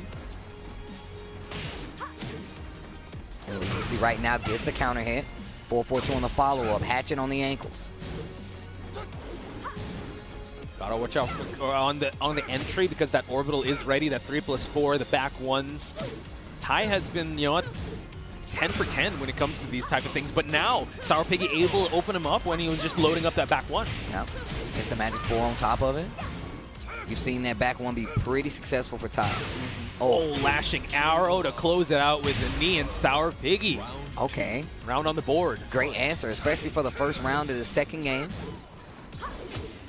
Okay, swift threes have been doing a lot of damage, but now Ty can't get his counter hit game going. Sourpiggy has to actually lead this dance. Oh, wow. Tries to fish for something big. While standing one not going to work out. Wow. Oh. All right, just get the DF1s out of the way here. Machine gun punches to close it out for Ty. Hatchet. Oof, caught you peeking. Watch for the hatchet. Yo, all from stand-up. Ty already putting Sourpiggy back against the wall, has rage. One more would do it. Oh, get the back wait four. a minute. Oh, wow, didn't get the re-wall splat. Not quite. Oh, just taps the legs, and Ty 1 round away, making quick work. Making quick work. Out of Sourpiggy. Sourpiggy needs to do something. He's down a game and down to his last playable round. He cannot lose any more rounds this game. And if we get another one, that's when you got to start the comeback. Counter hit. Looking for the bow and arrow. There we Commits go. to the second time. Drops the heavy elbow on him. Ty, uh-oh, another perfect here, but now scored by Sourpiggy. So Ty, are we going to see the end of this set, or is he going to actually take it to game number 3? Sourpiggy, though, eating this combo. Taunt, no. Hatchet. Back against Magic the wall. 4 once again. And look at the carry, though. Look at the carry to the wall. The wall carry queen. Julia posted so much damage, Steve. Wait a minute. Sourpiggy trying to steal this round, trying to take his turn in extra. Didn't go for a combo. Just takes the hits. He can make it go another game if he gets one more hit. Party Crasher. Blue stuff used. 3+4. The Party Crasher. Keep it going. Party crashed. Party officially crashed. Yeah, I thought party rockin' don't stop. Oh, man. And it's in the house tonight? There go Fear. Fear back up there talking to Ty once again. Dang, all right. So an excellent answer back by Sourpiggy. At one point, Ty was actually really close, and that could be very frustrating for some players, right? Able to close it out with one more round, but Sourpiggy able to just rally back into this. Again, words of wisdom from Shadow. Fear still telling him some words. That's when a lot of players get active too, man. They get to the end and they're like, yo, you need to turn up now if you want to stay alive. That's the thing. I believe we are going to Sook. Oh, wow. Close quarters here. How do you feel about this stage for Julia as opposed to Bryan? I like how you just chuckled. Like you were just holding it in. Who was I talking to a while ago? Yeah, they were like, yo, if I'm going to face Julia, I'm just going to pick Sook. Just to cancel out the walls, like the wall carry. Yeah, no. And this gives him a lot of like leeway to actually just go for those taunt setups. But you know, I mean, you saw how dangerous she was when he has your back against the wall too. So again, double-edged sword. But yeah, just to try and cancel out that wall game. How about you? No, I mean, I literally don't say the same thing. I was gonna be like, kind of, the thing that happens is like you put walls on all sides, but like these sharp walls. Oh my God! Yo, back forward to jet upper. Let's go, Ty. Messing around, but Sourpiggy able to get a wake up, get up there option. So now he's holding on to this rage. Wow, 3 hits. Yep. 3-piece combo. And a 4-3-2 with the fries. Okay, watch out. Hatchet. Do it again. The axe is not that mad. No. Yo, the shredder kicks. Able to shred that damage though, and that life bar. Cautious ducking. Wall to wall, Steve. Oh, wow. Punish. Yeah, on the wall. Oh, yo, Ty. Wait a minute. Big damage. Step on it. Switch sides. Slash Whoa, kick. we're going back and forth the here. Third dimension, 3+4 hits. Yo, want to circle back 4. The wall's right there and still finishing the string. Oh my gosh. Dude. Set point. Ty was in a really bad spot there, but for him to turn it around. Now Hatchet kick to 3+4. Yo, he tried to go for taunt jet upper. He's trying, man. This man, once he steps on the gas, he knows nothing but last. Here we go. Hang on. Wait a minute. No finish on the string. A lot of people get hit by that hatchet. Back one. Counter hit on the 1-1-1. G-Clef. Here we go. That's a G-Clef cannon if I ever seen one. Okay, Get picks it up. Tries to go for the mid. Looking for a duck. Back one's going to whiff. Rage on the table. Hatchet. Stuff. Caught you peeking. Knew you were going to. Think. You hit him with the think. Why are you thinking, Mark? Right. The invincible. This is what you do. And now gets the hug from Fear, Ty. Yo, Fear. Helping him out. Man.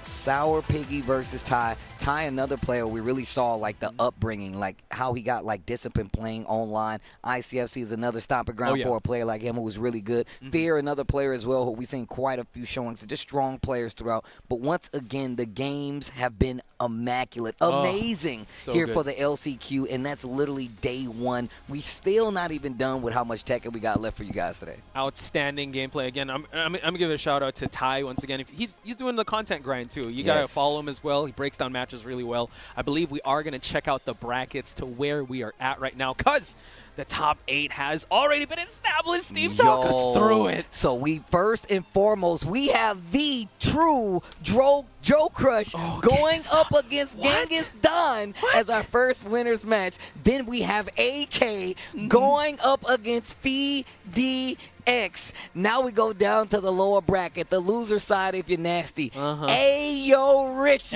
going up against GK73, an STL native I just found out recently. And then we just saw Ty cash his ticket, who is going up against another player. Infested all the way from Korea. I like the representation in this LCQ. A lot of names that could have been here. A lot of names could have been here. Don't believe me? Check the bracket. But this is going to be your top 8 for this LCQ. One of these players going to make it through to the final stage. And the map has just started. There is so many stories, I'm sure, that has happened on the other side of this screen, of this wall, that we will get to. And I'm probably going to have to find out in our own time.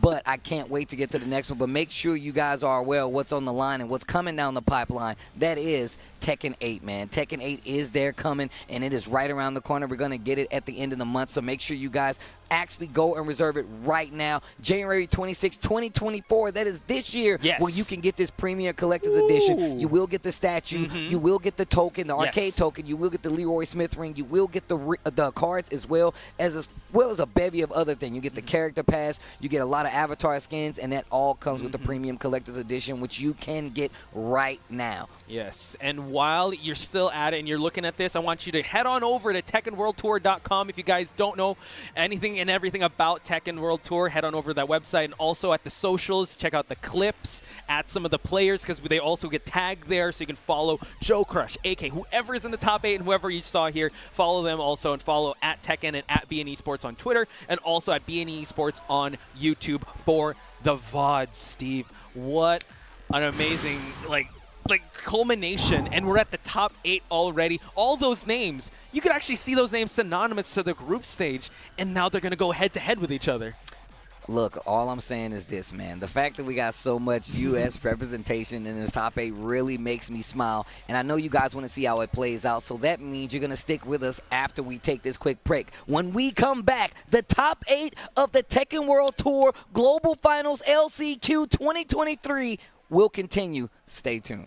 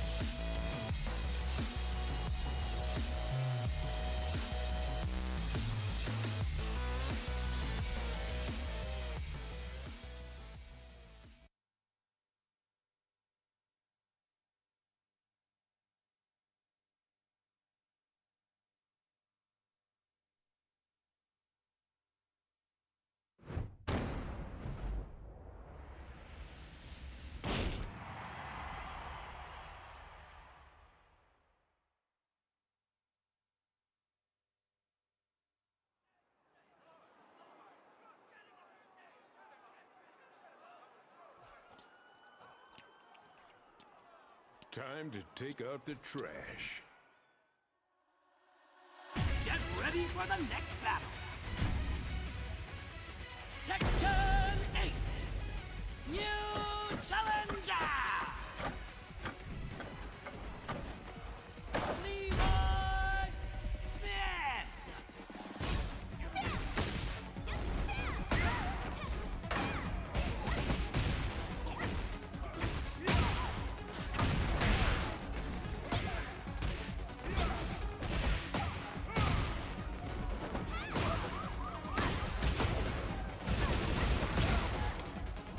This reveal the fighter. Show me what you got.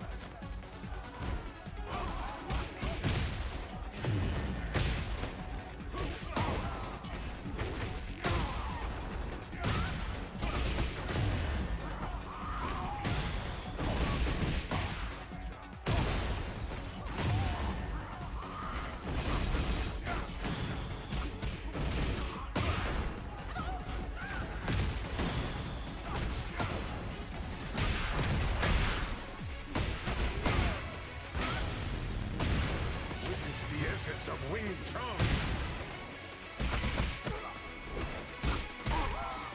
Like steel. Strike.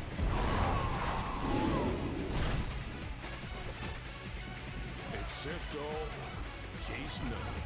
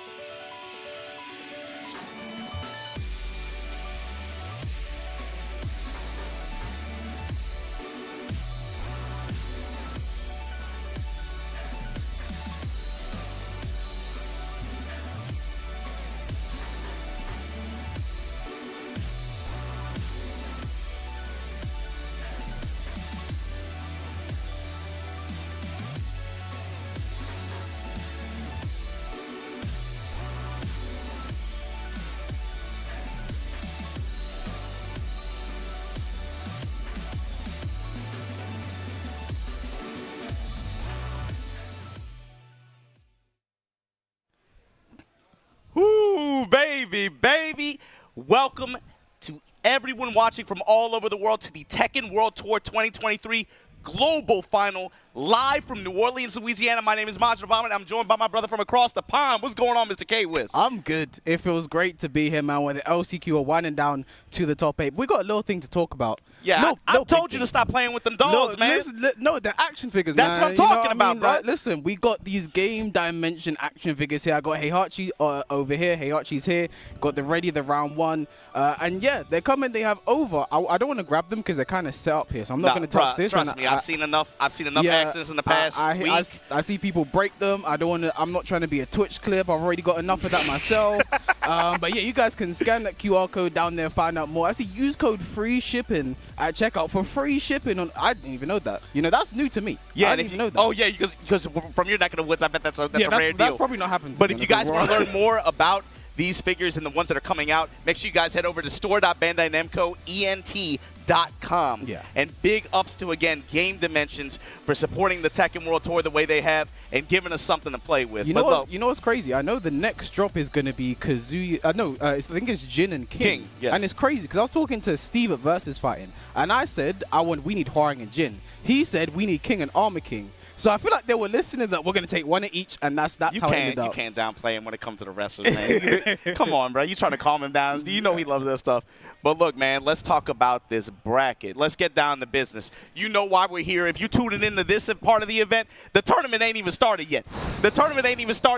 We got 8 brothers about to do battle. Give us pure chaos to see who even gets a ticket to tomorrow. Look at those names. I mean, here's the thing. I don't think we've ever had an American win an LCQ. I can't speak of 2017 onwards, but I know 2018 we had Galanda, 2019 was Bilal. Last year we had Chikarin, John Ding, Jod, etc. Right? But I don't think an American has ever won. We had Gerlanda twice. Look, Galanda qualified last year from East Europe. Yeah, but I mean, what, 2018, right? Yeah, 2018. There's something about Galanda in Amsterdam. I don't know what it is. But looking at those names, we have 1, 2, 3, 4, 5 Americans sitting down there. All strong names. I think GK777 might catch a few people off guard, but the rest of those names, you should be very familiar if you've been paying attention to World Tekken, American Tekken. Man like Phi-DX ready to slap the floor if he takes another win. Like, I'm excited to use these names, and obviously I'm going to do my best to be unbiased. But I see you can be biased. Okay, you can be biased. All right, Ayorichie sitting right there. That's the guy I'm looking to try and make that entire topic. I'm going to tell you right now, K-Wiz, 8 names right here, like you said, 5 from home turf. Being able to perform here like this and be gatekeepers, essentially, the international competitors who have been trying so hard all year to lock up a spot. And America did their job, man. They kept a lot of people out of this top 8. But you got to talk about threats like AK from the Philippines. You got to talk about Infested from Korea. And I don't see any EU in this bracket. But I see Ayorichie from the UK. I see one guy. Brexit. To be honest, you're right. There's technically no EU in the bracket, technically. But he's got. Nah, y'all clocked out of that club. I see how y'all work. But yo, Ayorichie still in this bracket in loser side, still with the dream. Look, let's talk about the big threats and the big weapons in this bracket, man. Because I got one name on my mind, but I'm going to hold off on that. Because we got Genghis, who had a huge impactful performance at Evolution this year. But that's Joecrush on one player's side, man. We saw him do some damage. Hey, you firsthand, you know. I've been seeing it for 2 days now. 2 days straight, I've been seeing Joecrush be absolutely insane. Like, he's someone I knew what he's capable of for a long time, right? He's had the potential. When you look at new school American players, he's the name that always gets brought up to me, and the name I'm always thinking of. Whenever I know I'm traveling to America, he's the name I'm thinking of. Seeing the way he performed yesterday, at the mini pre LCQ tournament, seeing how he's performing today as well. I mean, I would not put it past him taking this entire event, but Genghis. I feel like he's kind of controversial because of his play style and the way he plays. I think a lot of people have a lot to say, but the thing is, the thing that you cannot make an argument about is his performances on big stages like this. He steps up in big ways. I do not think a lot of people had Joecrush to be top 8 winner side in this event, but here we are going up against Genghis, the Don, one of the top Katarina players in the world, one of America's finest, starting up with that goose step combo. Ooh, and a counter hit knee, and you know where you're going, big boy. To the wall, Harrier stance. That's the big boy combo as well. Put some threes on him. Huge damage there. Nice low parry there from Joecrush. Has a big mountain to climb though in this lively. No rage as well, so not going to be doing that extra damage that he needs to make this comeback. Peep Genghis' style and approach to this matchup too. You see him constantly moving, rotating around left side, right side, trying to keep it Joecrush guessing whether he wants to bet on a down 4-2, whether he wants to bet on a jackhammer. Great way to pick up off the wall though. Oh, Harrier 4 whiffing down by 1. Nice backdash for no Breeze, punish. but we stop. Rage art. But that's mid-Harrier stance, and it's good. He did the leaping low. Obviously, there's a gap there. Joecrush with the checkmate call. Yeah, great work there. I mean, good call there from Joecrush, because if it hits, he wins that round. If it doesn't, he might. I think the Harrier down 3 might have killed. I wasn't sure. One of the faster Harrier options, yeah. for sure.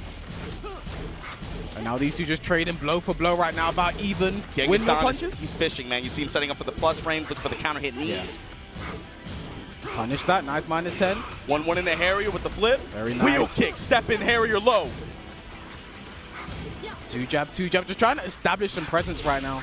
Genghis don't definitely control it this round, but it could turn in a moment. Yeah, that's the thing. Jack has the reach, of course, but Katarina also at that range has quite a few threats. Not huge counter hit launchers, just a couple, but it's about the chip damage from these pokes, right? I mean, and how they allow her to get pressure at them. Nice jackhammer. They're going to do huge damage now. Guaranteed plant the seeds. One throw. Nice break there from Genghis. Excellent break. Keeps it with the 1-1, goes mid. Down forward, 1, and we finish the string. Genghis Don evening up here. I can see this game being this tight. This was nasty, bro. This was nasty. All the way through. No duck on the second hit there. Hop kick, nice. 1-1. Optimal hop kick punish. Oh, speaking of optimal, great whip punish there from Genghis Don. Should take it to the wall. No clean wall splat though, but still going to be huge damage. That's -50. That's -50% just off the wall standing flip kick whip punish. And right away, Genghis Don, you see him just backing up. This is a lame-ass dude. Yeah. Here's the thing as well, we're seeing Genghis Don move to the right a lot. Yeah. Well, and against Jack, you're going to be beating the down 4-2. There it is right there on the right. But Jackhammer, we're seeing a lot of that from Joecrush, because that's going to be catching him if he doesn't time his sidewalk to the right. And that's the game you're playing right at that range. Yeah. And after he doesn't finish it, that was going to be the round. Is Joecrush going to be able to bring this back? No, down 4. Yeah, probably wasn't anticipating it to hit, I guess. But here we go. Genghis Don with the advantage here. We haven't seen any back 4 yet from him. Oh, these low jabs. Low strikes from Joecrush. Oh. Got to float, no conversion. It's hard to see sometimes. Fast. Might have had to do. Oh, nice. 1+2 there. Not going to carry through, but it's going to be very close. Joecrush has the life now. Side set 1+ frames, down back 1. Harassing him right now. Genghis Don stuck in the corner. Can he get a nice Harrier 1? Guaranteed. Stomp. Harrier low. Grab. Counter hit throw. The snake edge. For no reason. Lively right now for Genghis Don. Next touch could win this. Devil in a red dress. 2. 25 seconds. The big red machine. Oh, the debug final round. Joecrush. Willing to put the drive out there. I'm seeing that one. Joecrush, I'm seeing that one. That's the. Oh, you were on the other side. That was the Gamers A special. That's the Gamers A. When he's safe at the end, when he slides. It was clutch, man. Low touches here on both sides. Chip damage adding up, even on health. These two playing very slow. Genghis Don is lame as hell. Very slow this round, really just changing the pace. Again, this is a pivotal round. Again, still versatile action right now. Far-reaching low touch. Jab strings in the low from Genghis. Pushing with the 4s. Oh! Nice, catches him there. The hammer rush. Debug to follow up. About 25 seconds left to go. 2-1, 2 again. Looking for a counter hit here. Punish. Feeling desperate. 2-2. 4-4-4, and the forward one. Joecrush taking the first game. Genghis Don got some work to do. You can say whatever you want about how he plays, what the decisions he makes, whether he's Wi-Fi, whether he's wired. This dude on stages is ice cold. And he just performs, man. What do you say to that? I mean, Joecrush, over the past 2 days, the only players he's lost to is Knee. The only player he's lost to over the past 2 days in Tekken action is Knee, and he has been able to keep it close with the Jack, with the Geese. Hey, look, I apologize real quick. Look, yo, last night I was trying to get them to run a bracket a little bit faster, get everybody out of there listening. Bro, I was like, Joe, we're going to have to run your match on stream, man. My bad, bro. I was just kind of taking over. You know, he looked at me like, you going to take me off stream? I never felt so bad in my life, man. Joe, I'm sorry, baby. Come on. But he's been doing his thing, man, these past 2 days. And again, look at him. And the big thing is the confidence, too, right? Yeah, being able to perform last night, it doesn't sound like much, you know, just like a little casual, you know, tournament before the tournament kind of thing. But being able to play and perform the way he did, it's about the confidence that gives you going into this tournament. Because look at how he's been performing today, you know. Lights out performance, game after game. Big jackhammer, plant the seeds to follow up. Bro, you see Genghis fishing in that, like, 3 range, 4 range, looking for these, to use those, gosh, he got the long legs, bro. The pokes. Poking away now. A nice low parry on the down back. Excellent answer to one of her stronger lows like that. That was actually sped up in Season 4 to make it close to unseeable, but Joecrush, he got the glasses on. He can see the frames. He can see the frames like Neo right now. You can see everything right now. It makes 1 through 3, not the, I don't know about the new one. I haven't seen them. I heard it's not good. I heard it's not good. Harrier low. Does it again. Is trying to get some momentum here. Harrier 1 once again able to check Joe's options. I loved it because it switched up the timing completely, but nice throw, swap sides as well. Smart option there from Joecrush. Nice down forward 2, looking very good right now for Genghis Don, the 3-3-3. Harrier low goes over the low. The stop misses. Safe mid, able to close out though. Genghis still in the fight. Again, I think when I think of like American Tekken, I think of these two at like a very similar like level right now. They both have like very similar peaks, very like similar lows as well. Yes, unfortunate that we don't see them internationally as much, right? But that's kind of what makes, in my opinion, that adds to them being a threat in this kind of tournament, and that's probably one reason why you see them here. Yeah. I doubt Joecrush was on Rest's radar like that. You know what I'm saying? So going into this, about half the round is gone now. Lively for Joecrush. We've seen Genghis Don just destroy those in an instant, but... Okay, Wiz, can I show for a minute? They say that the perfect play is boring. I love it when nothing is happening. I love it when they're just moving around and nobody's doing anything. The thing is, like, these two players, I don't normally expect it from as well. You know, Joecrush, very aggro, very aggressive. Genghis Don likes to go balls to wall action. And that's what's cool about it. Sometimes when you get some player matchups, not even about the character matchups, when you get some player matchups where all of a sudden everybody's looking different. Full crouch down forward 4 from Genghis, no counter hit, willing to just take the hit, dip out. Ooh, the 4-4-2, he's threatening with the follow-up. I think sometimes you just gotta let it rip, but on block, the fact that happened once, Joecrush will be ready to duck the next time, so nice throw, swap sides, very smart option there from Joecrush again. We'll see him do that quite a bit, does not want his back to the wall. While standing 1-1 in the Harrier. Harrier low once again has had great return for Genghis Don so far this set. Oh, he's gonna fly. He doesn't go for the swap side, but then again, this keeps Genghis Don close to the wall, spends his rage as well, okay. I like this option because when Genghis Don's back to the wall, a wall splat here ends this round. And this game. Genghis enraged though, stays down. 2 down back once. Genghis Don, can you bring this back? Harrier low. And then oh my god, the step in low. I like this from Genghis Don, putting his life on the line, but it's working out fine around in the second game. Another fine round between these two, Margin Obama.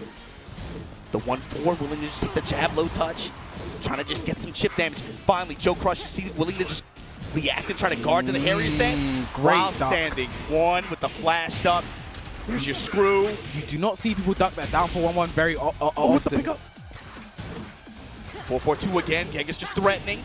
I mean, Genghis looking for an option now, looking for a Hail Mary, wants a wall splat, wants something, gets the low, nice start, 3-3s. That could be a start. Rage available as well, and the lows Genghis again. Don! You know, I love that as well, because with the rage available, Joecrush is way less likely to duck. That big mid-rage drive with follow-ups as well, we are back to the wall. Very smart in there from Genghis Don, risking it, but knew with the rage available. That's the thing, that it got kind of nasty there. They got really, really scrambly. There was some like guaranteed damage that was left on the table to go for another setup into the down back through. But man, it worked out. That was really, really scary to watch still, I'm not gonna lie. And now we're going to get into a final game between these two, man. I think exactly how I expected it, exactly how people at home expected this one to go, especially the way these two have been playing today and just in general. I think these two, they've had very good tours, but it's just like they haven't been able to capitalize all the time. I think a lack of consistency has been a problem between these two. Lack of consistency, but also I'd say even lack of like stepping up to the, not stepping up to the plate, but like lack of going to the game. Yeah, you know what I mean? Exactly. It's like it's really hard to qualify when you don't travel internationally as much. Yeah. It's just difficult. Like you're gonna have to like legit like win events, right? And it's just like both of these guys have had some awesome performances this year. Genghis Don Evo. Yeah. What more can be said? But I mean, what more can be said? The fact that he's in the LCQ, that's what's unfortunate. He went the first attack and he had a good, I guess, underwhelming performance there. But Summer Jam, he got what, second place? It's not enough. It's just like this tour is so competitive. Yeah. I mean, you look at, Book, who's literally number 19. I think he's qualified off 10 points, something like that. I think. Bruh, I've been chilling this thing the whole goddamn time, bro. Look, the last, 2 months, 3 months of this tour were nutty as hell. Some low high coming out of nowhere. Literally nowhere. He did not exist for a year, bro. I thought he was gone. I thought he was off the scene. But returned with a vengeance. But enough about him. We got to get into this final game between these two. I think it was Joecrush's stage that gone for the Forgotten Realm. Interesting choice with the Jack. And Joecrush immediately bet on the duck. He gets the 1-1 string like that, comes up with the while standing 1 uppercut, gets the wall, breaking a floor on his way. Spring kick from Genghis, canceling out the down forward 3 string. That's classic Katarina. Counter hit. This is going to huge damage as well. Is he going to break the floor as well? Yeah, he's going to break it. Now put some 3s on him. Joecrush just shy of rage. Nice break on the throw. That was 2 attempts. That would have been dead, I think. Oh, the back 3+4 backswing blow. Able to get the wall splat there, and Genghis Don able to get the W. And every round here, we're getting close to the end of this game. It is 1-1 between these two, keeping it close as you like it. Genghis compact, really mixing up his approaches here. Joecrush, power crush, there it is. Yeah. That's why it's Joecrush. That's why he be putting that power crush out there. He's one of the only Jacks he used 1-1 as a punish as well, and it's so good. We can see why it is just there, and now 1 round apiece. I feel a final round coming on. 1-1-2, no duck on the last hit. Oh, gets the wall as well. He's going to break it. No, he's not. Just going to take the damage. It's not too low. Oh, the 4-3? I thought that was counter. Yeah, I thought it was going to counter hit too. That's a launcher. And now Genghis done with the life lead 3s on it. Oh, the down back 1s, man. Oh, there it is. There it is. Big counter hit. Genghis done. Now on set points, moving to winners finals at the LCQ. Again, both of these two no strange to this position. Joecrush can definitely bring this one back. Genghis the Dom with the break. Joecrush, what is your answer? Lows. Very nice. Again, I mean, Joecrush as well, one of the only Jap players we see use these type of strings as well, man. Oh, defiant hop kick here. And Genghis, screw into Oki. Oh, I was going for Harry Oki. Yep. Oh, good back dash from Genghis done, but doesn't capitalize. Scary whip, charge punch in mid-range. Power crush once again. And the forward 3+4. Safe. Final round. This is the first game of Top 8 Mike November. Nice low parry there. 1, and finally the call out on the Harrier low. Got the wall. Lay that shoulder on him. Very nice work there. Nice patience there from Genghis Don. Turning this one around. The wall. No, he's not gonna make it yet. He just started moving to the side a bit too much. Forward 2. Stop all that nonsense. Nice break. Essential break there from Genghis Don 3. Take your 3 damage. Oh, the cross chop. This is not good for Genghis Don. 4s. 2-1. The strings. The full crouch down back 1. Joecrush. Patting the chest at Robert Whittaker, saying, here I am. Winners final. The only person who's lost to in the last 2 days is me. Bruh, if you're on the other side of this bracket, you gotta watch a match like that and watch his emotional response to winning it. This dude with confidence behind him, dude, winner's side, the benefit, this is scary, man. Sorry, I just gotta say, it's really funny how like Phi-DX was so ready for his game. The camera pans over he's just trying to make another thumbnail. He's just trying to make another thumbnail. Content. Goes right back to Phi-DX. He's already there. I appreciate that because he's someone as well whose performance today is really like. No, he's he definitely. I mean, he's had some good performances this year. Like, you know, jokes aside, but coming up next, dude, it's him versus. To me, I looked at this bracket and I was like, that's someone not a lot of people are going to bring up. This kid, if he shows up to this thing, and guess what? He's been on this stage before and gotten very close to qualifying out of the LCQ spot.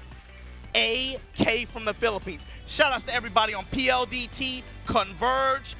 We don't mess with those smart dudes. I don't know about you. Know, that's some that play stuff. Don't worry about it. But if you're on smart, we don't mess with you. PLDT, Converge all day. AK is the one to rule them all. See, here's the thing. I think when I looked at this bracket, I was going over it with a few people. The one name that a lot of people said to me, and the one name I was thinking this guy to take it all is AK. He was the name that really jumped out. Obviously, we had Infested, Pinya, etc. But the main name I heard a lot was AK. Because this guy, just the way he is able to play the game, and he does something which I want to say is just a bit... I want to say it's a bit underhanded, I want to say, the way he plays the game. Because generally, if it goes 1-to-1, he always picks Akuma. Yeah. First to 1 Akuma. That's really what defined the shadow set to me. The shadow set is being able to, again, leverage his Shaheen play. His Shaheen steals a game. Cool. Now I'm in there. You lost Akuma. First and you don't to get and you also a player who is known for playing multiple characters at a high level. You don't really get a chance to respond if you lose that one game. Exactly. And I got to tell you, man, as a dude who's been watching and running some netplay tournaments featuring this dude, he has a lot more than just that Akuma. Yeah. He I mean, is, this dude's a monster, man. What he's, and the big thing is, he's feeling good, bro. He had a long-ass ride over here, but he's had his Coca-Cola, bro. He's been drinking the soda nonstop. He's feeling good.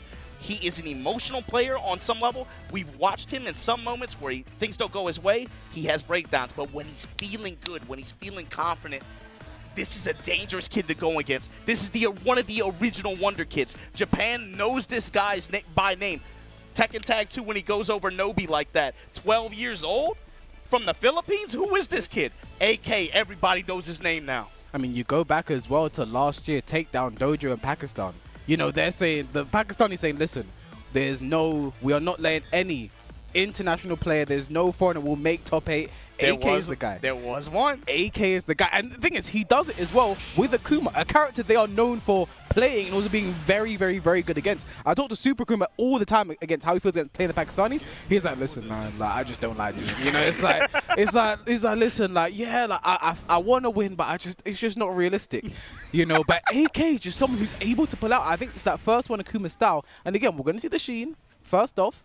Yeah, if he takes us to, it might be all the way Sheen, but if we see that 1-1 and AK is the one to bit the character, I'm expecting. That's the thing. This first game is important. If we see AK go up this first game, that's where things are going to get interesting. Yeah. But now Phi-DX, I mean, I don't think we talked about him enough. No, not enough. Someone who has been, you know, let's go back to his CEO performance. You know what I mean? That's where he started snapping the floor. I don't know too many brothers that injured themselves playing Tekken. I know some wall punchers. I know some controller spikers. I've never heard of somebody getting a gaming injury from playing this character, wall character. Yep. And man, the comments that you heard about this character for so long, and then CBM and Phi-DX at the same time turn up the way they did on this tour like this, kind of makes you rethink how we value characters, especially in tournaments. You talk to some Korean players, they say Noctis top 10, top 5 character on this platform. Potentially, you know, on this platform. on That's a PlayStation, conversation right? talk. So, you know, I think Phi-DX definitely showing quite nice while setting 2-2. And that's one reason why, man, what a backdash. Lets see the whip on the slide, picks up the while standing 2-2, able to get the wall. And that's another thing, too. The ranges that this character can play at is so... Yeah. Oh, speaking of ranges, down for 2. I think the best range I-15 whip punch in the game. Oh, my God. He's got the Space Stone, man. And nice. I love his use of forward four as well. Master of space, master of time. Oh, look at the wall, shield bash. I mean, huge life for Phi-DX down forward 4 closes it out, looking so good right now. The potential favorite. And you saw him at the wall too. That's an in my opinion, undervalued aspect of Noctis' gameplay. His wall pressure. Yeah. He has you have to be able to rack very quickly, and you have to have your 13 frame punish damage on deck. And when we see, like, you know, he does forward 4-2 a lot on wake up because it's going to wall split if it hits. And the second it's only -11 on block. Not many characters are going to be doing too much for you for that. And big whiff. I mean, Phi-DX maybe getting a bit too ahead of himself there. AK, can he carry this to the wall? Oh. But slash, but get up 3. There's your screw.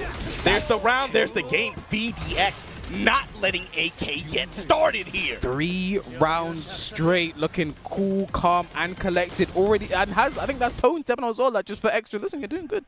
Keep up, man. And now AK, what does he do? I think that was either an immediate rematch or an immediate character select. Does he queue it up now? I don't think he liked how that one went down. I mean, we don't get a chance to see the first one, Akuma. You know, but also, you know, he's not moving yet. He's kind of just hovering. Maybe he just needs that breather. Yeah. I mean, again, Phi-DX looking very, very calm right now. He's someone who I criticize a lot for being a bit of an overthinker. I think he thinks more than he plays the game. That's a criticism I lauded over him. But recently, and what we're seeing here today, he's playing the game, man. It's time to play the game. Have at least some critics been silenced today? A lot have, I mean. If you're looking at this top 8, a lot have. Hey, make sure you guys leave a comment on this latest video and please subscribe. I can see the thumbnails for this thing as we're playing. I can see the thumbnail pose as well. The open mouth. He's got to give us an open mouth on the exit real quick. But look, this is game 2. AK all the way from the Philippines. You crossed an ocean. You crossed damn near a whole country to come here to New Orleans, Louisiana to do battle with Phi-DX here on winner's side of this bracket to see who's going to be facing Joecrush in winner's final of this LCQ top 8 for Tekken World Tour 23. Global final LCQ. Man. I mean, I had a small conversation with Phi-DX just for this top 8. Sure. And like he said, like, I'm prepared. You know, he said, I know what to do. I feel ready for both characters, Shaheen and Akuma.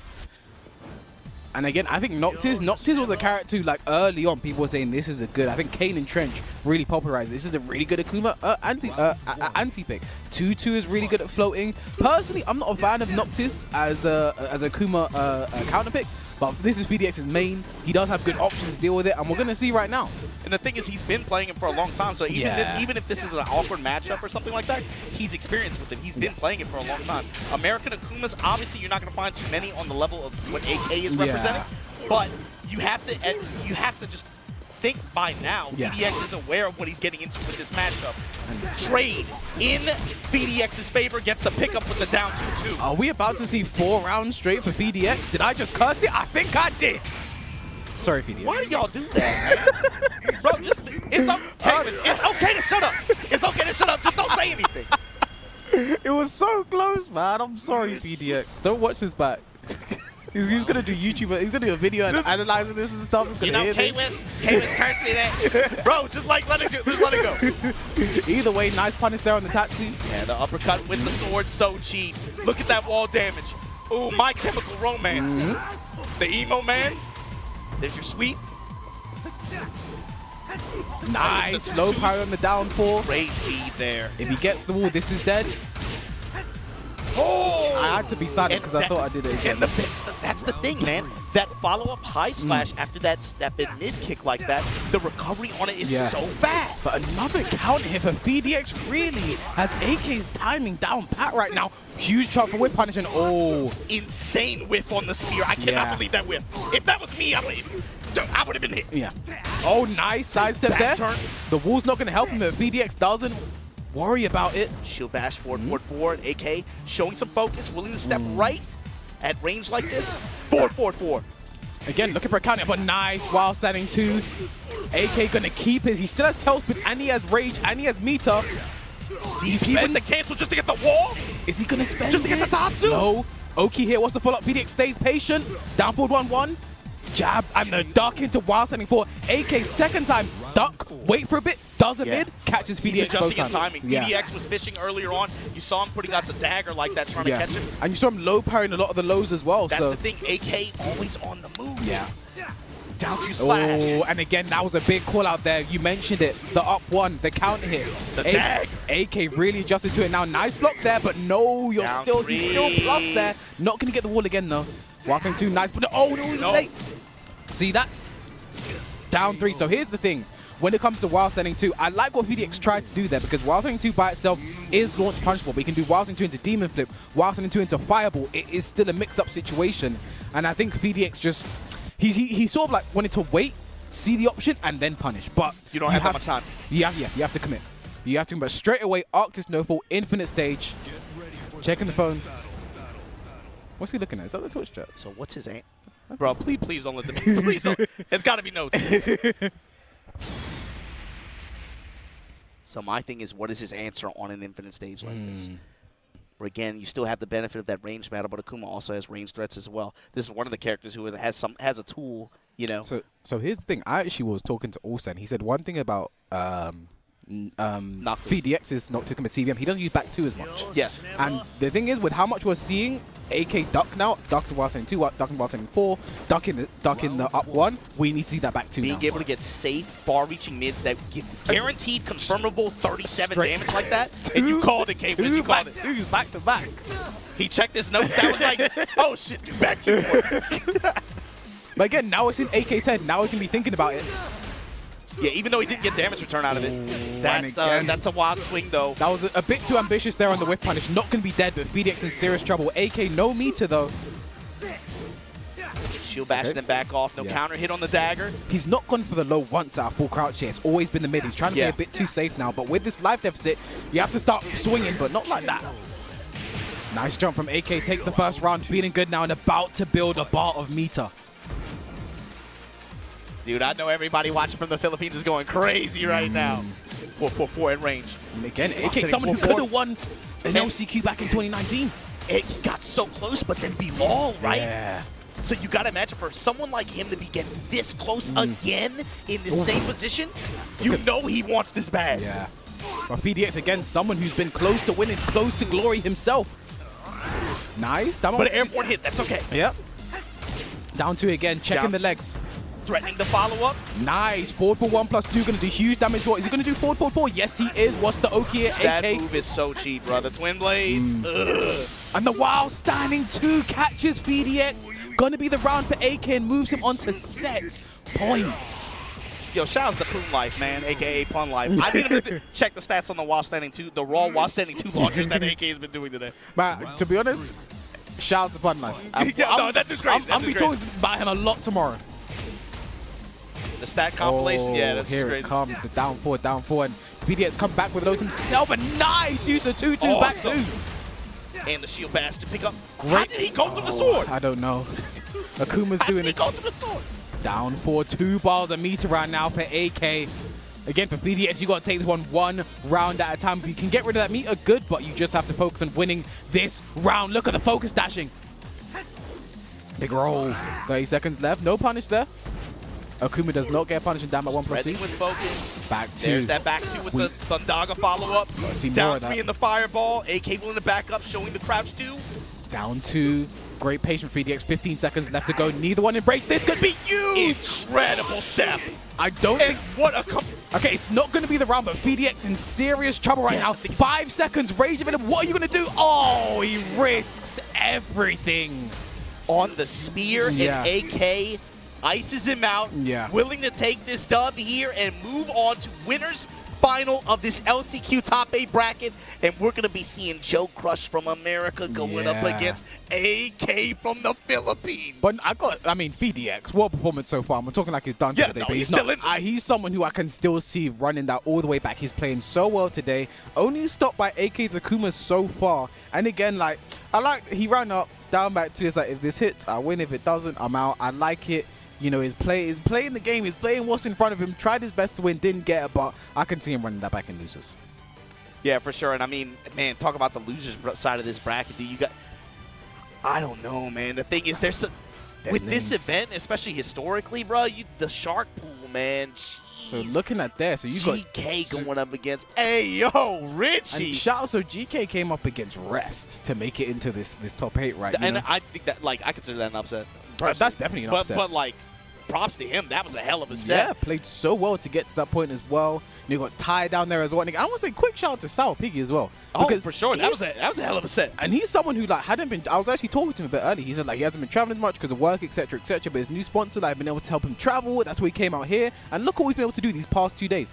Going up against Ty, but of course, yeah, like you said, Sourpiggy had a really good performance in Puerto Rico as well. Ty, though, the one going to be moving on here, and I think one of the young hopes of America, right? Yeah. Had an incredible performance the past few years, but being able to be top 8, even though it's loser side of this LCQ like this, that's the kind of player who a lot of people put investment into him. Like, yo, this dude's the grind, right, man? He's really committed to that. And speaking of commitment, I need you guys to commit to this pre-order special. Get yourself this Jin figurine. That's a figurine. No, that is not a doll. It's a figurine. It's a figurine. 25 centimeters tall. Look at that one-winged angel. 8 glossy collectible character cards. Arcade token. How many people even know what an arcade is here? Leroy Smith metal ring. Kiss the rings. Full game with the Ultimate Edition content and bonuses. Special face-off steel book with the premium box and the base game. Thank you, Michael Murray. Pre-order now. Available January 26, 2024. This is our last Tekken 7 tournament, and then after that, we gotta pay attention to that Tekken 8. And you guys also need to pay attention to all of the socials as well. You know, shouts to Bandai Namco Esports.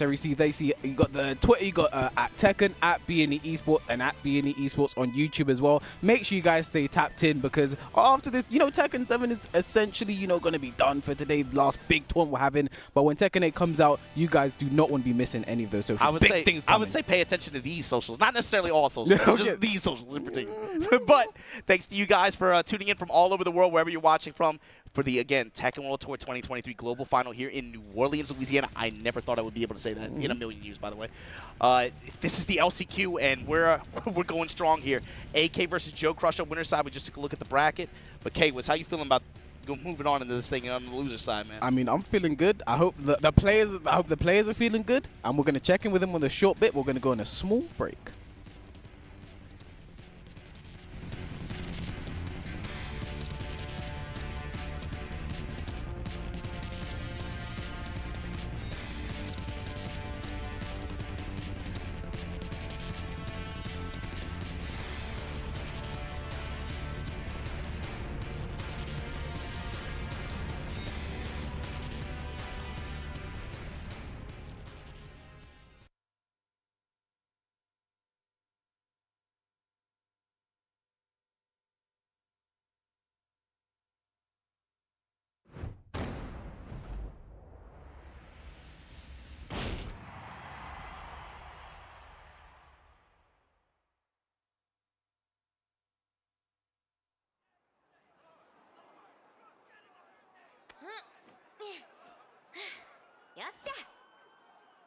けたる Get ready for the next battle. Tekken 8. New challenger. Asuka Kazama.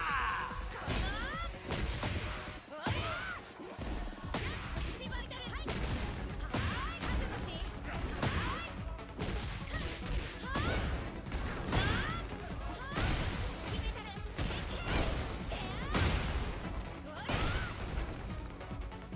手加減いらんでおおきに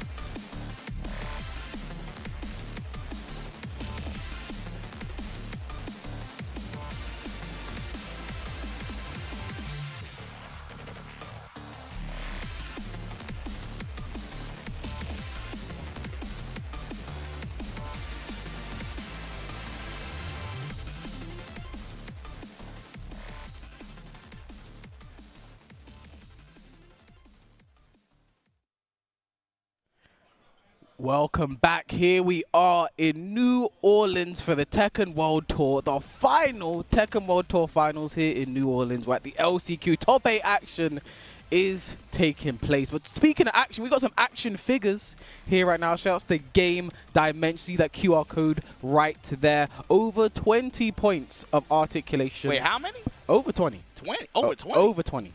Could be 21, could be 22. I know it's over 20. That's some articulate and action That's a figures, lot of. bro. That's God you see them right there. I'm not touching them because there's been incidents before. and Yeah, I'm not- I've seen some wings get lost. I've seen people losing limbs. I'm not- I But don't wanna hey, cause with issues. these, the best part is, again, like you said, the points of articulation. You can style these characters in so many poses of their iconic attacks and moves. We got the King one coming soon. I know people are gonna have a lot of fun with that. Oh, yeah. Bruh, I'm telling you, a lot of dads gonna be like, "Hey, son, I was telling you stop playing with the dolls, but that's pretty cool on the shelf right see there." the King, see the Jim, be like, okay, that was pretty. You see the All right. electricity as well. Like, you know what? You can come. All right, you can come in after 2 a.m. That's no big deal. I'll cut you some slack. Yeah, but shout out to Game Dimensions and shout out to the players we have left in our top 8. That's what I'm talking about, bro. Shout outs to the players. Shout outs to everybody, again, who's been doing so much work for this game. Like, I was talking about it with Steve, man. You know, for a lot of people, I think probably yourself as well, you would think of Tekken 7 as a 7-year game. There are some people that are in this bracket even. It's a 9-year game, bro. 2 months short of 9 years old. That's a chunk of lives committed to this game. And, bro, when you put that into perspective like that and you look at this bracket, Joecrush versus AK in winners final, going up losers round 1, GK versus Ayorichie, Infested versus Ty. For some of these players, that's a huge chunk of your life committed to Tekken 7. But one thing I want to say is, well, when you look at this top 8 as well, one thing I like, because again, it's the final Tekken World Tour finals, final LCQ, we got a lot of players also a bit newer. You know, Ayorichie only really started competing around Season 2, Season 3, you know, start time. You know, Ty and Joecrush are newer players as well. I mean, we only have really the quote-unquote newer school American players here, you know, left in this top 8. And then obviously, you know, got Infested there. This guy's been around for a minute. You know, and obviously AK, the guy who's been a problem since he was a young lad. A problem child. But a problem, once a problem child, he's problematic, you know, young man now, I guess. But here we go. This is Ayorichie, and this, to me, I'm looking at this, seeing what this guy did and the way he played, in spite of having a, like, bad day, so to speak, at ICFC finals last weekend. The way he played and the way he was showed he was mentally tough to stay in a long set like that. To me, I'm looking at like, Richie, was that practice for today? Was that something that you could look at and have good confidence about coming into this bracket? But you got to be able to get over a Zafina right here, right now. Shadow said straight up, y'all don't know how to play against Zafina. He's right. You ran a long set last weekend. What did you learn? Yeah, probably one of the best Zafinas.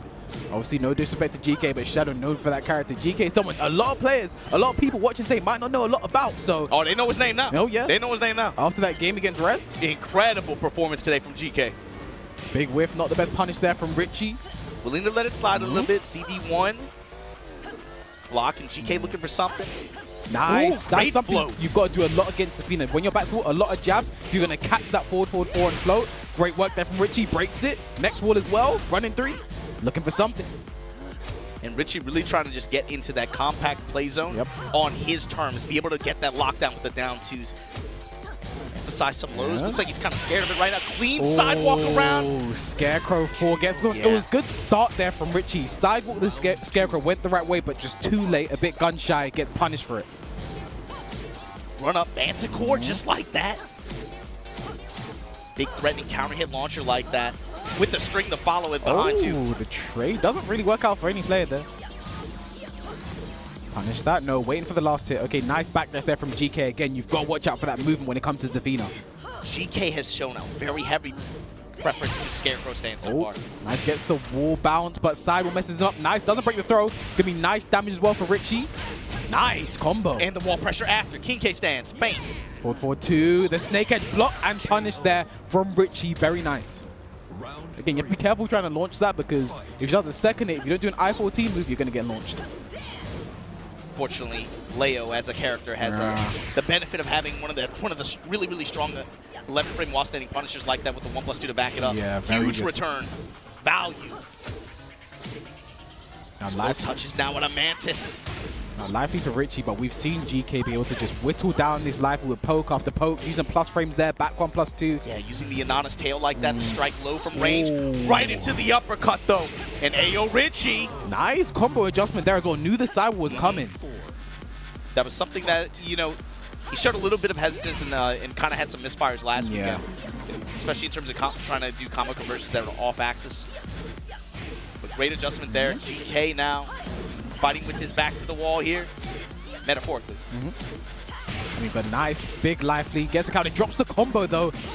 Last chance saloon for Richie. If he steals this is going to be huge momentum. Nice. Oh, what? Wait, what? That should be Garrett. What? He did the... What? I've never seen that before. I don't know what to say. All right, the down for 1-2s are coming out right now for GK. Nice. Counter hit there for Richie. Is he going to be able to carry to the wall? Might be a side wall. Yes, it is.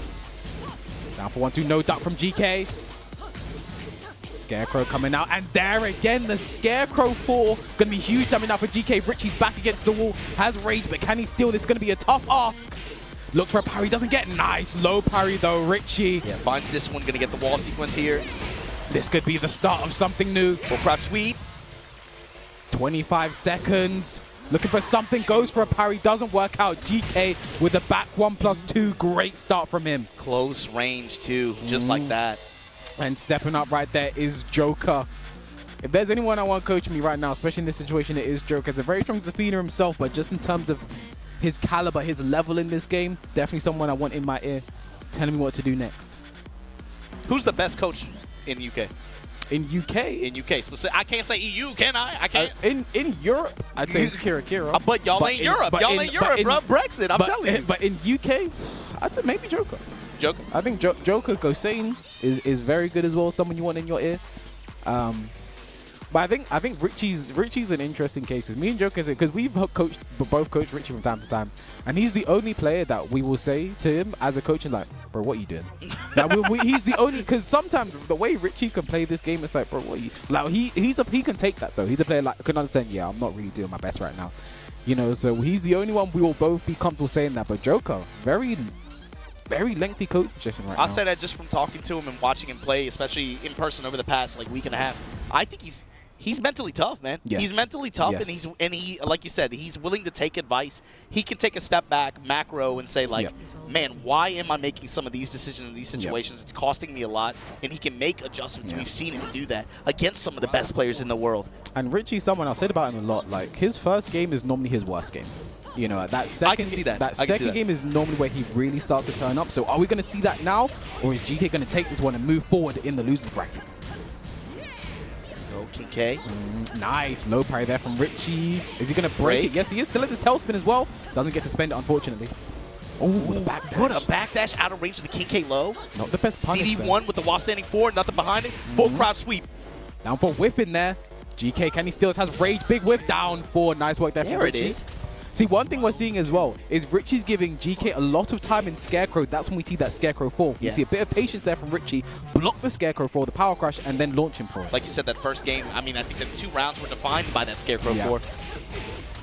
But also, Richie kind of using a few more lows that first round, too.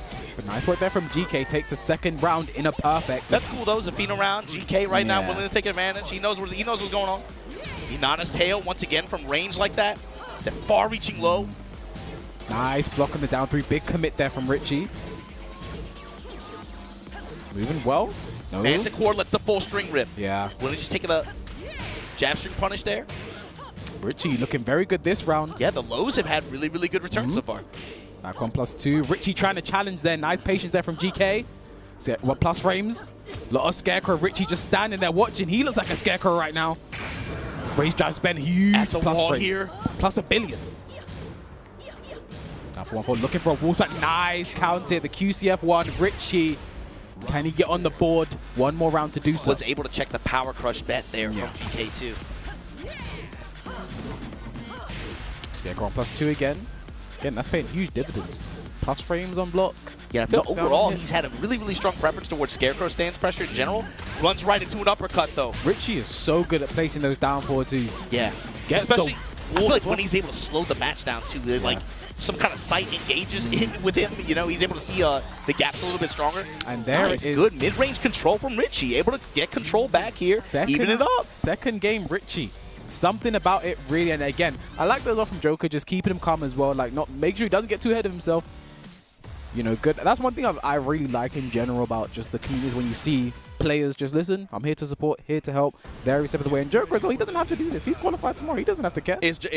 Whatever Richie wins today, and he's in his he's in Joker's group. I mean, is Joker gonna go? The thing is, Joker normally beats him, so he wouldn't mind. Joker would not mind. Well, Richie's in Maple. Damn.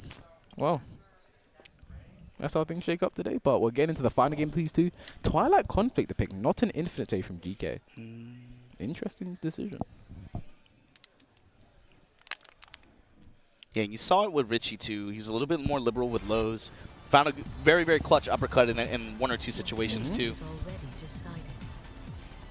But we haven't really seen him get in the position where he's able to get in mid-range like that and really pile on that Richie pressure that we're used to seeing.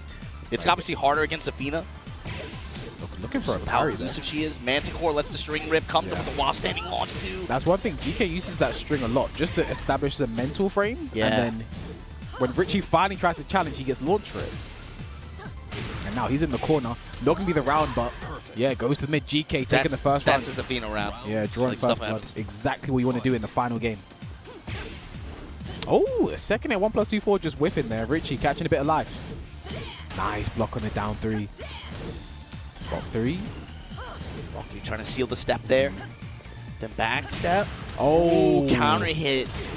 It's going to get launched here and taken to the wall. Consistent wall ender. Boom. Oh, the spring kick. Oh, ill-advised there from Richie. Scarecrow. Again, he's just sitting there watching. And then the low poke. GK 1 round away from removing Richie from the tournament. The moving Mantis forward. lows, low after low after low. Again, we're just seeing Richie watch the Scarecrow too much. Not doing anything about it. Just taking nice. You can always 10-frame interrupt there. Now willing to Abare here. King K into the uppercut. Richie just not believing in some of his options here. That might come back to bite him. Tarantula for the first time. Richie with an instant check on the low swipe. Gonna get the sidewall? No, just short of it. But he gets this good corner positioning here. Never mind. It is again, the Scarecrow fall, but the wall is right there. Doesn't work out for GK. Rage available though. Scarecrow. Oh, the hop kick, which that should normally work. Rage up. What's gonna happen? Oh, Richie still alive through the rage drive. If that second hit, that might have been it. Might have been all she wrote, but Richie barely staying alive. Can he claw all the way back here though? Down 4. Let him just take his plus frames, score down 4, dip. Again, the plus frames. Richie just watching the stance right now. And GK happy to let him. Ill-advised spring kick there from Richie. That Tarantula torpedo kick like that. Tarantula lows now. GK has switched up the way he's pressuring Richie. It's catching him off balance. Nice combo there as well. Was hard to confirm. Nice. Richie taking big risks right now as well. A lot of sweeps. Down 4-2. Trade in his favor. Is this going to be the round margin, Obama? Oh, this. Oh, you know she's getting the. Oh no! I'm so sorry. I'm so sorry. It wasn't me this time. I'm so sorry. It wasn't me this time. But what it is a final round between these two. Loser goes home. And for Richie, that's a very long journey. Down 2 finally able to get this down 2 pressure. Oh, didn't believe. Plus frames again. The Scarecrow stance. Richie watching. Nice jab. And can he take this to the breakable wall? This could be huge if he does. Just short of it. Yeah. Bach 3. New tactics into the sweep. Big belief from Richie. This should go to the wall. Richie's combos, one of the best in the game with his character. Nice, goes for a mix-up. Bach 3 again. Down 2. Plus frames. Oh, the second hit. Launcher. Catching Richie out of nowhere. GK really needs to capitalize on this right now. In position here. Richie in rage though. Is he going to spend it? 1+2. Down 1-4. No duck. The 10 hit. The 10 hit. Rage on his knees. He's alive. He's alive. He's not just alive. He's winning. I do not believe that. And he's, oh my God, he's up. He is up. I didn't know how he got far. Hey, yo! Oh my goodness. Oh my goodness.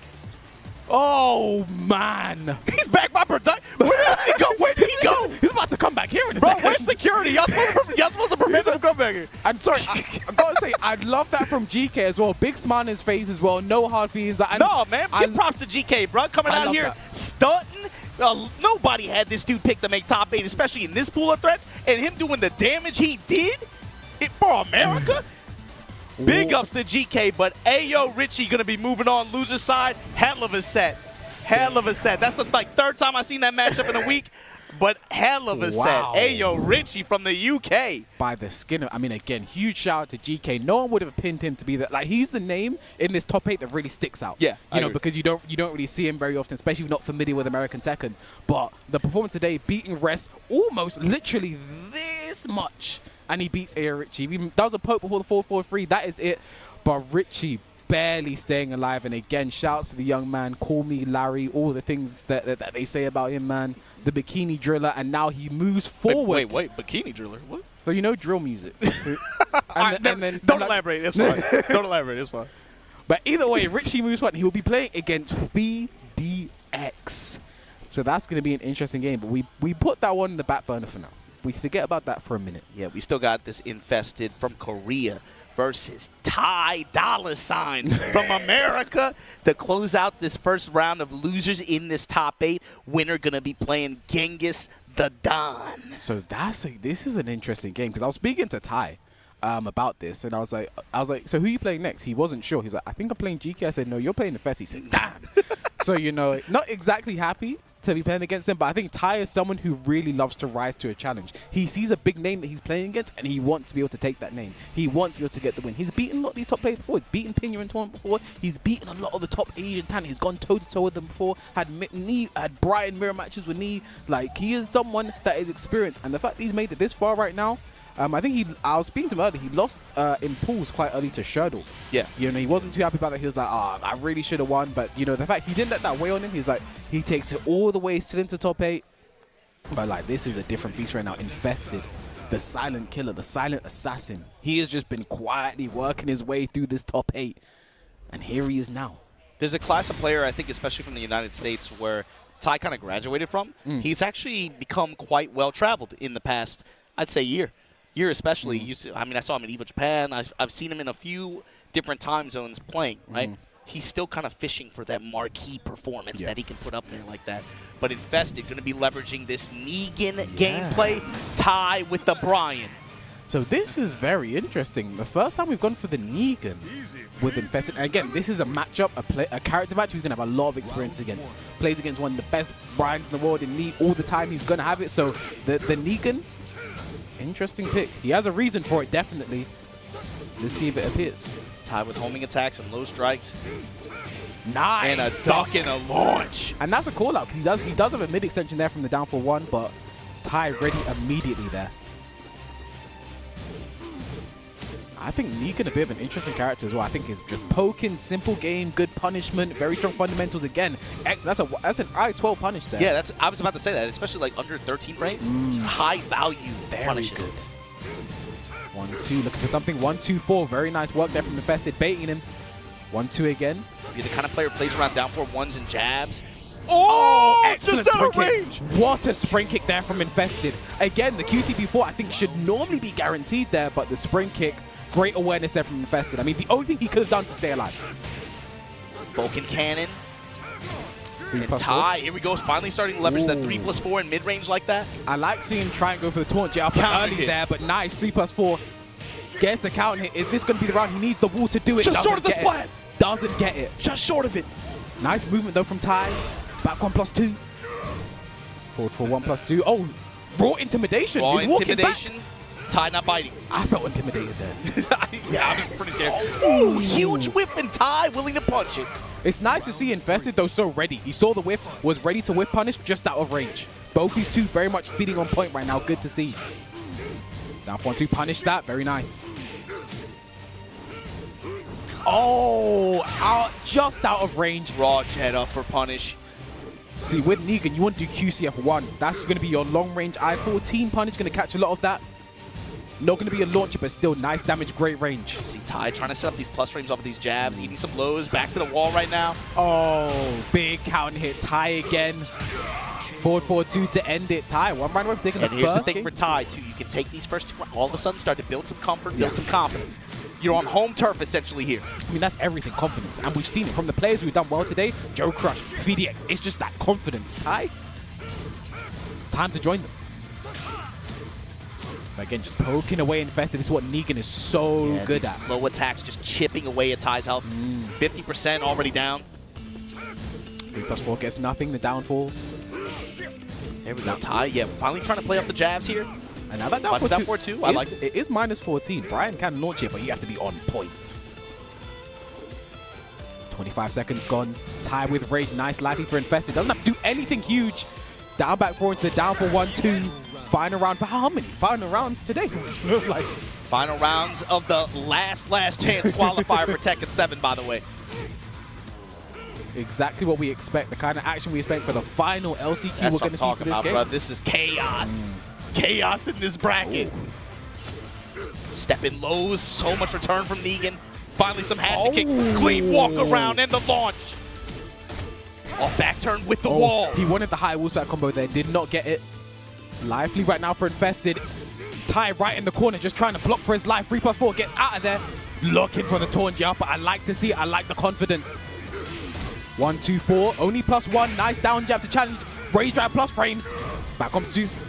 Nice step. What a punish from Ty. Messes up the taunt, but the down 4-2. And Ty, yes. That affirmation, he knows that was a tight one, but Infested. Man, I'm looking at this bracket. You had names like Infested, you had Rest, you had JDCR. Yeah. Infested, the sole Korean able to make it this far in this event. I gotta imagine a lot of people are surprised by that, but I mean, I think looking at this at onset, knowing this guy and how well traveled he is and how he can show up and kind of just catch people by surprise. Yeah. Even though his name isn't in a lot of people's mouths like that, it's not that surprising. Yeah. I mean, again, we're seeing some great knowledge of the Bryan as well, like sidewalk the Hatchet. And again, that's a read. Yeah, he's had some clean walk-arounds. Yeah. He's going to the left. Bryan's weak side is the right side. Hatchet is the only thing going to catch you going that way. And we're seeing Infested go to the left, go to Hatchet's weak side, expecting it to come, getting the back, and doing good work with it as well. And I think he's sticking with the Negan as well. Saw knee. I mean, if you want anyone to give you advice on how to play against Bryan, that's the guy I want coming up. Isn't this technically a law match? Because in Negan's like introduction, like Bryan was on his side or something. I remember like in the first ever like teaser for Negan, I think Bryan was in the caravan with Negan. How old are you, Kate? You watched The Walking Dead? Fight. All right. Were you excited with yeah, I was. When I saw the Negan announcement, I went crazy because it made no sense to me. Yeah. Very good. Nice save. Nice save. Good stuff. Nice punish there on the wild side. 2-4 again. Negan now on this infinite stage.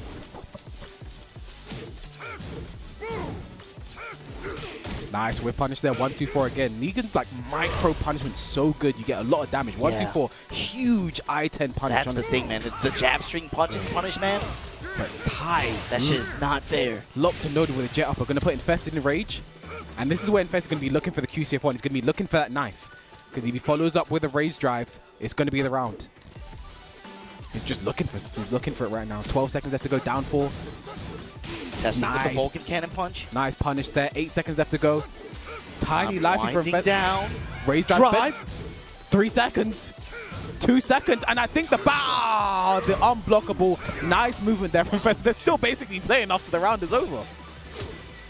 Step in lows. Oh, big while standing 2 there. Just the tiny movement we're seeing from Infested, the sidestep ducking, keeping it very, very and micro. Lucille is hungry, man. Yeah. Minus 60%, just like that off 3 touches. And the chip damage adding up here. I mean, she is. Ooh, clean walk around. Yeah. Ooh, to the right side. 2 rounds already there for Infested. Looking very good. Whatever Nee said to him, it's really working out. So I'm wondering, Ty, after this game. If I'm picking the smaller stage in the game. Well, let's see how this one plays out first. We'll get to that. Because Negan, I think Negan has the best male movement in the game. He's like one of the only characters that can sidestep Geese's back 3-2, to the right. His movement to the right, very good. Excellent punish on the hatchet there. Oh, counter shove and the intimidation. Yeah. Grab. Now, big lively right now for Infested.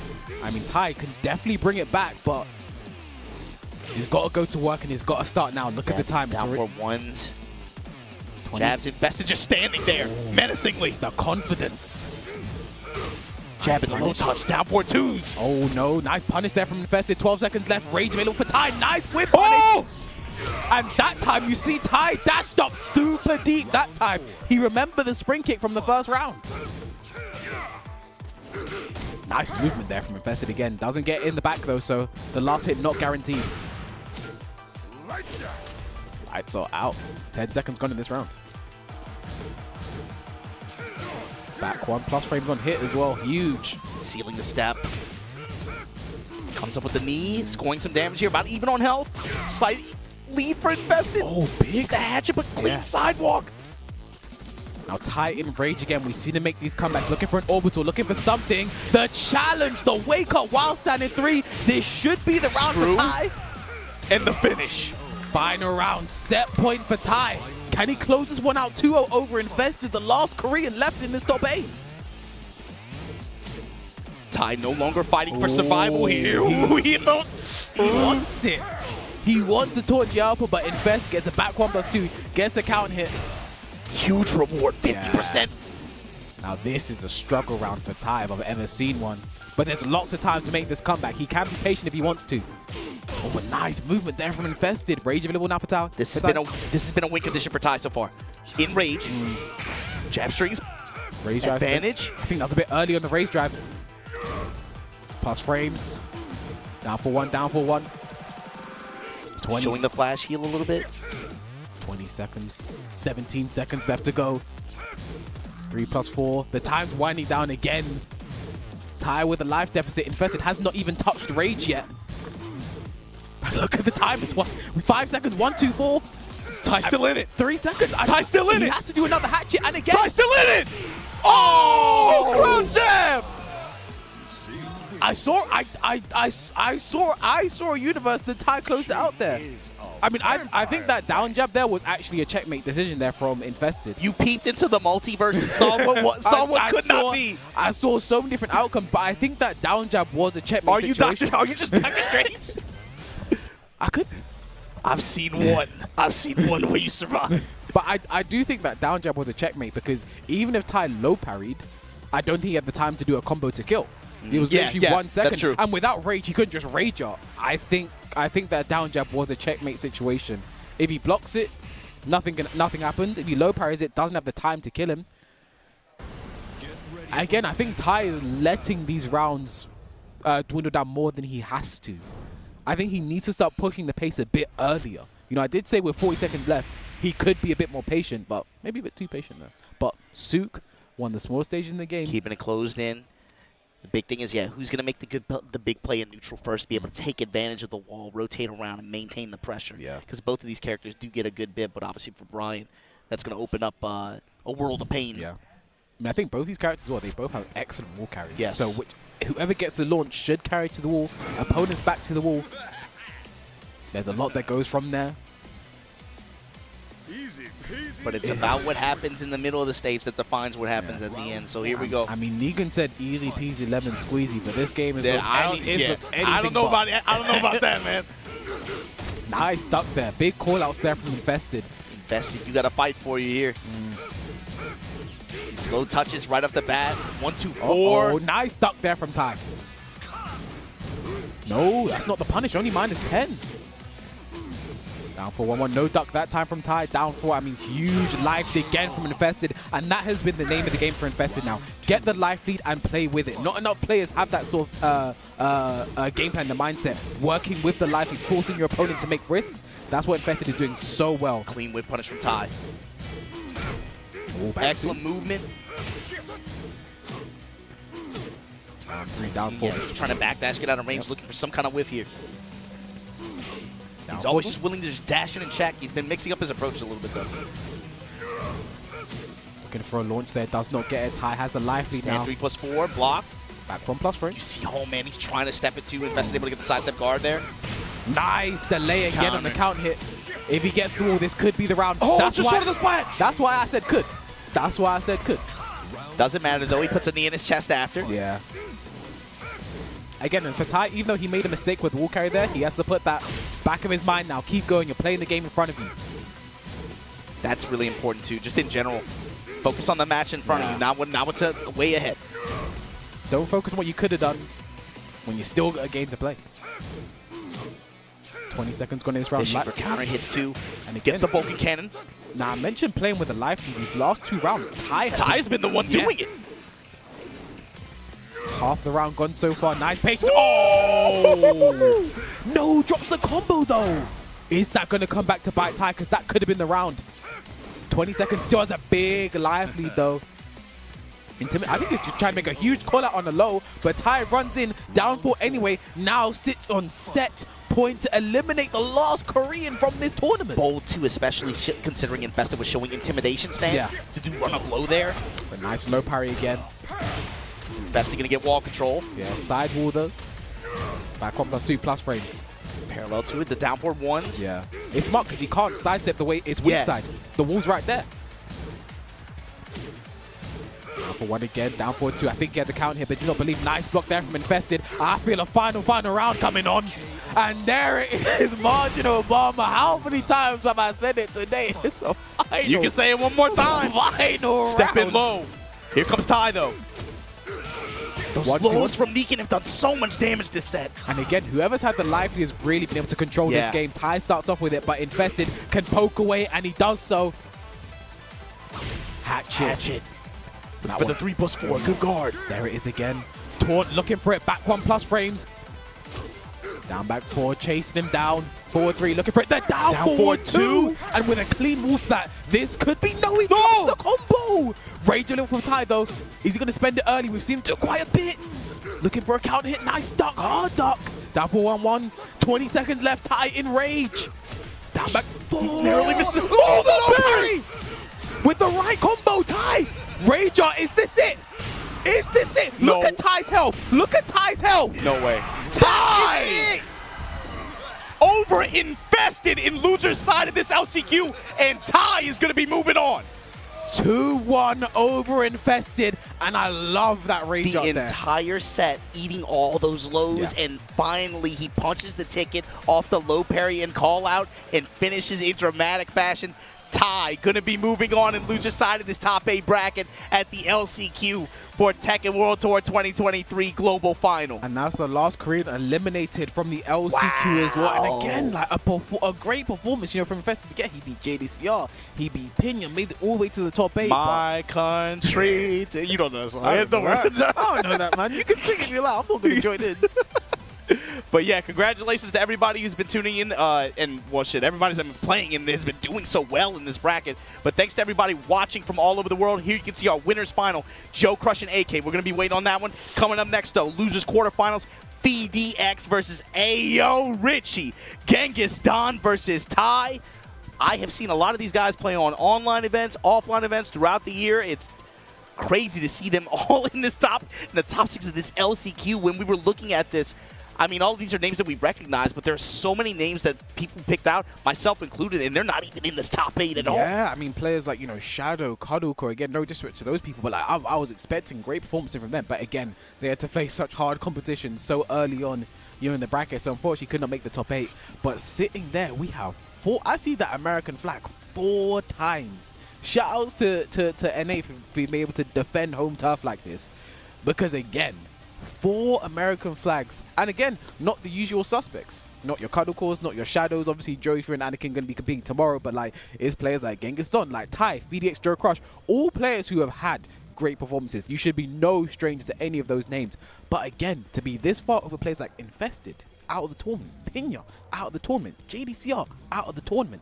And these are the players we have left. But my guy sitting there on the left, Ayorichie, call This me kind of Larry. speaks to what we were talking about, where traditionally the LCQ, you know, it feels like every time we're going into one of these events with the LCQ, we're talking about this player performed the best. They got the 20th spot. They got the 21st spot on the leaderboard, 23rd spot. This player has a very strong claim to that spot. We're looking at them going into it. I feel like that player almost always takes an early bow out or succumbs to pressure, whatever happens. Somebody else is just feeling good that day and makes it, just ruins their tournament. Yeah, I think number 20 almost never has like It's- a great it's a LC, terrible you know, record, It's a cursed spot, honestly, because again, I think Pinion was like 10 points behind Book. You know, I think one tournament he gets a slightly better placing and he's in, but And I think he got top 16 of this event, but yeah, finished bowed out well early, well before this top 8. But coming up next, Ayorichie versus Phi-DX. And this is what you guys wanted, right? UK versus USA. No. No, no, okay. No, but again, I mean, this is a big one again. You know, Ayorichie, Phi-DX, two players who I think very similar in terms of like their ranking within their own regions, right? Players near the top, not at the top, but near the top, doing so well. And right off the bat, the back two Thundaga willing to establish it early on here. I do have a safe mid threat that hits from far away like that, and you better be willing to take that 37 damage if you're gonna contest it. Oh, that back Right two away again. Again, we're seeing a lot more of that from Phidx. Launch that, very nice. We're seeing a lot more of that back two early on from Phi-DX. Exactly what you want to do with Noctis, especially in a matchup like this one. Leo has so many moves that can go under, go over, go around. That back two, very good move to keep Leo in check. Yeah, and it's like she wants to get into that space anyway to be able to apply pressure, be able to get King K stands going, some of the balk attacks as well. So being able to contest that space with a far-reaching, safe, damaging, confirmable option like that is really, really strong. Nice patience there from Richie. Waits for the second hit. Sees it's just down two while sending two. Great work there. Nice little 40% chunk as his reward. Threatening with ball. Interesting, because Phi-DX does like the infinite stage, so first game he's definitely going to be happy with these conditions. Let me follow up, swinging with the twos here. Phi-DX needs a sweep for his trouble. Wheel kick. While sending one, no two though. CD1. Nice. Clean step around. Yeah, side step two there. Good option there from Richie. Because I think with the delay there from Phi-DX, side step two might just beat both options there. I don't know. And there we go, seeing more of the full crouch low slash like that. You were talking about that earlier. He's been very insistent on the shield bash from that low, from that crouching position. But you have to establish the low to kind of scare them off of it. Yeah. Now Phi-DX loves playing that slow game. Regular throw, no break. Spinning kicks there, working the jab, CD1s. Side step two. About even on life now. Royal slash and then back off. I think Phi-DX places that down onto the order very well in a space where not a lot of characters are going to get punished, period. He spaces it very well. Or in spaces where it's ambiguous whether you can get the punish or not. And sometimes you won't be able to get it when you think you can, and then you end up eating shit after. Oh, roll out, gets shield the mid. bash. 10 seconds left. Raise drive whip, but no punish. The down two. I love that delay from Phi-DX because you saw Richie duck expecting the low, but he waited, then went for the down two. Excellent timing there from Phi-DX. Down forward. Richie's ridiculously good at placing that down forward two. Yeah, I wonder what Phi-DX did after the blocked twin blades like that. Maybe it was crouching? Oh, down forward two. Yep. Down forward two. And again, with the uppercut still. Speaking of placing, Richie very good at placing that down forward two in spaces where you can't punish it on block as well. Yeah, you gotta remember, minus 13. Yeah. Launches crouches now. Wow. Oh, wow. Great placement. And we're going to a final round between these two. And again, everyone knows the stakes of this tournament. The last Tekken 7 LCQ, the last Tekken Mode Tour, Tekken 7 Tekken Mode Tour Finals this weekend. You talking about stakes, man? They're just trying to get to the real tournament. Yeah. That's not. There's everything on the line and nothing on the line at the same time. There's no prize for this tournament. Yeah. Your prize for winning this tournament is a harder tournament. So. Twin blades. Safe mid, back off. Again, these two playing back two with the Thundaga. Yeah. These two taking this one so slow, but nice lively for Phi-DX. Richie really got to let some lows fly right now. A nice whip punch with a forward 4-2. Yeah, you talk about slowing it down. I think Richie's okay with that, though. I think, again, we saw this earlier with Ty. The dagger counter hit, too. We didn't see that counter hit. Forward. This is a bad situation for Richie. What's the Oki? Just goes with the two swings. Oh, let the string rip interception. Phi-DX up one game here. So here's the thing. After that forward, the Oki situation is both players are guessing, really and truly.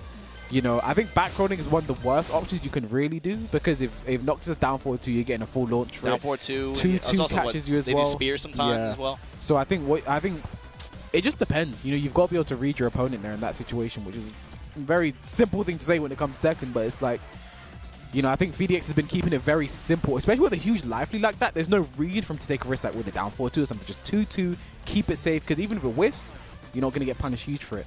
So, but again, Joker stepping up, talking to Richie, giving some advice, and I mentioned it earlier. Richie's first game is normally his worst game. Yeah, you said that. You did say that earlier, and I mean the way it played out too. it was true. So Yeah, you're talking about Noctis as 2-2. It's kind of reminiscent in some ways of like, we're going to see another attack we're going to see a lot this weekend, Kuni 2-2. You know, these huge 3D space control normals like that hit it again, that range where you want to contest like that. But it's really easy to just run into them, and all of a sudden you're just giving this character free damage. You can't do that.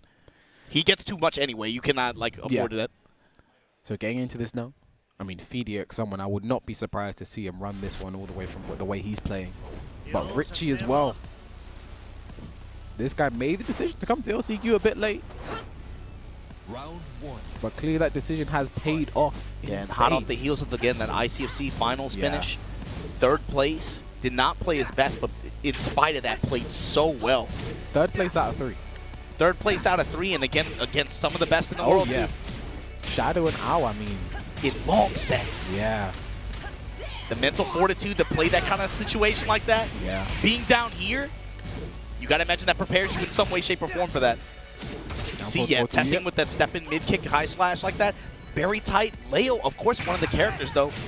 Because of the value of her while standing forward with the follow-up, she can squeeze that in between the high slash that has really fast recovery. Yeah. It's one reason why Phi-DX probably has to be a little bit careful about placing that. But I love that punish there, Rich with a forward 4-3 instead, forward 4 instead. You know, because he knows Noctis will be rolling forward, going to be floated, so it does something that's instantly going to flip. Very smart option there. Threading with ball. Back in K. And these two keeping this one very slow as well. And again, like you said, Richie looking very comfortable with this pace. Yeah, I think that's to Richie's benefit. It plays like this. Hard up there, looking for something. Uppercut. There's the pickup. That is not easy to do. But Richie makes it look easy. Takes the wall. No, just shy. Nice downfall while standing for. Goes mid, second hit. Richie, 2 rounds straight right now. Round 3. Like you said, Richie with the adaptation, the clap back after that first game. Just, ooh. Wow. Wow. Threaten with the whiff sweep, then hop kick on reaction. Flip at the wall, low. Low. Like, does it again. The More sweep. lows. More lows. Phi-DX does not want to duck. Big lifey for Richie. Down forward 2 As with soon as you said he doesn't want to duck, he ducks in his face, eats an uppercut. down forward 2. Richie tying this one up, and Tone stepping right up, speaking to Phi-DX, giving some words of encouragement. But Richie looking very locked in right now. In my head canon, Tone's like, yo, we hungry. We about to go get something to eat. Phi-DX, all right, man. Like, can you hurry up, please? Like, either win fast or lose fast. Just don't make it Like, yo, we gonna get some catfish from down the street. You want anything? Nah, man, I'm good. I'm good. So Even here and again, back to Arctic Snowfall, infinite stage like this. And again, that's good for Phi-DX because the first game random select was this stage, so he even got to see what he should do to win on this stage. The YouTube algorithm on his side, the stage select algorithm on his side. What is going on here, bro? He's plugged into the major. You plugged in? Some people just have everything, man. It's not fair. Up 1-2, count it. Again, that slow pace. Slow this stuff down. Yeah. But in a moment's notice, these two are just going to be brawling. Range 0. 2-2 gets nothing but even on life. The forward 2. Down one, nice block from Richie. Good punish too. The big thing too is the life lead and the way the role that's going to play and forces who has to approach. Uppercut out of nowhere from Richie. I have no idea. Like, I don't know the read he has. He's just so good at placing that down forward too. It's like that Anakin gift, right? Where they just have that immaculate sense of timing that you can't analyze it. Like how do you copy that? Best way to put it, the Anakin gift, man. Oh, big whiff. Could have had a launch there, but down for 1-2. Get something for it anyway. Down 2. Nice block. Punish from Richie. I think that's 4 rounds straight. That's important too, and you saw that the while standing forward follow up like that. If you are a character with high value while standing punishment, especially like from 11 to 13 like that, Noctis you're gonna give Noctis some trouble, especially even standing as well. Yeah. It's really important number. Your punish is under 13 frames. Nice punish down for 1-2. Running 1+2. Huge plus frames. And then just backs off. Okay, full crowd sweep. Gotta see more of that. You have to claw this comeback back, Richie. 1-4. Nice dashing whip punish there. Oh, nice whip punish from Phi-DX though. Taking what he can get. Forward 4 gets a counter here, but wasn't ready to confirm with the launch. So now Richie has to approach. Still has time on the clock. Doesn't have to go all in. No rage as well. I hate this position. Big life deficit with no rage, but there it is. Gets the counter hit. Uh-oh. Down 2+ frames. Nice down jab. The challenge. Defiant Abore jab. Oh, Then lets the full string rip. Phi-DX. I think that's the first time we've seen. Yeah, they go that far. And again, good time to pull it out. Yeah, to secure a round like that, that's a good time. Down 2-2 finishes it that time. First time he finished it this set as well. Phi-DX moving to the final layer. Nice block and punish.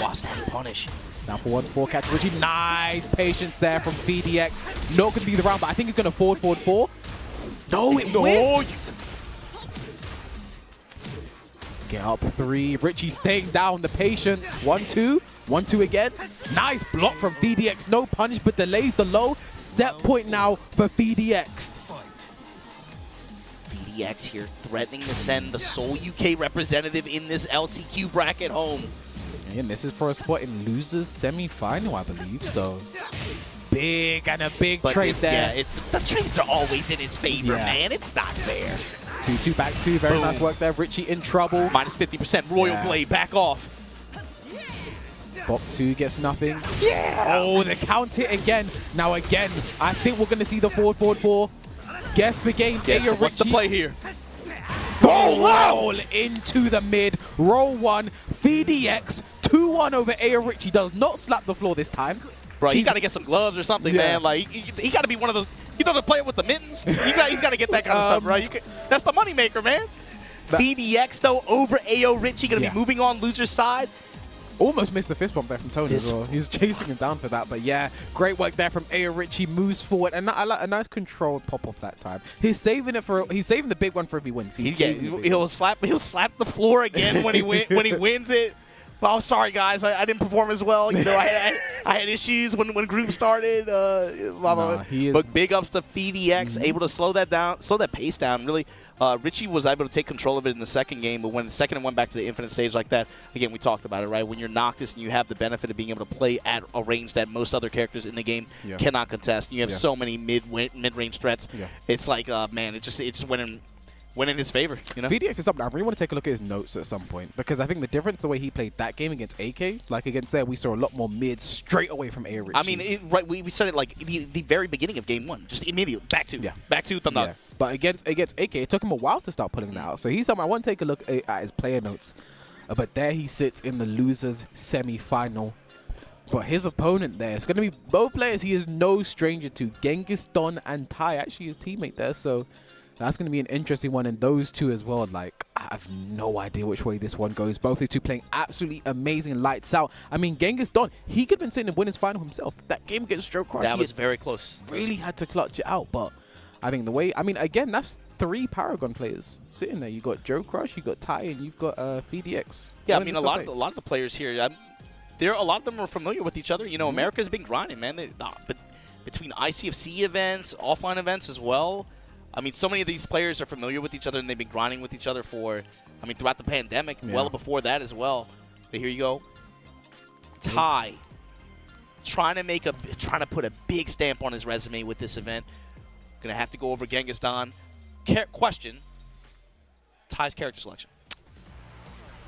I think he keeps with the Bryan. I think he just beat Infested, someone who trained with the best Bryan in the world consistently. You're riding high on that. You think you commit? I said the same thing to Joecrush before he played the rest. He asked me, do you think Jack or Geese? And I said to him, who you been doing the best with? He said Jack. I said that's your pick. I think it's so important to understand that. Yeah, character matchup we bet here or there, but like if you're doing so well with a character, why switch? Even if it's a bad matchup, why switch? You're playing so well, you're playing at such a level that I just don't see a reason to do it. And again, both these two, with the Katarina, with the Bryan, they've got this far, sticking with the mains. Mishima Dojo, love to see it. Round 1. So what is your opening here? Genghis Don, right away with the safe mid strikes. Oh. Yo, Tai trying to build some momentum here. Chip damage in his favor. Nice block there. Immediately ready for the jab. 1-4, yeah. Hatchet. Knocks the sunglasses off. Nice. Harrier 4 does it instantly. Running 3. Down 4-2. Doesn't commit to an option though. Down back to what? Intercepted the sweep. I don't know. This game does things. Anticipated the mid. Rage drive 7 plus frames. Patience from Ty. Patience on both sides. Rage drive right back. Plus frames, plus frames. Oh, the punish! Oh, so miscalculation from Ty. He thought the unblockable would kill, but it is minus 12 on hit. Genghis could have had a bigger punish there, but wins around regardless. Nice again. He's so ready for the jab low. Not something you see very often for Katarina. Not something you see very often from Genghis. Just a subtle push towards the wall here. Genghis swinging off of it. 1-1-1. You know, these guys have to play against each other a lot, especially you see like Genghis's approach to jab strings. Everyone else, he's been willing to do the 1-1-2 just to start off with. Ty immediately, 1-1-1. Yeah. Willing to go mid. Nice. Doesn't get a wall set. There was looking for it. Taunt. Just taunt 2 jab. He's warming it up, man. Magic 4, but the sidewall ruins it for Genghis. Down 4-2, and the trade 1 round apiece. Round 3. Fight. 5 seconds. This is tense, man. Yeah. Oh, the second backhand coming out of nowhere. Takes it to the wall. Oh, looking for a taunt back 4. Full crouch down forward 4. Willing to represent it early. Put that fear into... Yes, whenever she gets in the crouch position now, Ty has to think about that. Nice break on the throw, but now Genghis in the corner, but slowly sidesteps away from the corner. All movement, and there, Magic 4. Is this going to go to the wall? And it could. Beautiful conversion here. Oh, no. Oh, Stop. nice. He tried to take a liberty there. Ty was ready. Rage drive whipping 1-1. Nice sidestep from Genghis. That was dangerous. I was expecting the 2-2 whip punish. Able to get the 1-1 and sidestep forward, scores the safe mid, but Genghis right now threatening with 4-4-2. No whip punish. No counter hit on the knee. Nice. There we go. Harrier, and that's going to wall bounce. 2-2 to stick him. Put some 3s on him. Regular throw broken, but Ty, huge life deficit. And again, no rage to spend. Running 3+ frames. Down 2 into the Harrier 4 again. Hatchet kick. I mean, if Ty makes this comeback, I'll eat my hat. I mean, he's had very good success today with just being in rage. 25 seconds. And yeah, just a jab. That's all he needed right there. One thing I want to say I love about Genghis Don's play right now is it's very much, if it ain't broke, don't fix it. Harrier 4 has been the name of the game. He's done it multiple times. Got the wall bounce. It's hitting. It is hitting. It is just hitting over and over and over again. Harrier 4 keeps doing it. It's working out. Doesn't need to do any other options because he just keeps working that Harrier 4. Harrier 4, yeah, the Harrier low as well. Both of these. There's those 2 options. Mixing it up, playing it so well. If it ain't broke, don't Even fix the it. previous set, he had really, whenever he was willing to bet on Harrier 1, whenever the opponent would step or something and not be able to get the duck off in time, he was able to get big conversions in that situation as well. So again, for the second game now, Ty. I mean, both these 2. It's a shame that one of them has to go home. But that's the nature of the beast. No, that's the nature of this tournament. This LCQ, you know what's going down, bro. It's always a shame, but there could only be one winner. Here we go, round 2, game 2 rather, on Sook. Ty has been doing so well on this stage. I don't see why not to pick it. And again, same thing I said in Ty's previous set against Infested. Both these 2 characters have very good wall carry. Whoever gets that launch first, takes it to the wall, has that wall pressure. It's going to start with such an advantage. Round 1. Fight. The movement from Genghis Don right now. Stab. Both sides. Very simple. Gets his jab tag. Again, willing to just go 1-1-1. He hasn't shown the 1-1-2 yet against Ty. We'll just keep it mid. Ty's been so good at delaying the second of the down forward 2-3, man. He's probably had 100% success rate in this top 8. And now goes for a taunt. Nice patience there from Genghis Don. Does not want to test Ty's taunt. Nice. Commits to the full crouch. Harrier low once again. Break on the grab. Yeah. 25 seconds left to go. The jab. What a jab check. And the hatch to follow up. Nice. Ty, what a whip punish. Round 2. These 2 keeping this one close as you like it. Crouch down forward 4, and again, just trying to cash out for the damage. Take what you can get. Back 1. Second hit. Ty. These second hit, counter hit launches have really been paying dividends for him today. But mine also Genghis's options when he's in full crouch like that. Down forward 2-4. Willing to peel off the wall here, get the wall again. Ty basically 3's the full string, 1+2 not broken. That might and be the wall, that's it. Oh my God, I'm sorry. It wasn't me this time. Oh, the wrap around, clean walk to his backside, going all the way around to the left. finds the save mid to close out. Interesting there from Genghis just didn't do the wall combo right away. Looking for a wall splat or something. Don't know why, but the 4-3 gets the counter hit. Gonna put Genghis in the corner right now. And again, he doesn't want to test the tech. He does right there. Nice. Blocking the down back through. Gets the launch. Sidewall is looming though. There it is. Oh. And the threes for his trouble. Nice. The Back second one and the follow-up. He wanted a clean wall swap for the rage drive there. Does not work out. Down back 3 again. Running 4-4-3. Ooh, safe mid to close out. Genghis down now on set point. 1 round away from eliminating Ty from the tournament. Counter hit down 2 immediately at round start. And the wall. Exactly how And you the want to start threes. out. This is huge damage right now. Ty in trouble. Another wall splat. Ty in rage. He needs to make something happen. He needs to make it happen right now. The Flamingo kick through it again. Hatchet down 4-2, 4-3. Looking for a counter hit launcher. Needs something. Genghis just standing there. Menacingly just standing there. Raise drive Plus sped. frames. 3+4 gets nothing. He's so lame with it. Down forward 1, and again, sidestep down for 1. Genghis takes it 2-0 over Ty. Handshakes, respect between the two. And again, we've got to say huge shout out for Ty for this performance, man. Again, everyone, if you've made it this far, you're pretty good at Tekken. Made it this far. I mean, yeah, that's understandable. You're pretty good at Tekken. Genghis, of course, like we said earlier, right? He had that high impact performance at Evolution this year. Then traveled to Puerto Rico, maybe had a disappointing performance from there. Summer Jam, I want to say he got 2nd place, if I'm not mistaken, or he made top 8 at least. But he's had, at the events that he goes to, he's had good performances. Yeah. It's just, it was kind of difficult for him to try to get that point differential with only going to such a small number of events. Again, only really keeping it within America. Keeping it within, not really traveling out as well. And I think the same for a lot of these American players that didn't make it to qualify. Like players like Joey went to Greece, traveled out, went to Asia. Anakin, same as well, coming to versus fighting as well. Traveling quite a bit. But yeah, a bit unfortunate in that performance. But congratulations. I mean, shout out to Ty.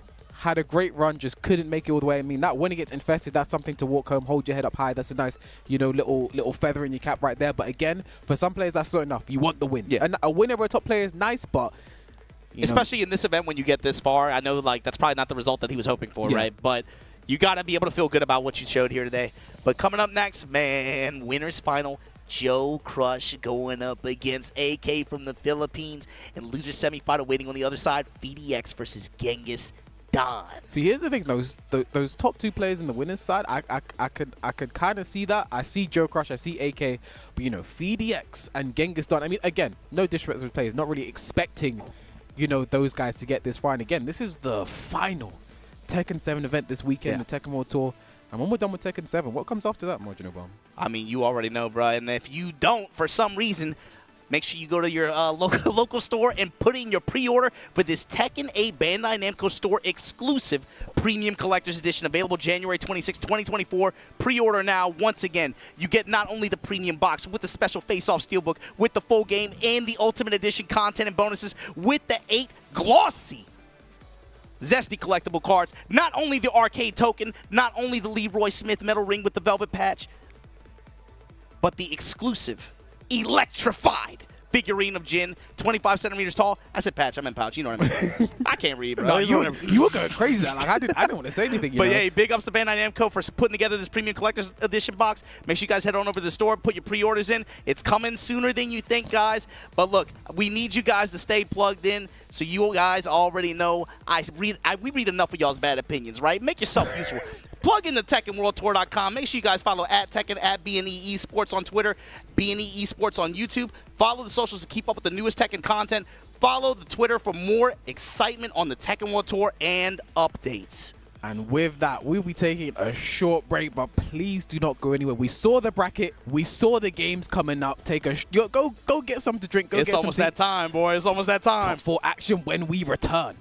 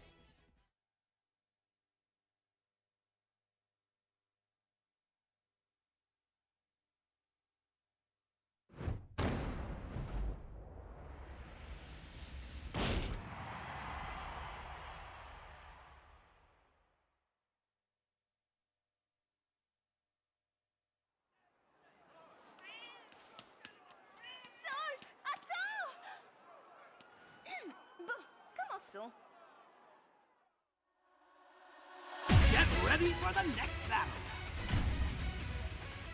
Tekken 8. New challenger. Sûrement pas. Tu peux me battre. Jelly! Élégant.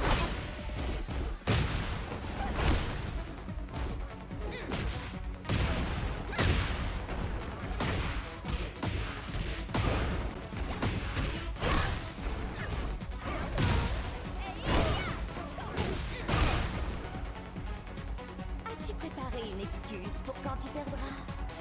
うっさいわ。それはこっちのセリフや。ねえ。かな。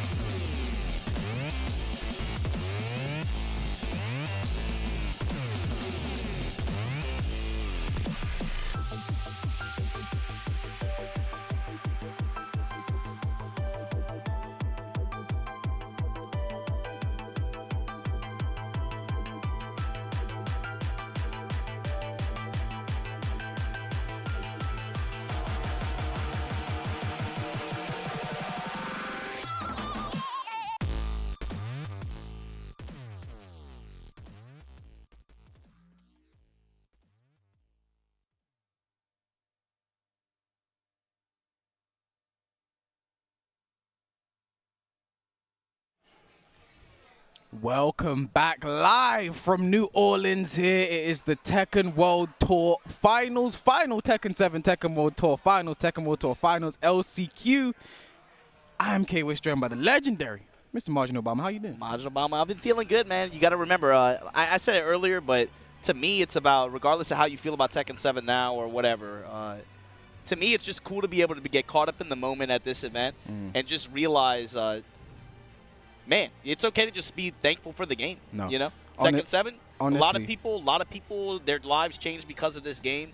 It's okay to just take a moment and just be like, hey, man, thank you, Tekken 7. You know, have an event where you can just say that and feel good about it. And I'll tell you what else makes me feel good: being able to play with Kazuya, Heihachi, King, Jin, with 21 points of articulation, the way Game Dimensions does it and nobody else does. No one else. These are the only times I've seen these kind of amazing attributes. Got the electrics here as well, got the ready round start. You know, so far only Heihachi and Kazuya, but we've got Jin and King coming on the way. You can scan that QR code and use code free shipping at checkout to get free shipping on all Tekken related games and merchandise at store.bandainamcoent.com. And again, these are amazing. We talked about them a lot this year. I hope you guys have been paying attention, because, I mean, please, I hope to see people picking these up. Man, obviously, see the QR code down over that side. I'm not going to reach over you. That's a bit rude. But you see it down there. Make sure you guys tap in and find out more. But yeah, I mean, you mentioned it. You know, this is kind of like a bit of this is a bit of a celebration of Tekken 7. I think this final tournament here, and again, for some people, like myself included, before Tekken 7, I don't know, man. I don't know what I was doing in this world. I was a vagabond. I was a vagrant. You know, Tekken 7 took me and turned me into the man I am today. So here I am now. So I can say you were playing soccer games and all this other kind of stuff. And you're like, let me mess around with this. see what this Hwoarang character is about. But yeah, no, real stuff though. Like, you know, I played games, a lot of other fighting games too over the years, and whenever there's a new version coming out, there's kind of like, you know, this weird kind of hindsight 2020 kind of thing where you look at the current version, you're like, yeah, bruh, this game for some reasons is almost 10 years old, and no game in the modern era has had the incredible story and developments that this game had. Like I said it earlier with Tasty Steve, lightning in a bottle. There are companies that try to make this. This game just had it. Yeah, I think a lot of people talk about, you know, Tekken 7 being around this time. I think the competitive community did a lot. You know, we have the content creators, the streamers, you know, the TOs. There are some people to thank for keeping this game alive. But most importantly, K-Wish, the players. And we got some bad ones in this bracket, bro. Winners final, Joecrush, USA. Philippines, AK. Losers semifinals, we got Phi-DX going up against Genghis to see who's going to make it into that losers final. But first, the first of three face-off. Joecrush been feeling good, been playing good. We saw him last night out there in the courtyard doing damage, bro. I mean, the only player he has lost a tournament set at Tekken 7 to in the past 2 days has been me, the arguable GOAT of Tekken. You know, I think you gotta be feeling good to this point, but I think AK been playing so strong today that Akuma been putting a lot of work. You know, we see the Sheen, we see both, and again, longer set, first to three, time to test out certain characters. We've not seen Joecrush's Geese much today. Does he try and put him out here? You know, you have a longer set, you have more time to adapt, more time to try things out. That's interesting. The intangibles of this set to me are kind of what might set up a potential story here. You know, AK, of course, he's been putting Shaheen out in front. Can Shaheen steal a game? You know? Okay, you got the next one? Fine, I'll run Akuma. I mean, here's the thing. Like, he might not even need Sheen as a way to just steal a game. Might be Sheen like this. I'm just going to win with this character. Just raw. This is my main. But, of course, Joecrush also has, like you said, the threat of Geese as well. Are we going to see see some true love making? You know what I'm saying? I mean, we could. We're about to find out. I'm expecting Sheen versus Jack, but I think there's so much time. There's so much time for character switches, different character selections, and again, you know, it's kind of funny too, because I think with AK especially, you'll see it especially when it comes to Shaheen and the way he plays around slide and hop kick. He's very insistent on forcing that mix-up and forcing you to deal with one option, and he'll traditionally kind of save the other one for when it matters. Not unlike a Joecrush. You know, they're very stubborn and sometimes with how they employ certain strings and how they wait for opponents to show that they're willing to roll dice. Okay, I can nut up with the best of them too. I'll roll with you. And again, immediate low parry there from AK. Call out on Joecrush. Gets hit by the 2-jab, expects the low. Great start there. And the screw, and the double scorpion at the wall, and the leg crack. Nice step on the 4-2 as well. Nice break though. Break on the Altair. Joe- Finds the wall. Side. Gosh, the only Jack player that throws those out, man, but it works more often than it doesn't, so. Forward 2 into duck. That is unsafe, but out of range for a punish. The down forward 2. way. The phantom range. And nice again. What the full crouch down forward 2 into the strings. Goes mid, goes low, goes mid. That Jack uppercut hits really far anyway, but that was, like you said, phantom limb. He caught the phantom limb uppercut from max range. Open Low nice. parry once again. Good response from Joecrush here. Gonna get the wall. Gonna lay a shoulder into him. You know Yes, it. he does. Down 4 as well. Keeping, again, another down 4. Keeping AK in check. Nice break on the throw as well. After the 4-1 as well. Cracking Joe's legs here. When's AK gonna get in range to put that shotgun on him? Charge punch. Ooh, down 3 and then in the stance. Nice break on the throw. And that killed as well. I didn't want to call it, but there it is. AK. Sneak into the back. With the neck breaker finish. Moving on rounds here. They're kind of just playing it out. We haven't seen the slide. We haven't seen the hop kick yet come into play. But we have a Okay, lot- now he's threatening it. He's Yeah. threatening it. Low touches, low guard. Yeah. Just a little bit late. That's the first slide of the set. Keep your eyes on how many slides. Success rate there. Ooh, going under the side step 2 there. Nice. Goes in the stance. Gets us a mid strike. Oh, and again, I think never really see AK go for that. I've often. never seen him try to. And goes for it again. That in the first game, Yeah. 2 already. 3 attempts.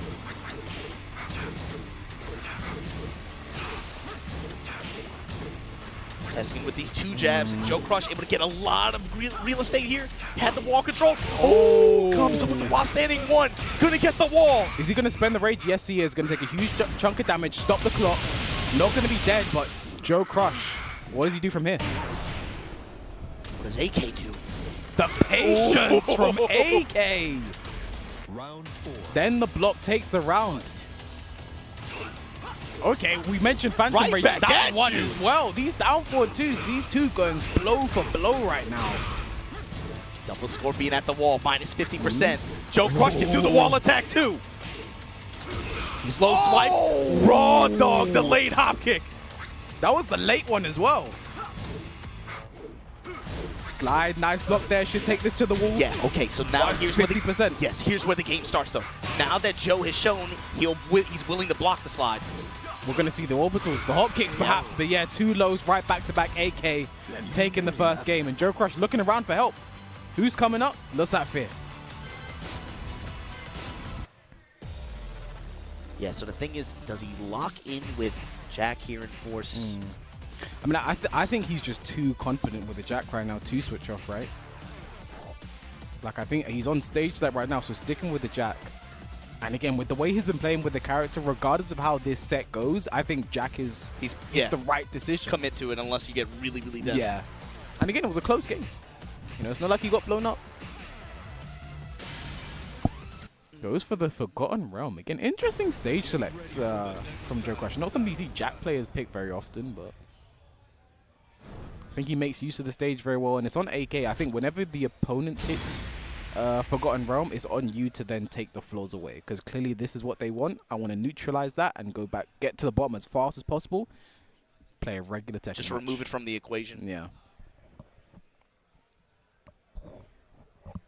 So getting into now the second game between these 2.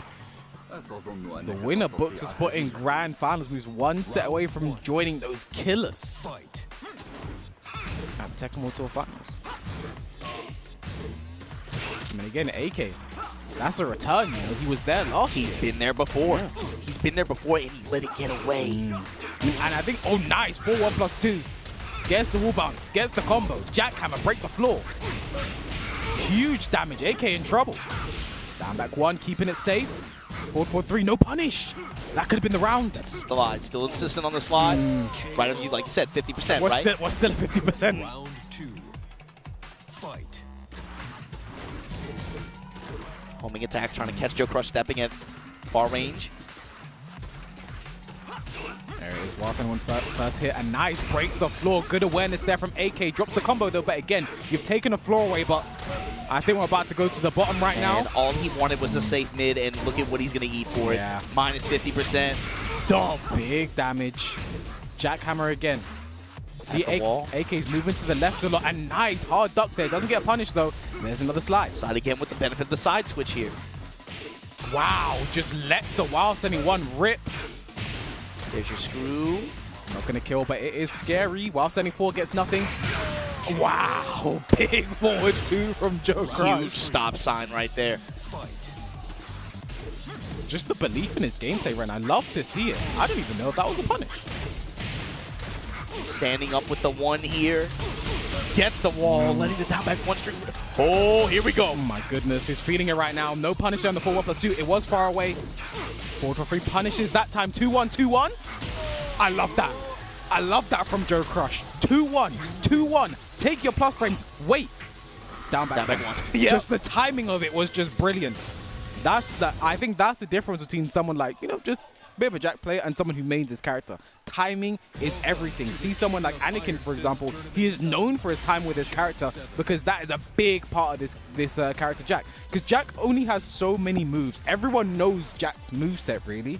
Everyone knows what he's going to throw out. You have to differentiate when you're throwing It's things about out. deferring expectations, establishing a pattern, then deviating from it ever so slightly. Exactly. And that's enough. And then all of a sudden, the wheel starts to come back around now, right? Am I going to be doing an adjusted delay timing? Am I going to be doing it immediately now? And now That's what you see them get so much mileage out of. we actually have character select, and AK also does have the pull as well. And again, traditionally a very bad matchup for Jack because of the damage. When he gets a wall combo into the Death Fist, I mean, forget about it, but it is the Akuma already. So again, I think the way Joecrush played that last game, I think I would lose a bit of faith in my character as well. But again, you have to remember the Forgotten Realm. There was also that stage element as well that really adds another variable.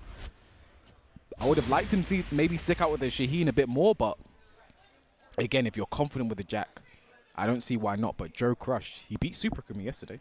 One of the best Akumas, probably the best Akuma in the West. Oh, yeah, that was, what, the 3rd, 4th place match, right? Yeah. Beat Super Akuma yesterday. He's beaten Super Akuma actually quite a few times. He knows how to play against this character, but again, the player, the pilot, also makes a big difference in AK's Akuma. Yeah, I want to see how he reacts to Demon Flip in particular. What's his approach there? And that 2-jab is very important. Something people say about this matchup, Jack is decent against Akuma because of that 2-jab. Just running Wild Sending 1, I think is 100% on those. Just has a read on AK. Yeah, obviously slower attack, but the positioning at which it hits, sometimes intercept, comes up with, again, huge block punish here on that sweep. Yeah. Dump truck on that shoulder. AK showing focus and backdash. He got the hit, didn't let it rip. I don't think he believed in it, but nice block and punish there. Up 1+2. Don't know what he was looking for there. Maybe he was expecting him to jump and just had a huge call And out. both players with the red dress. Side step 2, and again, if that was just a bit, I think AK did down 2. If it was just a bit later, he would have gone under.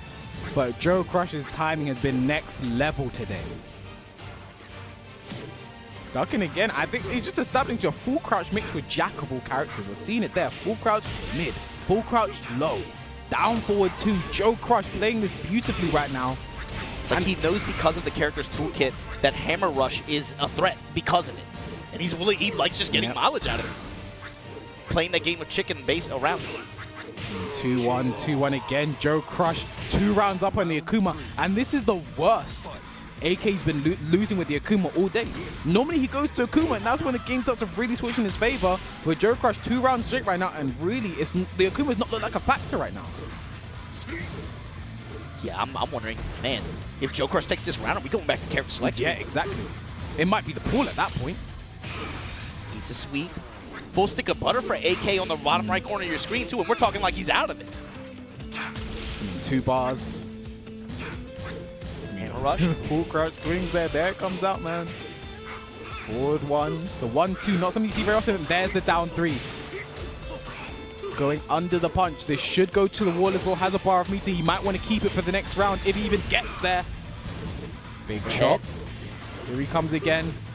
The jab, forward 3, The AK. step in mid kick, be able to close out for AK. That was good, like you said, being able to save that bar and then build at least half of a chunk of the next one, even after leveraging it, just to be able to get that wall sequence at the end like that. If AK's going to stay in this, likely going to have to use that as a resource. Yeah. Has to leverage it. Nice Hammer again. rush, man. Full counter. You got hit the there. wall. AK, you're in trouble here. Look at that red bar. AK now in rage. Okay. Now this can be extra damage because of the rage. But again, Joecrush, what's he going to do on Wake Up? Is he going to be patient? All the way to the wall. Is he going to spend it? No. Tattoo down 3. Nice block. Down forward 1. Down for the low parry from Joecrush. And look at Stone Face Killer right now. He knows it's not over. He knows it's not over. And now, I think that was straight to stage left for AK. I think that was straight to stage. And I think that's interesting. The fact that he has so much faith in the Akuma right now. You know, when it was Shaheen, loses Shaheen, instantly switching to Akuma, but loses that one, which I think was a bit more dominant, straight to stage select. So again, has confidence in the character. You cannot fault it. He's won a lot of sets today with the Akuma, but it has been more of a first to one Akuma than anything. So picks his stage. I'm expecting walls. Expecting small walls. Man, I'm just thinking, Joe right now up in winners finals 2-1. Him punching his ticket to grand finals on winner's side, that's huge. with how he's playing and the confidence he is playing, that's huge. That's going to be tough to overcome twice. I was about to say, I can't see many players overcoming that guy twice, you know, to take it from a loser side. You know, Joecrush has looked near infallible today. But if anyone can do it, it's AK with the Akuma. I'm surprised didn't even think about the pull. Went straight to stage select. And again, good stage for the Akuma. Forward 2 again. No and Das respect. Boot. No respect. Oh my God. Do I need to say Phantom Rage again? Because you've seen a lot of that today. Nice. They're able to somehow turn this into damage. Now, I would have broken the wall if I was Joecrush there, because this was AK stage select. That That's means he wants to use those walls, but went for the damage. Break it now. Break it this time. No. Now, here's the thing. The longer this set goes on, I want to pay attention to that wall situation. He's going to build meter. Is he going to be able to spend it? Yes, he does. Into the rage. No, drops it. And the DP. That was a down for one dash up fireball something. There's no way he meant to do DP. This then. next round to me is very important. That kind of error right there in that situation. It's big. Especially when you know you have one game to play with right now. You need 2. Joecrush needs 1. Sidestep 2 absorbs it, but not the best situation for AK. Just took damage and got nothing out of it. Down 3, no worry to spend. Sorry, no meter to spend. Down 3 again. Demon Flip throw. 4. Safe mid check. Ooh, neither of them believing in their punishes right now. Nice break on the throw. Instant break. Had to do that. A rush. Man, I love it from Joecrush. he's just using it as a wrecker. Yeah. Sidestep Keeping 2. the chains moving. Plus frame. Sidestep 2. Jackhammer beats the down 3. At the wall. Jump it. Oh my God. No, but he drops the combo. Down forward 1. Oh my God.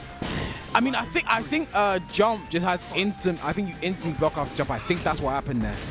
I don't know. I don't want to call it, but that's just so unfortunate there for Joecrush. But again, low parry is not deterred. Is he gonna finally break a wall? Yes, he does. Gonna be a sidewall looming. Nice combo though. Joecrush. Yeah, able to switch, unfortunately, but man, minus 55%. Down forward 1-1, and again, that's a risk Gets against the Akuma. Rage for Rage and meter. Whilst in a 4-4 block and punish, Joecrush now on set points, moving grand finals on the winner's side against the proverbial favorite here. This is big. Already the way this is starting off. Oh, big whip on both sides. Nice punisher on the forward 2. AK has meter. I mean, he has to spend it. You can't die with meter. Demon flip chop there. Another drop. AK. Wow. Oh, what? Oh, no, jump the low kick. Little safe up there. Big whiff. No punish though. Down 3. Doesn't spend it. Knew he was out of range. I mean, Jack has a deceptively good backdash, which is trouble for Akuma's down 3. 2-1. I mean, next big hit could be the round. Grab instantly broken. Empty jump into nothing. Sidestep 2 whipping. 4-4-4. Just barely hitting Joecrush there. Fishing for that uppercut. Nice break. Important break. Look at the time. Look at the meter. No one's in rage yet. Joe dash up crouch. Wow. No, drops it. He drops it. Rage up. No, Joecrush getting a bit too ahead of himself. 9 seconds. AK, can he stay alive? Has meter to spend. I think dash up down 3, surely. Down 4, no. Joecrush was expecting a low anyway. Great low parry. He's had great expectations of these sweeps, and Joecrush is denying him. Oh my goodness. The whole set. Forward one again. He wants a wall splat so bad. Jackhammer, AK in rage. Has Meter a bit patient. Down 3, spends it, but out of range. Out of range. Jackhammer. 1-1. Joecrush, one more hit back. 3, and there it is. Stands up. Grand finals, winner side. The job's not done yet, but I'm not trying to call anything, but the way this guy is playing over the past 2 days, today especially, looking completely unstoppable. After that finish, and again, just look at the posture and everything, the attitude. This is going to be a hard guy for someone to try to go over twice. Yeah. That's going to be tough. With the attitude and, again, the confidence that he's playing with. And he's been playing with it for the past 24, 36 hours. That's not a guy I want to face in tournament. Yeah, that's especially on loser's side. And the thing is what he's doing with a character like Jack. And again, we're talking about Jack a little bit. Like we mentioned, a character with a very tiny moveset. Everyone sort of knows what Jack wants to do, but Joecrush, the way he's able to mix up the timing, dashing, using a full crouch mix-up with Jack. I think the way he's sort of quote-unquote innovating on the character. It's an unconventional approach, and I think that it's caught people off guard, especially if they don't have play experience against him. I mean, again, but that's not even really an excuse because, Joecrush, he's competed on that world level 4. Was that Gamers 8, last year? Had a great performance out there. Like, you got to do your homework at this point. And I think even if you did, Joecrush is looking completely unstoppable today. But hey, man, looking ahead, loser semifinal coming up next. Phi-DX versus Genghis Don to earn the right to play against AK in losers final. But Joecrush, benefit of winner's side in this grand final. Man, I do not think a lot of people had this pen to go the way it did. But that's the LCQ, honestly. That's every time. That's the nature of the beast. I mean, again, my pick was AK going into this, but Joecrush was another player. I was like, yeah. Because I was thinking Richie could do it, but I saw Richie and Joecrush were in the same pool, and I was like, okay, think about that. Joecrush could actually be the guy that makes that run. And he has. Grand finals on the winner's side over AK, the player who most people are saying, I'm talking to a lot of players, all saying the Korean players, Japanese, they're saying, AK's probably the guy that's going to be winning it all, but I mean, Joecrush. And again, for AK, he's been in this situation before. He's been in an LCQ. Thinking about that, we'll talk about it when it comes down to that, but right now, Phi-DX locked in, Genghis Don locked in this loser semi. This is still a 1-2 affair. Yeah, we're back to 1-2 action here. But this is 2 of the players who have been hustling the most in North America. I mean, I think these two are definitely if we've had some kind of Tekken awards, I think these two would definitely be on nominated for most improved. Some most improved, newest breakout stars. I mean, Genghis Don actually was nominated for a Dash Fight award. For I think Breakout Player of the Year for last year. I think he was nominated for a Dash Fight award. So the guy has been, people know about him by now. If you don't know, now you know.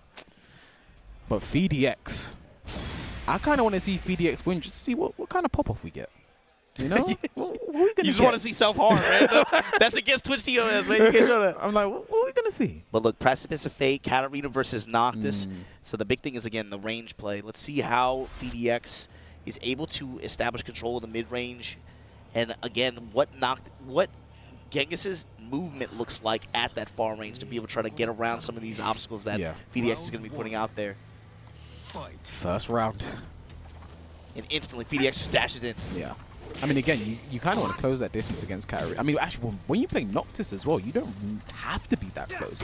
2-2 moves like that. That full crash down for 2 got a long range as well. See Genghis Don very active movement-wise, already stepping a lot to the right, able to score some damage off the safe mid. Nice. And Great response to the Harrier. Side set right Harrier. That's exactly what you want to do against Harrier. Phi-DX showing he's already ready for this. Nice low parry. Could be the round with the correct combo. There it is. Very nice work. And I actually spoke to Phi-DX just a bit before this game. I said, how does it normally go between you and Genghis Don? He said, normally it goes his way until recently. So hopefully he keeps that up, man. And right away, Phi-DX leveraging that back two with the follow-up, but Genghis Don with a big counter hit launcher here with the wall pressure. And the damage, minus 50%. Phi-DX, back 3+4, willing to just take the block. No duck on the second hit there, the 1-1, but this is huge damage. And again, Harrier 4 working out so well for Genghis Don. If it ain't broke, don't fix it. 1 round apiece. Genghis Don got very, very aggressive as soon as he had that wall situation. Just piled on the pressure. Magic 4. Big Great counter hit here, and you know where you're going. Great timing there from Genghis. Don keeps the combo simple as you like it. Nice down jab interrupt, side step 2. Oh, looking for a counter hit. Again, looking for the back swing again. 2-2, no wall though. Down back 3, full crash, down 4 to follow up. Genghis Don, can he take the first game here? Again, we're back to first to 2 action, guys. So let's see how this develops. He was able to cash out with some of those chunky lows that Katarina has, especially at the wall. Gotta imagine that's in Phi-DX's head now. Ooh, great crouch. The belief on that side. The 1-1 in the Harrier 3. Down back 3 again. Nice. Get okay to challenge, but no. Okay, up 1 gets a count here. Needs to really capitalize on this damage. I think a sidewall might come into play. There it is. But nice adjustment from Phi-DX. He knew. Rage drive spent. Oh. Clean walk around and the finish on the whip punish with the 3s. Genghis Don up 1 game in this set. Genghis Don, you can see he was sidewalking early there. Yeah, he saw that coming a mile away. And I think Phi-DX really just played into it there. And I think he has someone talk to him. I'm not too sure, but again, Phi-DX, someone we've seen adapt and overcome many a time now. But Genghis Don looking like I mean, he's someone who was very close to qualification last year at Tekken Tour. He made it to regional finals, made it to offline, came close, but just couldn't get over that final hurdle. And now here, can he punch a ticket to the Tekken Tour finals? I mean, he's got a few games to get there, but this would be an amazing start. Yeah, you got to go 1 game at a time, right? Kinder Jim is the pick. I think it's interesting. Phi-DX has loved to pick the infinite stage a lot. I think against a character like Katarina as well, you really want to take those walls out of play because that rage drive comeback potential is insane. Yes. But wants to keep the wall here. Interesting decision there. Will it pay off? We're about to find out. And this is a stage you never see. Kick right away, fishing for a counter hit. Harrier 1, able to clip him, trying to step. And we've seen Phi-DX knows what to do against Harry. You saw the sidestep duck earlier. Needs to go back to that. 1-1-2. Also got to beware of just the back 1 in the Harrier as well. Genghis not doing whatever he wants right now. Regular throw broken and it swaps sides. Smart option there from Phi-DX. And they're up 1. Great timing on the counter hit. Should take this to the wall. And the emo man. 1-2-2. Simple punish there. Rage available now for Genghis Don. The trade. Rage for both. And yeah, you saw Genghis Don sidewalking because he didn't want to have to block the rage drive because back to the wall he would have taken some chip damage and might have even killed. That's the problem. It's way too easy, especially when he's in rage. Way too easy to get clipped by that or warp strike if you're trying to move too much. It's interesting because the rage drive, the closer you are, the easier it is to sidewalk. And again, the sidestep right duck on the Harrier. Phi-DX has done his own work. What's the follow-up here? The roll into nothing, empty right. And a lot of people backrolling against Phi-DX. That's a huge risk. Harry low does it again. 1-1-2. Plus frames and willing to just press. Doesn't get the wall bounce. 2-2. Phi-DX though in rage. This is where things get dicey. 1-2 again. No duck from Phi-DX. We're seeing a lot of 1-1-2 from Genghis Don this set. Not been ducked yet. A lot of mid-high, a lot of high strings. Phi-DX not ducking, but the down 4-1-4 gets the wall splat. And the peel off. And the wall. Other wall not going to be dead. Gets the blue spark as well. Down back 3. Phi-DX showing why he wanted to keep those walls in play. Awesome conversion. Genghis, what is your response? Luna just dash and get some jab pressure, get some Harrier. Nice Clear some block. real estate here. While standing Wildman slashes in the back to Thundaga. Punish that. Very nice. For 1+2. Phi-DX in the driver's seat right now, but Genghis Don going to take some more risks. Knows needs to claw this back. Harrier low again. See how Phi-DX reacts. 3-3-3. He sidestepped but didn't duck that time. Punish that. Regular throw broken. Swap sides. Phi-DX wants that P1. Rage drive spent. 20 seconds left to go. Genghis Don has not touched Rage yet. 3-3-3. Sidestep right duck. Phi-DX.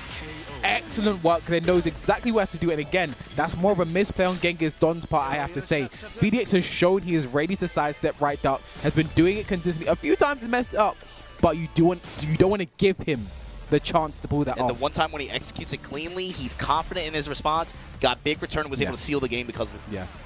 So see Static there talking to Genghis Don, giving some advice. 2 ugly esports in the house. And that's kind of how the game, how this match develops, right? Is like once the opponent establishes that they're willing to walk Harrier like that, now the other options are going to be up there, right? Harrier feints going into more Harrier, or back one, or other options that she has to be able to try to catch up and realign.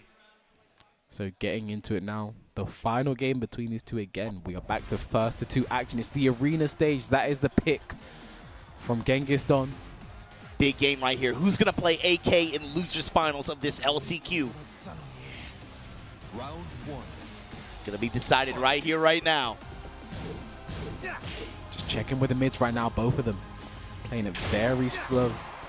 Twin Blades looking for a counter hit launcher. Nice delay there from Phi-DX. Second, it gets the knockdown. Slowly pushes towards the wall, stays full crouch, gets down 4-4. 1-2, 1-2, the 2-2. Down back 3, trying to keep Genghis Don's back to the wall. Nice block again. Good punish by Phi-DX. Down for 1-4. Catches Genghis Don for a second time. The V-splat. That should be it. And the finish. Phi-DX. I think that's 4 rounds straight. It's really coming alive. Momentum on his side for sure. Yeah. Really come alive since that second game. And again, up one gets the counter. It should take this to the wall. Not going to be a clean wall splat though. Ema Man gets That's the blue clean spot. damage though, man. 55% just like that. Down then the 1-2 follow-up, and then now full crouch slash. I mean, this is big trouble right now for Genghis Don. Look at this life lead that Phi-DX has. He's starting to mix up his offense here. 2-2 string, man. Lets it rip. Perfect. Phi-DX with all the momentum in the world right here. The confidence to just finish it as well. Big trade. Genghis Don comes out the victor though. Should take this to the wall. And the splat. Keeping his combo very simple as well. Trying to step with the rollout. This is big damage. Genghis Don riding the momentum right now. Oh, there it is. Finishes it. Down 1 to follow up. Side step 2. Genghis Don, you need to get up. This is actually dangerous. Eats the spear. Phi-DX. Does he bring this one all the way back? This character, when he's glowing red, can make crazy stuff happen, man. Down for 1 to punish that. Could have had a bigger punish. Got the 1-1 into the drive. 25 seconds left to go. One touch, the down 2. Phi-DX, he's doing down 2 in real life as well. I heard that. I heard that. Yeah, that actually was like a cartoon right just now. I heard that. I heard that smack on the ground. I could hear that through my headphones. And again, I think go back to there. The block from Genghis Don did not do the best punish. I think 2-2 would have maybe He's killed. got to stop hurting himself like this, man. He's easy. I can kind of see. I hope he's okay. He's face. Like, why did he just face plant on the stage like that? I don't know, man. It's inappropriate. But it's passion. It's passion. All right, yeah, we'll call it that. We'll call it that. It's a love of the game, you know. But yeah, the low slash gameplay coming in at the very end like that, able to seal the set for him. So that's going to bring up on loser's side, AK versus Phi-DX. The run back between these two. And again, it's kind of like it's kind of played out, you know, in order of who they lost to. Joecrush is sitting in first right now, obviously not final. AK technically sitting in second right now because he lost to Joecrush, and Phi-DX in technically third because he lost to AK. You know, it's kind of like running a little bit of a ladder the way these kinds of the way they've sorted out. But again, so Phi-DX versus AK. So go back to their first set. I think Phi-DX kind of ran over his Shaheen a little bit. I think it's not. I'm not crazy to say like it was a bit one-sided. But so, not before the Shaheen could steal the game, right? Yeah, but do we? No, because he had to do all of it with Akuma, didn't he? It was 2 games. Oh yeah, that's right. He took the first game straight. Yeah. So that makes you think: does AK go to Akuma immediately here, or does he maybe try and see if the Shaheen can steal a game and stick with a normal game plan? No, right? You just go Akuma from jump. I mean, that's right. That's what you'd expect. But I think AK. I think one. He's hard to predict. One thing about the PB guys, the Fable Esports guys, AK and Dojin is you cannot predict what's gonna come next. They sit like, especially like Dojin. He sits down. I'm like, man, I don't know who this guy is. Like, random. Who is he? You might as well be like Mokujin, right? Random selects. And his character choices, like on paper, they make no sense. I remember, I think it was Evo 2022. He's playing against Arslan. I can't remember the first character he picked. Arslan picked Zafina. He lost first game, and he switched to Dragunov. And Dragunov versus Zafina is an awful matchup on paper. Zafina goes under anything, but he tied it up and he took it to a final round with the Dragunov. Like, that's someone I think I'll never truly understand. Someone who I really want to pick his brain at some point. Why do you do these things? But it's the other PBE guy here. It is AK sitting in losers final. First to 3 action, the winner gets the right to challenge Joecrush. for the final spot. No, you were right. He puts up Shaheen first. Let's see. Let's run this back, see how it goes again. So it's interesting, right? Because I think it's just a game plan that he has. He always goes Shaheen first. He just wants to game, put him up front. and if he loses, he switches. Akuma, it's what he's done consistently throughout the tournament, regardless of matchup, regardless of result. He's playing a team game. You know what I mean? Like, this is my point character. That's my. I have Akuma as my battery. Akuma will always be the anchor. Right away. And I do wonder why that is. You know, oh my goodness, count hit trade after count hit, very nice. Yeah, I mean, that button has so much return after. You always have to be nervous, especially after trade situations like that against this character. At close range like that, look at that. Huge advantage for Phi-DX right away. Parallel to the wall here. Step in, crack the leg. Safe mids, gets a flow. Can't pick up off the wall though, but still nice damage. Get up 3, gets the launch. Threatening the slide, there it is. And again, you mentioned how important AK is when it comes to that slide. Your response as an opponent to AK slide game. In longer sets, especially if he commits to Shaheen like that, it always comes into play later. In his favor or against him. Yeah. Down forward 1. Down back 2. Looking for the rage grab and 2-2. The 2-2 space control. These big slashing buttons.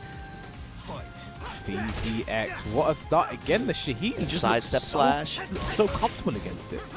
Oh, and again, we talked about that earlier, right? You have to have your punish game on point, especially at the 13th frame and below range against Noctis. You have to make him hurt for any opportunity that he gets, because there are some situations where you cannot touch him. And right there, counter hit dagger on the wall. Step in high slash. Almost gets the pick. Got your back. Oh my goodness. You can just lose a round like that. It's against this character. Down 2, nice block, but wait for he waited for the second, so didn't get punished. Down back 1, 1+2, 25 seconds, rage drive, okay. AK, can you steal this round? Screw in the wall. Oh, sidewall though, the slide, what a commitment, what a block from Phi-DX, great punish too. Again, he just looks so ready for the Shaheen. Down 3 in the safe mid here. Down 4. Cracking the legs. 2-2. Nice, duck on the down for 1-4. And again, a lot of people are confused by that because he has down for 1-2, but that is a special mid. You can still duck that. After down for 1, both options can be ducked. The lows and breaking necks out here, man. Sneak throw down for AK, gets a round on the board with the Shaheen staying alive. Down forward 1, looking for a down forward 2. These two trading right now, keeping it range 0. All the buttons. Range 0, just safe mids. Back to, speaking of safe mids. Yep. Just front load the damage on that, just confirmable in the 37 like that. Down 3, Phi-DX back is to the wall. This is trouble. 2-2 get away. Wow, that 2-2 actually put him away from wall bounce distance, but nice whip punish there from AK. Final round, first game. The Shaheen coming alive. Why did I doubt his Shaheen? Oh. Yeah, but let's see. Again, keep an eye on how that develops. That situation, slide again in favor of AK this time. Slide again. Slide again. It makes no sense, though. Why is he doing it again? And I like how Phi-DX just stayed down. He's like, okay, I don't want to take this mix. Wait till it was safe to get, but now he's threatening with the mids. He's feinting the slide, but doing the mids now. But big lively right now for AK. Nice break on the 1+2. Down 4-2, walks into it. Nice duck. Instant flash duck, just like that. AK right back in it. The Shaheen pick, 1 game up here. Yeah. It's been a while since we've seen the Shaheen win the first game, you know. It has been a while, but great work there from AK. Now Phi-DX, I see Tone stepping up. And AK, what's he saying? Get me a soda. Get me a soda. I can't say that enough. It's just like AK's the kind of player, when he's smiling, when he's feeling good, he's so dangerous. But if I've seen him compete in Korea, right? I remember him losing to someone he didn't think he should lose to, and him pulling his hair out, freaking out. He kind of wears his heart on his sleeve sometimes. But again, he's been in this position before, right? Fighting again for the right to face against Joecrush in grand finals on loser side. And again, AK probably the most people picked as their favorite to go all the way. Yeah, definitely one of the like premier picks, I think, to going into this event. Had a lot of people looking at him to try to say, you know, this is a player who we expect to be able to lay claim to that spot. And not to say that some of the other players in this bracket didn't have people that said that about them, but I think AK for sure had a lot of AK people. was, especially among top players as well. You know, AK was the name I kept hearing over and over and over again. Phi-DX, I don't think I heard his name once. Yeah, I mean, I heard a lot of AK, I heard a lot of Pina, heard a lot of Shadow, JDCR. You hear those names, but man, to see it go down like this, Phi-DX Back to Thundaga in mid-range like this. Testing him with the twin blades. Do it again, Thundaga. Phi-DX as well. The back two again. Nice stop, but no late on the punish there. You have to be careful as well because that down forward 4-2, he has the third hit, the 2, which you jumps in it as well. And if you try to launch, he's gonna be floated. You don't get a full combo. Bro, is Phi-DX a magic user? It looks like he's using a lot of spells right now. 2-2 swings. Back up. 2-2 again. Phi-DX really coming alive in the second game. Something about almost using it like a Rekka. Yeah. Something about Kinder Jim is keeping him superpowers. That's the thing, man. Sometimes people just like the stage. Yeah. Sidestep 2, back-to-back counter hits, 2 rounds, fast as you like. Phi-DX potentially about to get on the board here. Ready, fight. He just run the mids this game. Back 2 again. All right, there's a slide. AK trying to stop the bleeding. AK trying to establish some kind of mix-up game up close like that. Oh, nice. Sneak throw, no break from Phi-DX. Running orbital. Yeah, so now it's changed up a little bit. Slide, and there's the AK being able to close out here. Interesting way for sneak 2 there instead of the sneak 4 the low. That's normally what you expect, but I think Phidx tried to spring kick there. So sneak 2. I think sneak 2 is actually guaranteed in Tekken 8, actually. I'm not sure. 2-2 and again. Break the neck. Nice. Whilst everyone gets the Counter hit with the follow-up. Finally a break from Phi-DX. And the counter hit dagger once again. Is it going to be a side wall? No, not quite. Yo, cornered up. AK right in the corner right now. Oh, gets out. Wall bounce as well. Keeps the combo very nice. It's not going to be dead, but it's going to be close. Phi-DX, can you stay alive? No, you can't. Down 4. Final round, second game, and AK working on the reverse sweep, and can he also get 2 games on the board? But Phi-DX not to be counted out right now. Oh, there it is. Finally, all the slides they've hit, that has been what it's led up to. I waited the entire top 8 just for that one interaction. This slide again, and the sneak throw. Phi-DX having real trouble breaking that today. Oh, nice. That's why 2-2 so good. Actually floats, gets a full combo for it as well. 2-2 back 2, very nice. Side step 2. Okay.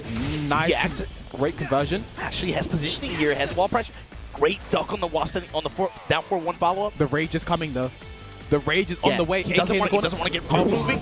Oh, after the wall attack, down 4-1, AK. And that's the second time we've seen AK do that. He did it against Joecrush as well. When he does the wall jump and then they block it, he always does that mid back turn attack. Because who remembers that Shaheen has a mid back turn attack, you know? So again, Phi-DX back against the wall right now.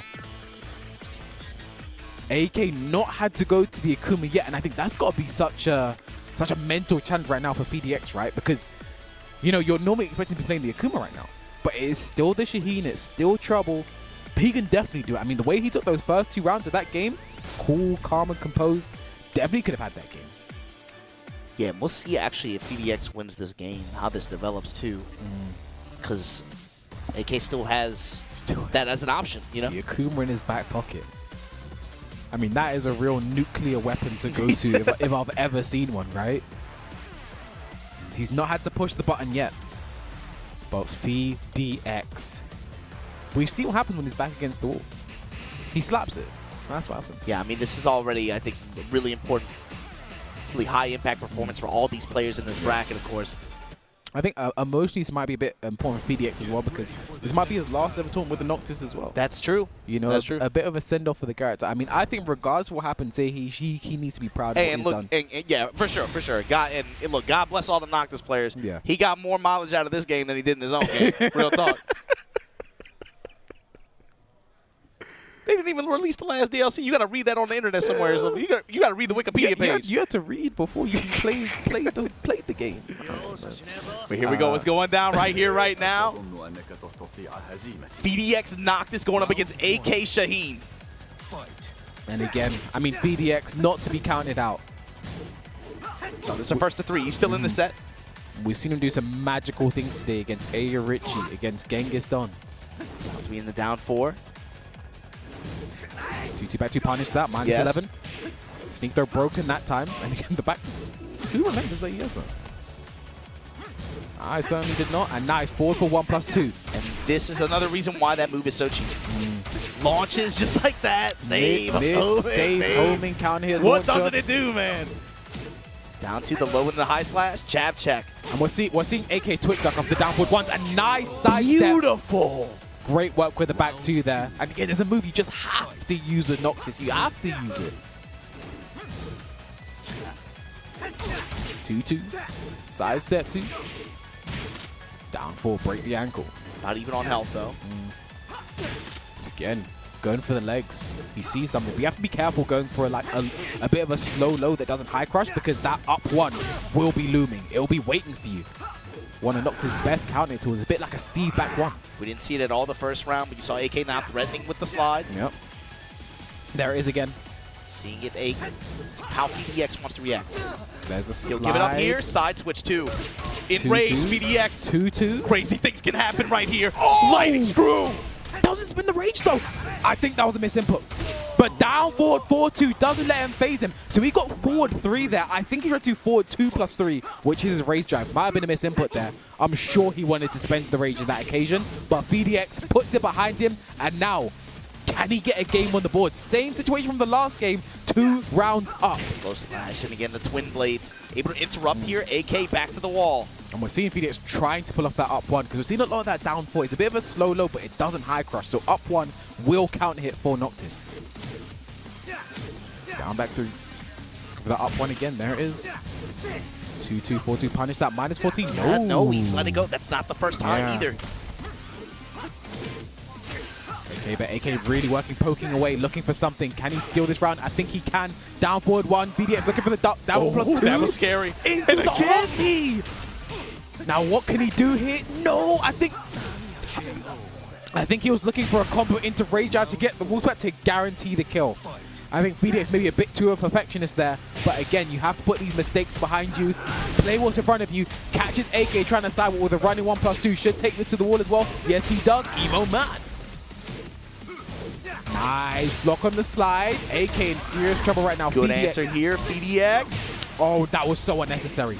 That was an unnecessary risk with a down 2-2 there from Phi-DX. AK doing extra damage because he has rage as well. Stays down, he's patient. Get up 4. Phi-DX is on the board.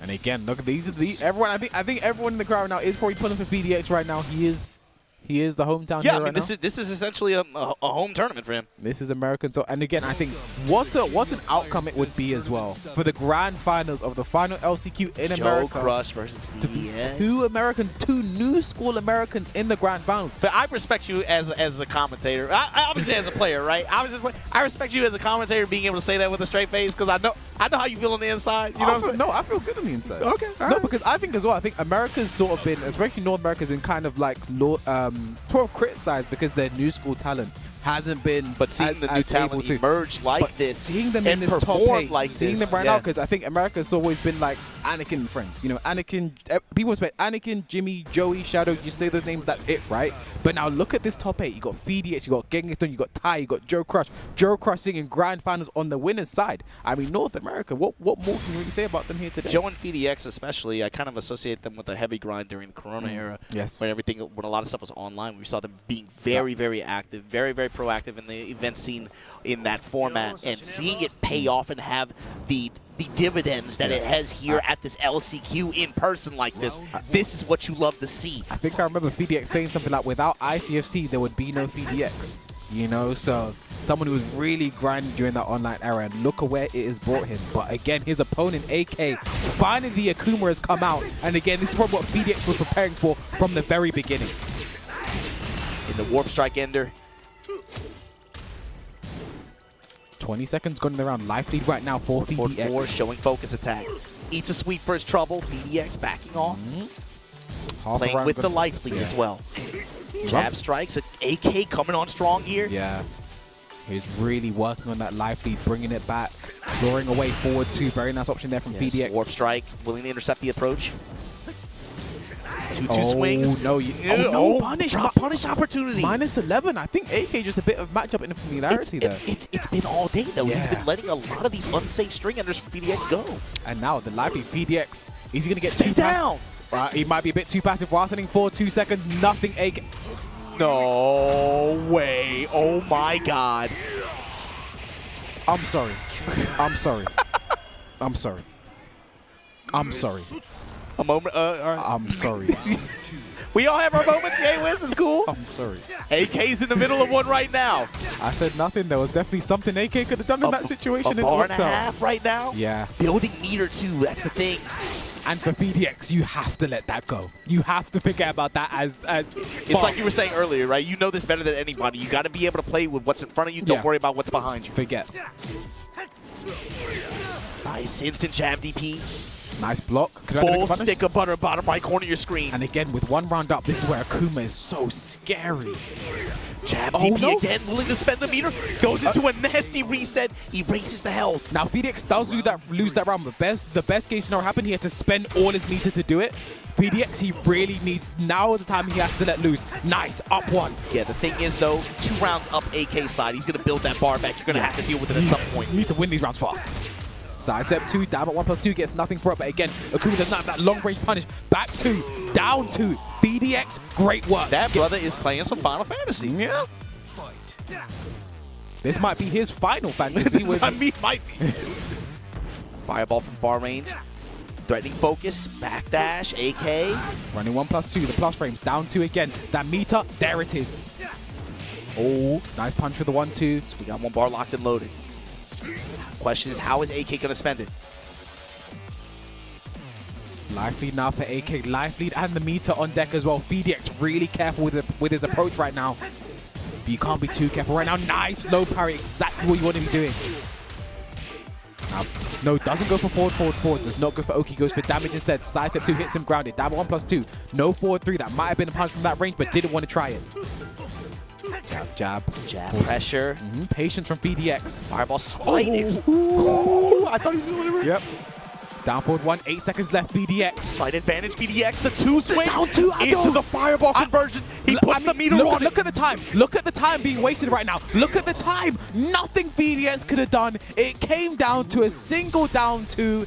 AK putting off in the end. 3-1 over Phi-DX. But what a, like, please. Do not forget. Give it up for Phi-DX, man. That was an awesome performance. Do not forget what Phi-DX did here today, man. No one expect. Well, I'm being a bit too off. He wasn't a name people were saying he's going to be in the top 8. It's fair, man. You looked at him, you see him as a threat, obviously, but I don't think a lot of people had the Phi-DX pegged to go that far, man. Third place, taking AK to the brink here in losers final like that.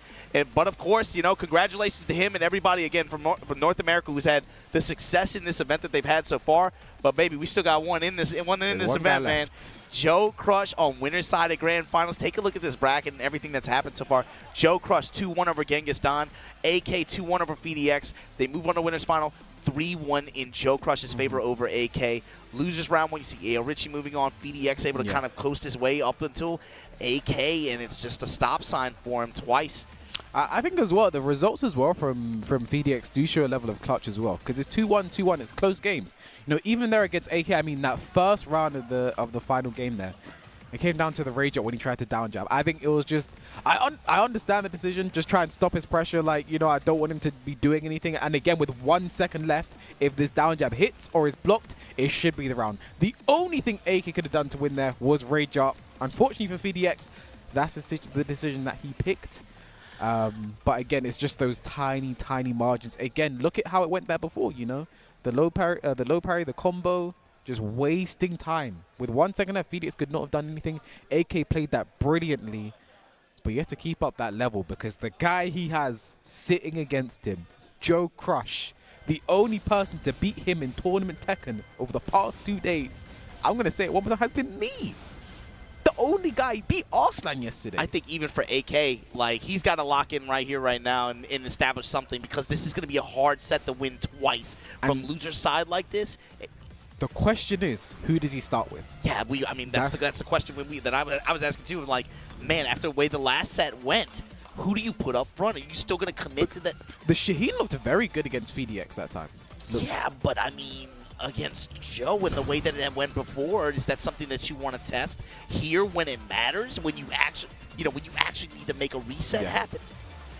I mean, again, I don't know. I'm not in the mind of AK. I wish I was. I can never. Lord knows I can never claim to understand that kid.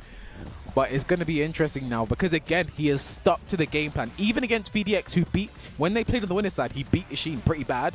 Then he went to the Akuma. Even against Phi-DX in the run back, he starts off Shaheen. It has always been start with Shaheen. It's like he's playing a team game. Shaheen is the point character. Then I go to Akuma. That's the anchor.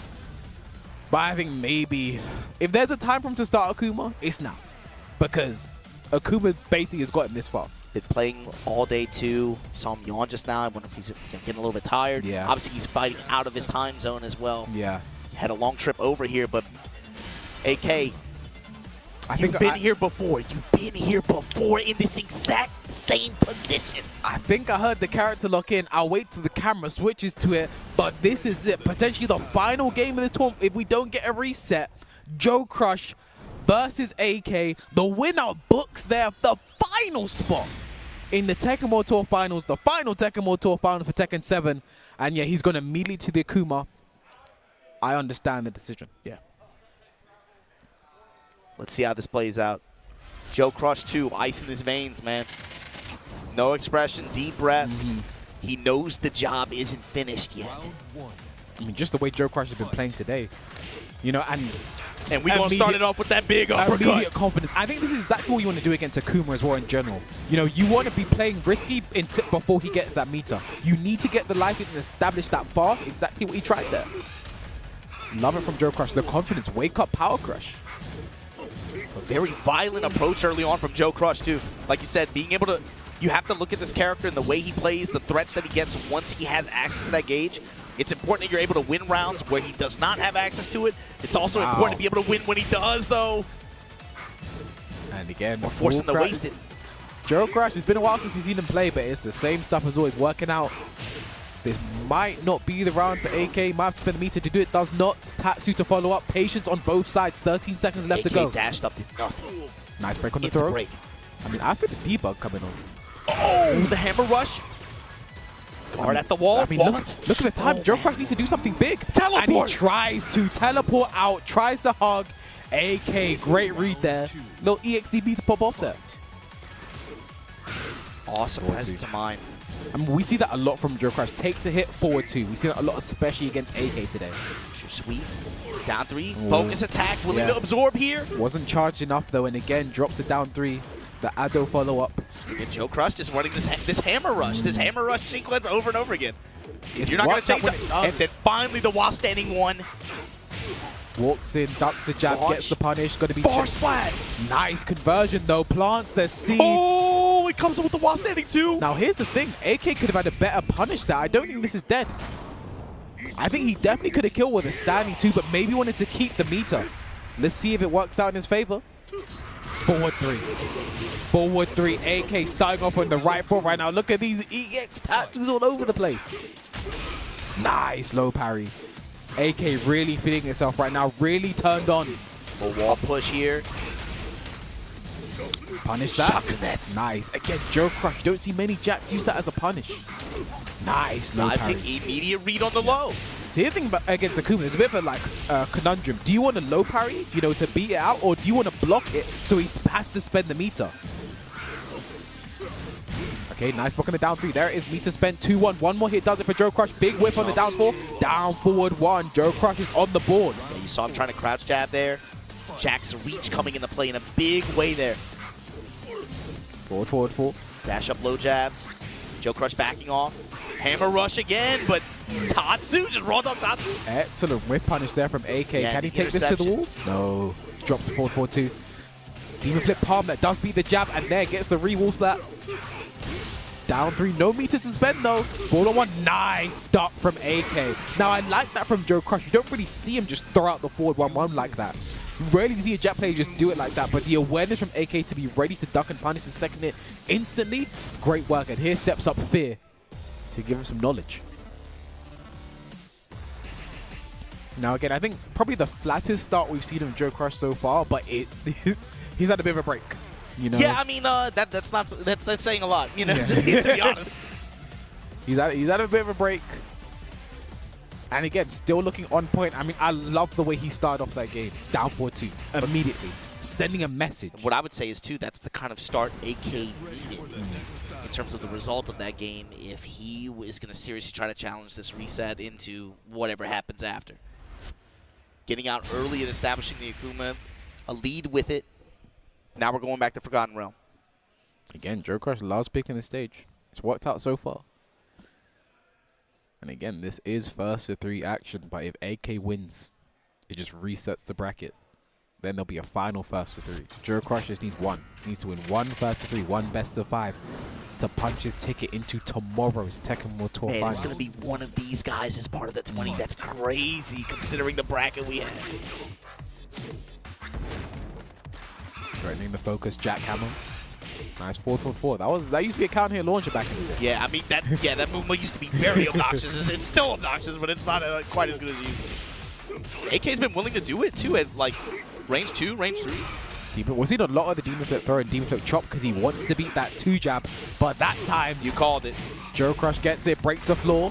Don't think this is dead unless he has something special. No, he doesn't.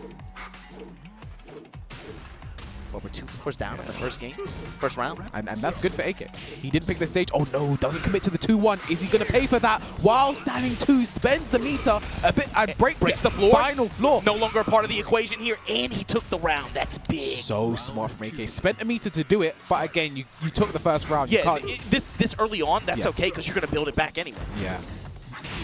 Oh, fully charged focus there. Good thing Joecrush was ducking. 2 down back 1 and nice down for 2, threading the needle. Joecrush taking this to the wall. Dump. Big shoulder there. Nice, love that. Nothing AK could have done there, you know. 2-jab run in, does the low. Guaranteed kill there. Joecrush playing this so well. Great presence of mind. Nice duck on the 1-1. Showing he's ready for it. Nice. The low push with these 2 jabs, man. Both of these two are scouting each other's lows so well. Not that one, though. But doesn't get the full combo, so Joecrush not going to be too upset about that.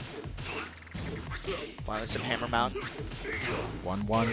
Hammer rush variation, rather. Back on the down 3, waiting for a follow-up, though. Side set 2. Jackhammer absorbs it, and no! Twin pistons. Is the sidewall going to come into play? Yes, it is. He was ready for it, though. Nice block on the get up 3 and the punish. Joecrush ready to get on the board here. But AK, that meter, we're about to see it, is on the way. There it is. Jackhammer. Nice low, but these two scouting each other's lows so well. I'm going to take it to the wall. With 1 bar to use it. Spends it here just to get this wall situation, get this damage. A little bit of meter build as well. Catches Joecrush ducking. What a combo as well. Doesn't kill, but down 3 at the final round in the second game.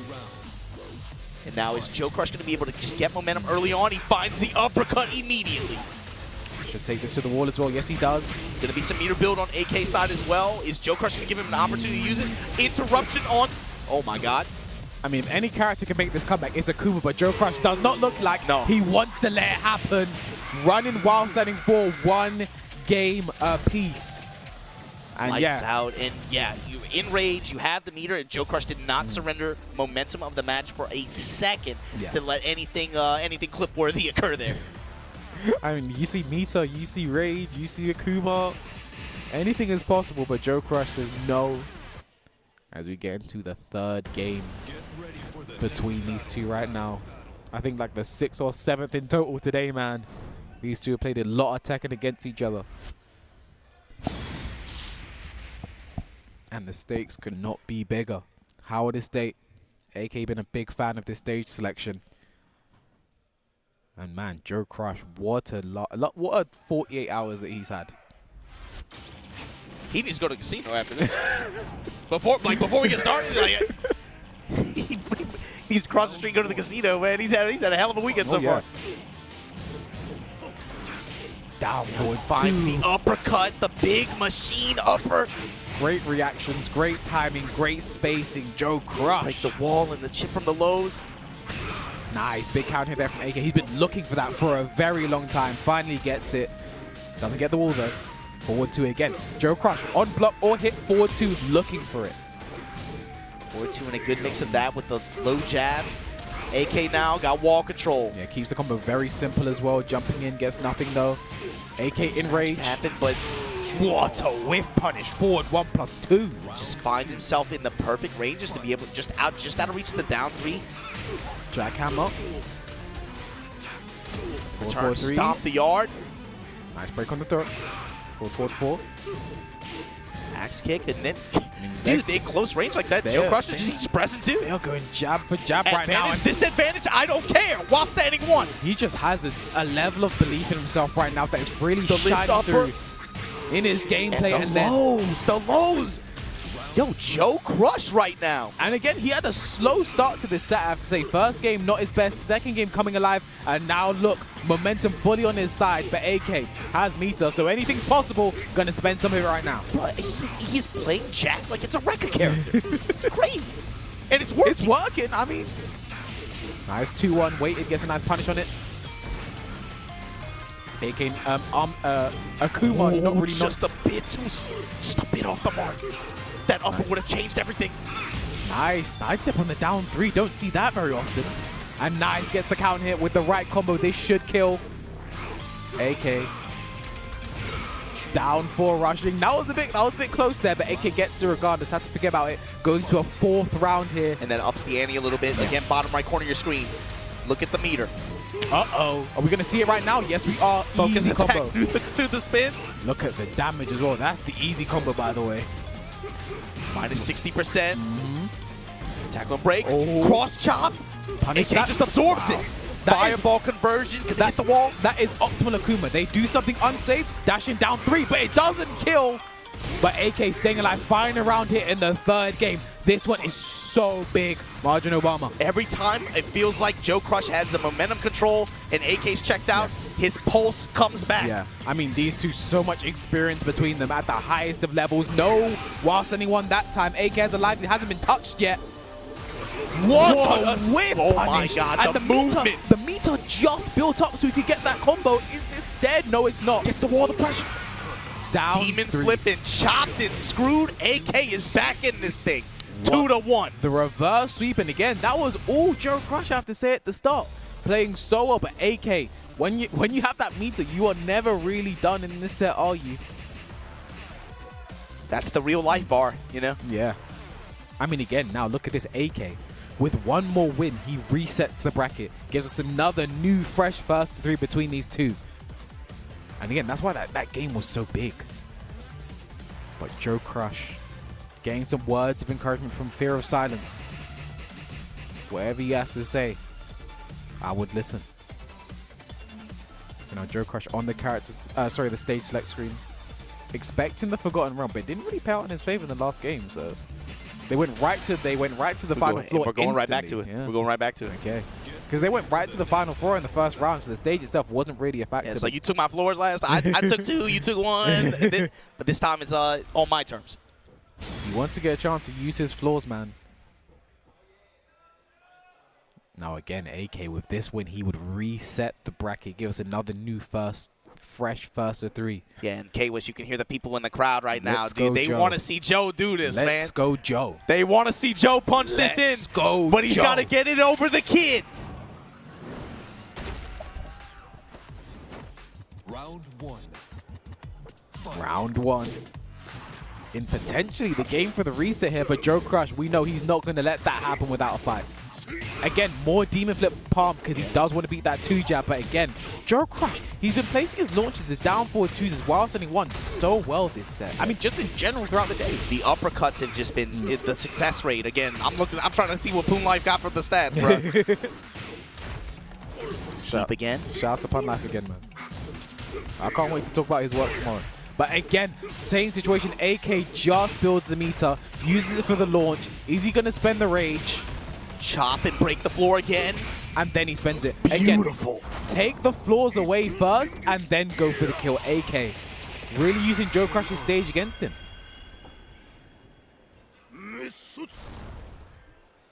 Round 2. AK 2 more rounds and we get a full reset here. Forward 4. Again, using more of that Demon Flip Palm. Joecrush a lot more patient when he's jumping in his face. But now it's sweep forward 4. Yeah. There it is again. Full crash down forward 2. Big whiff. No punish though from AK and fully charge on the side step 1. And if AK takes this to the wall, he's probably going to break this floor. Absolutely. Yes, he does. And there it is. Floors are going again in the second round this time. There's the 2-jab, persistent with it from Joecrush.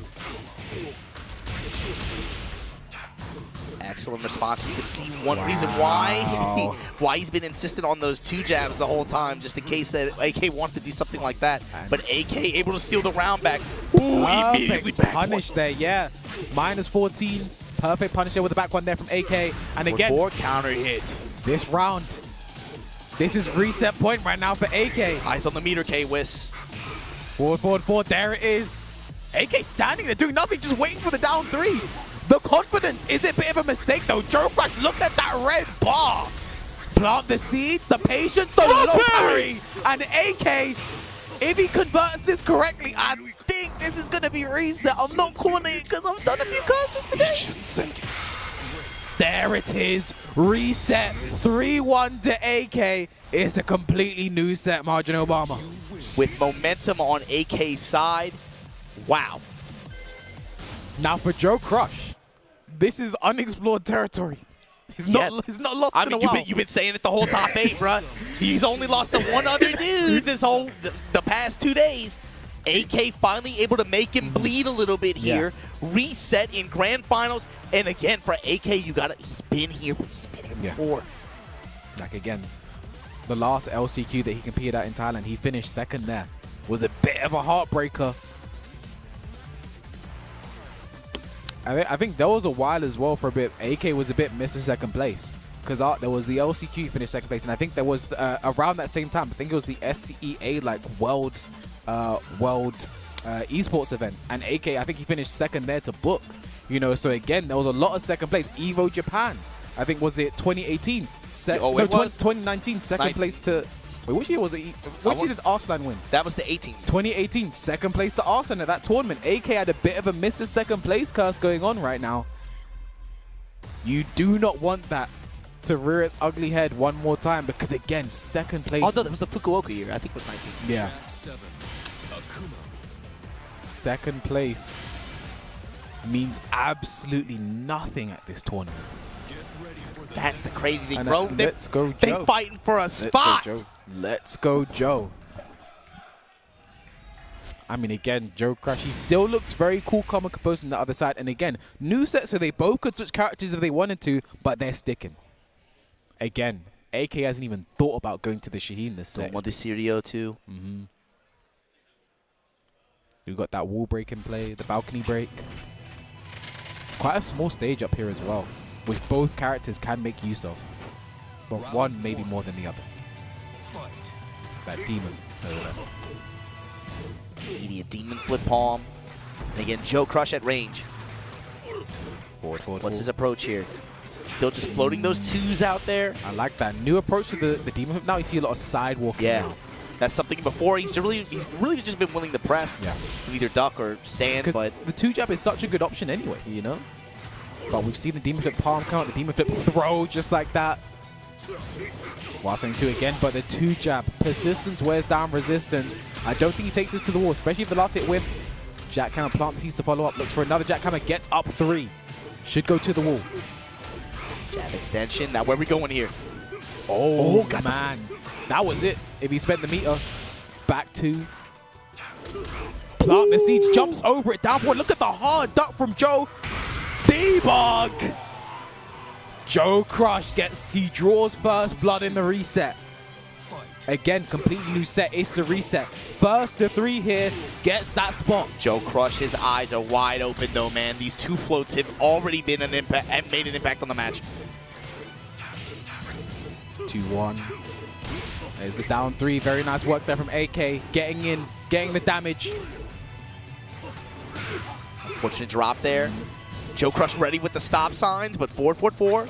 And AK willing to back up, gets the down 4-2. The uppercut floats. Out of the air, good work there from Joecrush. Debug what again. An option. Oh, that could have been a launch. Both those 2, I think, catching a bit of life. Down back 1. One more hit does it for Joecrush. Nice block and punish. And this crowd is liking what they're seeing here. Joecrush. I think there's an obvious favorite here. Up on the set, yeah, for sure. Home field advantage for big time for Joecrush right now. Again, no meter for AK to work with. Potential final round as well. He needs to win these rounds honestly, quote unquote, with Akuma. But again, might build the meter here. Gonna take him to the wall, gonna do some damage, but Joecrush right in the corner where you do not want to be against Akuma, gets the wall bounce. Yeah, this is looking like an Akuma round so far. Joecrush in rage, has a chance. One more hit, it's a forward 3, it's a perfect. And the meter is live. Those rounds happen, but again, like you said, the resources now, that's what's important moving forward. Joecrush, you need one more round here. These lows, these twos, they got a float, can't convert. That was unfortunate there for Joecrush. I thought that He's should have been been so on point with it the whole day. AK close to building another meter as well. Downfall. Take your sweep. Not biting on the bait with the focus attack. Joecrush taking some risks right there, but not the worst thing. Jumps over, swap positions. Trading places. I mean, just harassing the legs right now. AK needs some crutches. 1-1 out of range. That was unfortunate. About even on life. One touch was either of them in range of the wild standing two. And again, a bit of a waste of meter for AK, but he gets the round regardless. And again, he's close to building another one. This feels like a big round, man. No meter, like you said. And again, AK has had a lot of momentum. Just reset the bracket. Punish that. No, this is a completely uppercut. Wow, back 1-2, finishing the second hit. Don't see that very often. I think this is the first time Joecrush has done that all day. Takes the damage. AK in trouble, but has meter. Nice low parry. Gonna get the wall as well. This could be dead. Shoulder. Joecrush. There it is. Exactly how you want to start this reset bracket. Okay, you let AK get the last one. That's okay. And now, what's the stage selection for AK? Normally it's been the Howard Estate, and it has worked out in his favor. AK doing some time thinking about it. Yeah, he's thinking about this one. This is a huge set. Sticking to the game plan. Yeah. I mean, the winner of this first of 3 punches their ticket to the Tekken World Tour Finals tomorrow. Gets that final spot, the 20th spot. For AK, it'd be his second time there. He was there last year. For Joecrush, be a completely new competitor. It's a whole new world for Uncharted, him. Uncharted waters, like you're saying. But the way he's playing, he definitely doesn't look out of place. I could see either of these two tomorrow doing well. The day-to-day momentum, man. Talk about that. Imagine you're going into group stage selection. You have to think about, like, man, this guy's playing really, really well. Yeah. Both these two. If I'm one of the 19 competitors, are you trying to hop into a group with this guy? I don't know, man. 4-4-4 from AK at range. Again, the hammer rush from Joecrush. That demon flip throw has had a pretty good return overall for AK today. Again, it's a good option to beat the 2-jab. Nice, just ducks a demon flip throw that time. Good work there from Joecrush. And now the option wheel rotation turns. DP. AK with the chop. Down 3. 2-jab. Nice break on the tombstone. Joecrush just doing records, man. 20 seconds running through the plus frames. Down 3. Nice backdash from Joecrush. 2-1. Great whip punish. Rage available. Wow, 64 stuffs the DP. 8 seconds, and wow, the down jab DP. AK is not deterred. With 7 seconds, with a pixel and a dream, steals the first round. He's stuck on the second hit. Missed the whip punish, but with great duck. And his reward here, this corner situation, minus 40% gets the time kick back turn hit. Huge lively right now for AK, but Joecrush, this is the start. You need to work on this from here. Nice 2-jab again, and I love his combo conversion every time. He's been so consistent with it the entire night. Nice, the 2-jab again. Breaks the wall immediately. Can carry to the next one, and he does. Nice, breaks it as well, and the 1. Nice, keeps the DP safe there, spends the meter. Keeps his guard. Down 4. Nice patience from Joecrush. Down 4. Joecrush! Down back 1, stays alive. These two keeping this game as close as you would expect. Down 4-2. The uppercut. What a whip punish.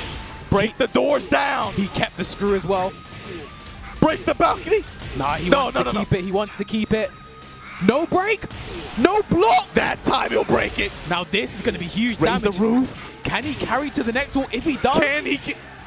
Oh, just shy. But the meter. Jab dodge. Jumps in, the jab. Nice patience. What a block from Joecrush. Focus dashes. Waste the meter as well. And the block on the down forward. Joecrush is feeling it right now. Called it, the meter no longer on the table for at least a little while. Joecrush in this situation before, he piles on the offense, kind of tries to smother AK. What's he going to do this time? And with no meter, you can take a lot more liberties against Akuma. Are we going to see that from Joecrush? He has a round to work with, two. Interception. Look it. Goes for the duck, threatening the full crouch mix again. The anti-air 2 jab is... He's so clutch with it. Jackhammer, big damage. AK almost in the corner right now. Just outside of range, the low parry again. With the right combo. Joecrush, oh man. Oh man, the wall throw. Joecrush is feeling it right now. 2 games up after the reset. This crowd liking what they're seeing here. Joe clutch up 2 games in grand finals after the reset against AK from the Philippines. And AK went immediately to character select. What does that mean? There's still Shaheen on the table. There's still Paul. I think the Akuma's looking a bit neutralized right now, and I think AK's feeling it. He's thinking right now. Again, we haven't seen the Paul in a long time from AK. There's no way he goes Shaheen. Like Paul. I think if he does make a switch, it's Paul. It has to be Paul. It has to be the Paul. But again, whichever character he picks right now, he is locked in. Locked in. He's got to go 3 straight. It's a tough decision, and you can see like he's thinking right now. This decides whether or not you make it to the Tekken World Tour Finals tomorrow. Yeah, this is like the hardest decision in a reset scenario, especially like in 1st to 3 format. Like, what do you do in this situation? Again, we mentioned it, AK. At one point was a bit of a miss to 2nd place. This is not the time you want that. God, dude, can you imagine 2nd place at the LCQ twice over the course of the game's lifespan? I don't want to imagine. That's what's at stake here, right? I don't want to imagine it. He's got to be able to. Man, that's crazy. Now is not the time to be the bridesmaid. Like, he's thinking hard about this, and again, he has every right to take his time because this one decision could decide the entirety of tomorrow. But Joecrush playing so right now. It's been Yo, I'm gonna take it back to the beginning when we said the top 8. I pulled his match off the stream last night. He looked at me, he's like, "Bro, you really gonna pull me off stream?" I was like, "Joe, I'm sorry." My man said, "I want to be on." I'm trying to make it to showtime. I mean, he's made up for all that missed stream time today and then some. Now AK flipping between the characters. I heard the character he locked in. It's still the Akuma. Let's go. Joe is ringing throughout the arena right now. Yo, they are talking to you. It is ring. I mean, here's the thing. LCQ, there's not been like a hometown winner. 2018, Galanda in Europe, he was the winner. There's just something about that guy in Amsterdam. Something goes crazy with him every time. You know, last year, there were multiple LCQ winners, but Jordan won them again in Europe. Can we get an American winning the LCQ in America?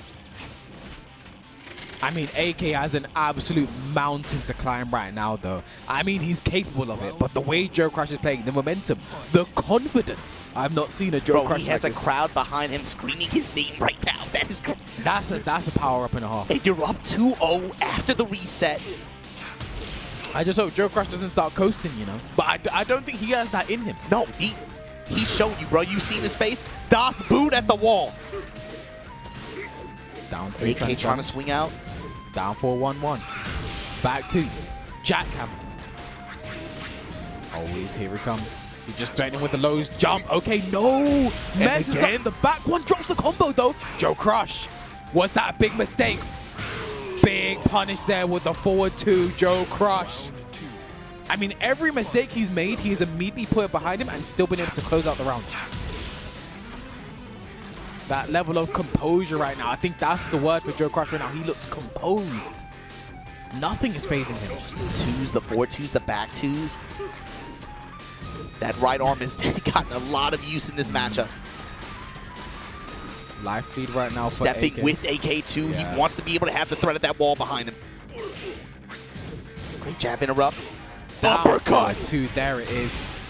Keeps his tailspin as well. I think he's going to the next one. I Break think the he walls wants it. down. Break the walls down! And the 1 as well. He's feeling it. But no, you can't give Akuma something like that when he has meter. Should take this to the wall, and he does. Clean wall splat. Going to be huge damage. Trouble for Joecrush. Devil in a red dress, though. He has that debug. He has that debug. AK with the meter. He has that debug. 5 seconds left to go. We have to see it. We're seeing AK jump because he doesn't have to deal with it. 1 second block. Just oh my God. You know, I think Joecrush probably thought he calculated that perfectly. And it was close. That was indistinguishable. I think in Tekken 8, when they show the percentage, I'd love to see what that was. Nice duck on the forward 2. Punish from AK. Big damage right now. Big tackle punches on the ground. Ground and pound. Coast to coast. Yeah. AK not dead yet, bruh. Not this kid. I mean, one more hit does this round for Back AK. it Down, up. back four. Stature kick the Tekken low. AK. Can he get a game on the board? Or does Joecrush clutch up? 2-1. Forward, forward, forward. AK looking very good this round. That lead 2 jab and the way he's been playing around it. Finally, a jackhammer with the damage after. Nice whip punish, the low parry though from AK. And he's going to have 2 bars of meter when this combo is all said and done. There it is. Is he going to spend one now just for some extra damage? No, he wants to keep it. Threaten with it. There's the low, spends it. Spends both of them, and AK gets a game on the board. Finally after the reset. Signs of life. It was looking really grim there for a second for AK. He's still in this though. I mean, here's the thing. The pressure on both sides, right? Because for AK, you're down. You know, you need to win 3 games before Joecrush wins 1. And you're locked in. Locked in with the Akuma. But with Joecrush, you can't disappoint the crowd behind you. Man, with him and the way he talks, the way he is, you can take the crowd out of it. It's about disappointing himself at this point. The way he's played this entire weekend, he believes this is his spot. I mean, it looks like it. It genuinely looks like it. The only person to take him to task today has been AK. He finally got the win, got the reset over him. But other than Back that, to Forgotten Realm too. Look where we're going.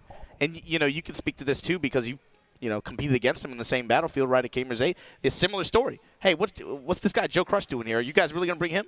Everybody, all his teammates had faith in him, and I mean, it showed. He clutched out. He clutched out. It showed why. I mean, he was definitely the guy to bring in again. It's so great to see a new school American player get this far. So what does he do from this point on? I mean, again, momentum on his side, crowd on his side. AK did get that game, but again, Joecrush, he just needs one. He just needs 3 rounds one time. Just one time. AK's going to do it at least twice. And again, because Joecrush went up 2-0, he gets to pick the stage. He gets to pick where the encounter takes place for these final 2 games as well. True. Clean step to the right side of the score 2-1. Joecrush backing it up, willing just running block. A lot of dash guard. Got to beware of that flash duck while standing 1. He's shown that a couple times.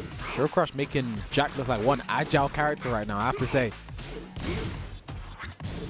Again, there he is, comes in with a full crouch. 12 seconds left to go. Life lead for AK. 10 seconds left. Neither of them are close to rage, and I think this combo kind of seals the round. You know, the floor break, the animation taking time, and 2 seconds left, 1 second, there's absolutely nothing. I mean, that could have done it, but he didn't have the time. Nice backdash and punish there. The first time we've really seen Joecrush get punished heavy for that today. And he lost the floor for it too. Yeah. Big mistake on his side. And again, the down 3 Tatsu. AK coming alive right now, but there's the power crush. Joecrush trying to stop his momentum dead. Oh, and the jump on the low. AK, 1 more round. Hold on now. We was hearing Let's Go Joe. I mean, I think now's the time to hear the Let's Go Joe, AK no? silencing them. Yeah. Duck Omega. I respect that Joecrush letting the full thing rip, because again, even if Akuma blocks that, does not get a great punch in it. Forward 3 at best. And even then, that might not have the range. Uppercut. That wasn't even the punish, but Joecrush believing in himself right now. Breaks the floor. The wall is right there. Forward 4-3, doesn't want to use it. Forward 4-4, right back. Oh. Both of them just shy of missing their whip punishes. Half the round gone. 2 jab. Nice low parry from AK. 2 bars of meter about to be built as well. And last time we were in this situation, AK just did down 3 into down 3. Are we going to see that again? Focus dash. Joecrush was ready. Not dead though. 2 bars still. EXDP. Not dead. Raging meter though. Forward 3. Oh, but Joecrush. The down forward 1. You have to say, a wasted meter from AK. Went from 2 bars to none. And now look at the round count. Joe. That's a big W in that situation. Yeah. Again, should have been more ultimate with the punch with EXDP, but he won the round. Put that behind you. It's in the rear view mirror now. Look ahead. I mean, AK, he's forgetting about that last round too. Nice duck from Joecrush. Nice duck on the forward two. Jackhammer out the air. Swatting a fly. Focus gets nothing, jumping in. There's the meter. Nice low pen from Joecrush. Nice adjustment for the wall as well. Wall control. Oh my God, Joecrush. Joecrush. LCQ point. This is the one, and the crowd really picking up for this one. But there, look at the meter for AK. It could control this entire round. Look at the move from Joecrush. Half The a part of his confidence. name, slowly pushing AK to the wall, floating those 2 jabs out there. While sending 2, and there it is. 2 jab out the air. Joecrush on the wall. This is scary. The wall splat. The wall splat. It's gonna be a sidewall. Gonna be a sidewall. And look at this. Look at the lively. Joecrush. One more hit does it. Can he close it out? The power crush. That's the lottery. Joecrush. Joecrush is your LCQ champion.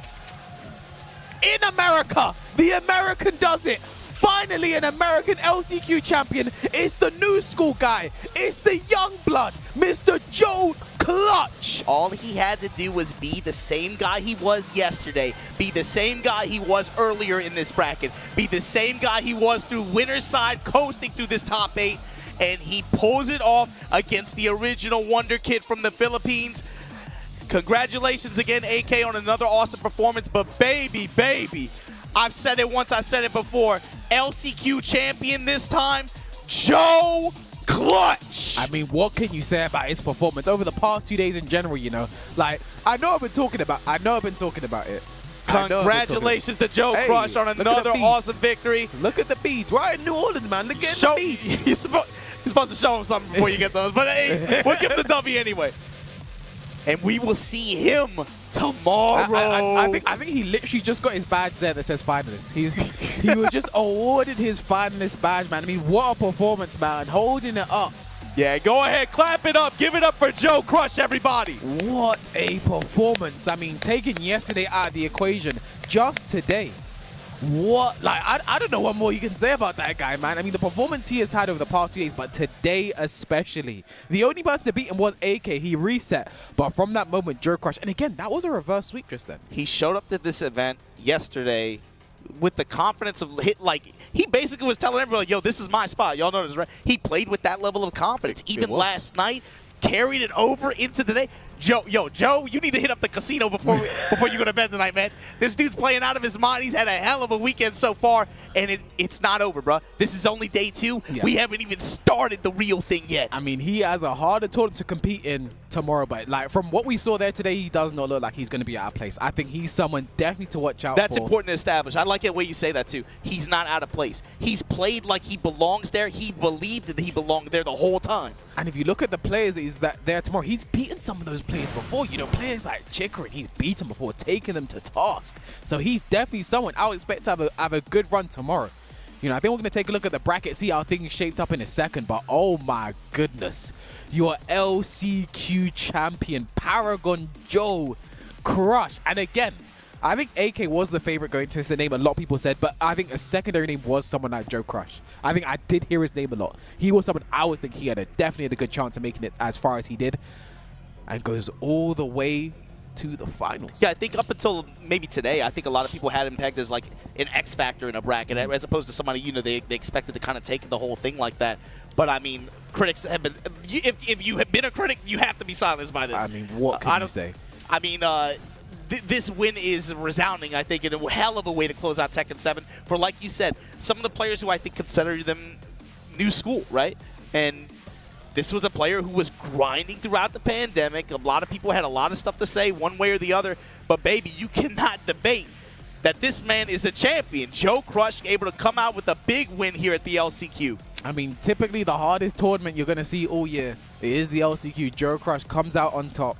And I think just the way he played, it's not really a surprise to anyone. But the players he had to go over, you know, beating Richie early on in his pool, taking it over. We saw earlier today against Genghis Don. That was a close set. That one could have gone either way. You know, when you look back here. Yeah, that was a really close set. Yeah. But then you go against his games, you know, against from AK on. I think you mentioned it. Well, once Joecrush won on that winners final, you couldn't really see anyone taking it from him. Taking him twice, like the way with the attitude. Once it happened. It did. But I mean, you saw what happened after that, you know. And to be fair, there was some tense moments after that reset too. But Joecrush, like even if he was put in bad positions, it felt like a lot of bend but don't break. Yeah. You never felt any kind of like mental strain on his end. He believed the whole time, I'm in the fight. We're gonna stay with it even when things get tough. Big ups to Joecrush, man. Congratulations once again. I mean, if anybody had anything to say about it before, they can't say anything now. But one thing we got to tell you guys is if you enjoyed this Tekken 7 event, we haven't even started the real thing, but I know you guys are looking forward to what we got coming in a few weeks. So let's talk about what you're going to get with that premium collector's edition, courtesy of the Bandai Namco store. It's an exclusive. Again, the premium box, the base game, with all the Ultimate Edition content and bonuses, the special face-off steelbook, the arcade token, Leroy's ring, the 8 glossy collectible character cards, and of course that exclusive electrified exclusive electrified figurine. You know what, you've been doing that a lot today. Like I feel like I gotta take some. But like, yeah, again, I mean, what an amazing. I remember I took a look at this like quite a while before it was even announced. I was like, oh my god, this looks amazing, right? And then you got that Jin statue. It actually lights up as well. You see it there. I mean, man, what a way to go into. And of course, the game's available January 26th, but you guys can pre-order now on the Bandai Namco store. And look, man, we know you guys are really looking forward to this game. Make sure you guys stay plugged in. TekkenWorldTour.com. Follow our socials to keep up with the newest Tekken content. Follow B&E Esports on Twitter for more excitement on the Tekken World Tour and updates. At Tekken, at B&E Esports on Twitter, B&E Esports on YouTube. You guys, make sure you guys stay tapped in because, again, you know, we do have... This is going to be the final Tekken 7, the biggest. This is the swan song. It's the last Tekken World Tour we're going to be having, man. And again, this champion, they get a lot of bragging rights, you know, because even if, you know, it comes to Tekken 8, they're not doing as well. Like, listen, I was the last Tekken 7 champion, man. You know, what can you really say to anyone that pulls off that level? And again, looking at the tournament we just had, that level of players, Pinya, Infested, Ayorichie, Joecrush, AK. You know, the level of talent, I think is a blessing to be able to close out Tekken 7 with such a level of talent, you know, over these next 2 days. Like I said, this is a hell of a way to start off the weekend. Like, the real thing has not even started. We cannot express that enough. The real thing is not even started yet. And there are a lot of storylines going into tomorrow. There are a lot of players that we're looking at to try to, you know, make some stamps on their resumes to close out this game before we open a new era. But real quick, again, I'm gonna sound like a broken record. I gotta keep saying it. It's okay to watch this stuff and smile. Make sure you guys enjoy it. Take it all in because it's okay to just say thank you for the game and appreciate what you had. That's really important, man. Don't take any of this for granted. You can't make lightning in a bottle, and y'all had something really special with this. So make sure you take time to think about that. As someone whose life literally changed because of this game, you know, I have a huge appreciation for this game, Tekken 7. I can't wait to see what the next chapter holds, man. And again, I just want to say a huge blessing to be here. You know, I'm happy to be here with, you know, a legend like yourself. I'm happy to have you here, bro. I'm happy to have all you guys here. I never thought in a million years, 17 years ago, I would be able to say, yeah, we're going to host a global elite competition. The Tekken World Tour Finals believed in this place. They came here, and so far, I'm over the moon, man. I can't believe we've been seeing what we've been seeing. But, bruh, there's a lot to look forward to tomorrow.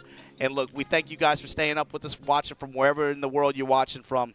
But we'll see you guys in the morning. Look forward to the violence and the chaos that is going to go down in these group stages, and we'll catch you guys tomorrow. Everybody be easy.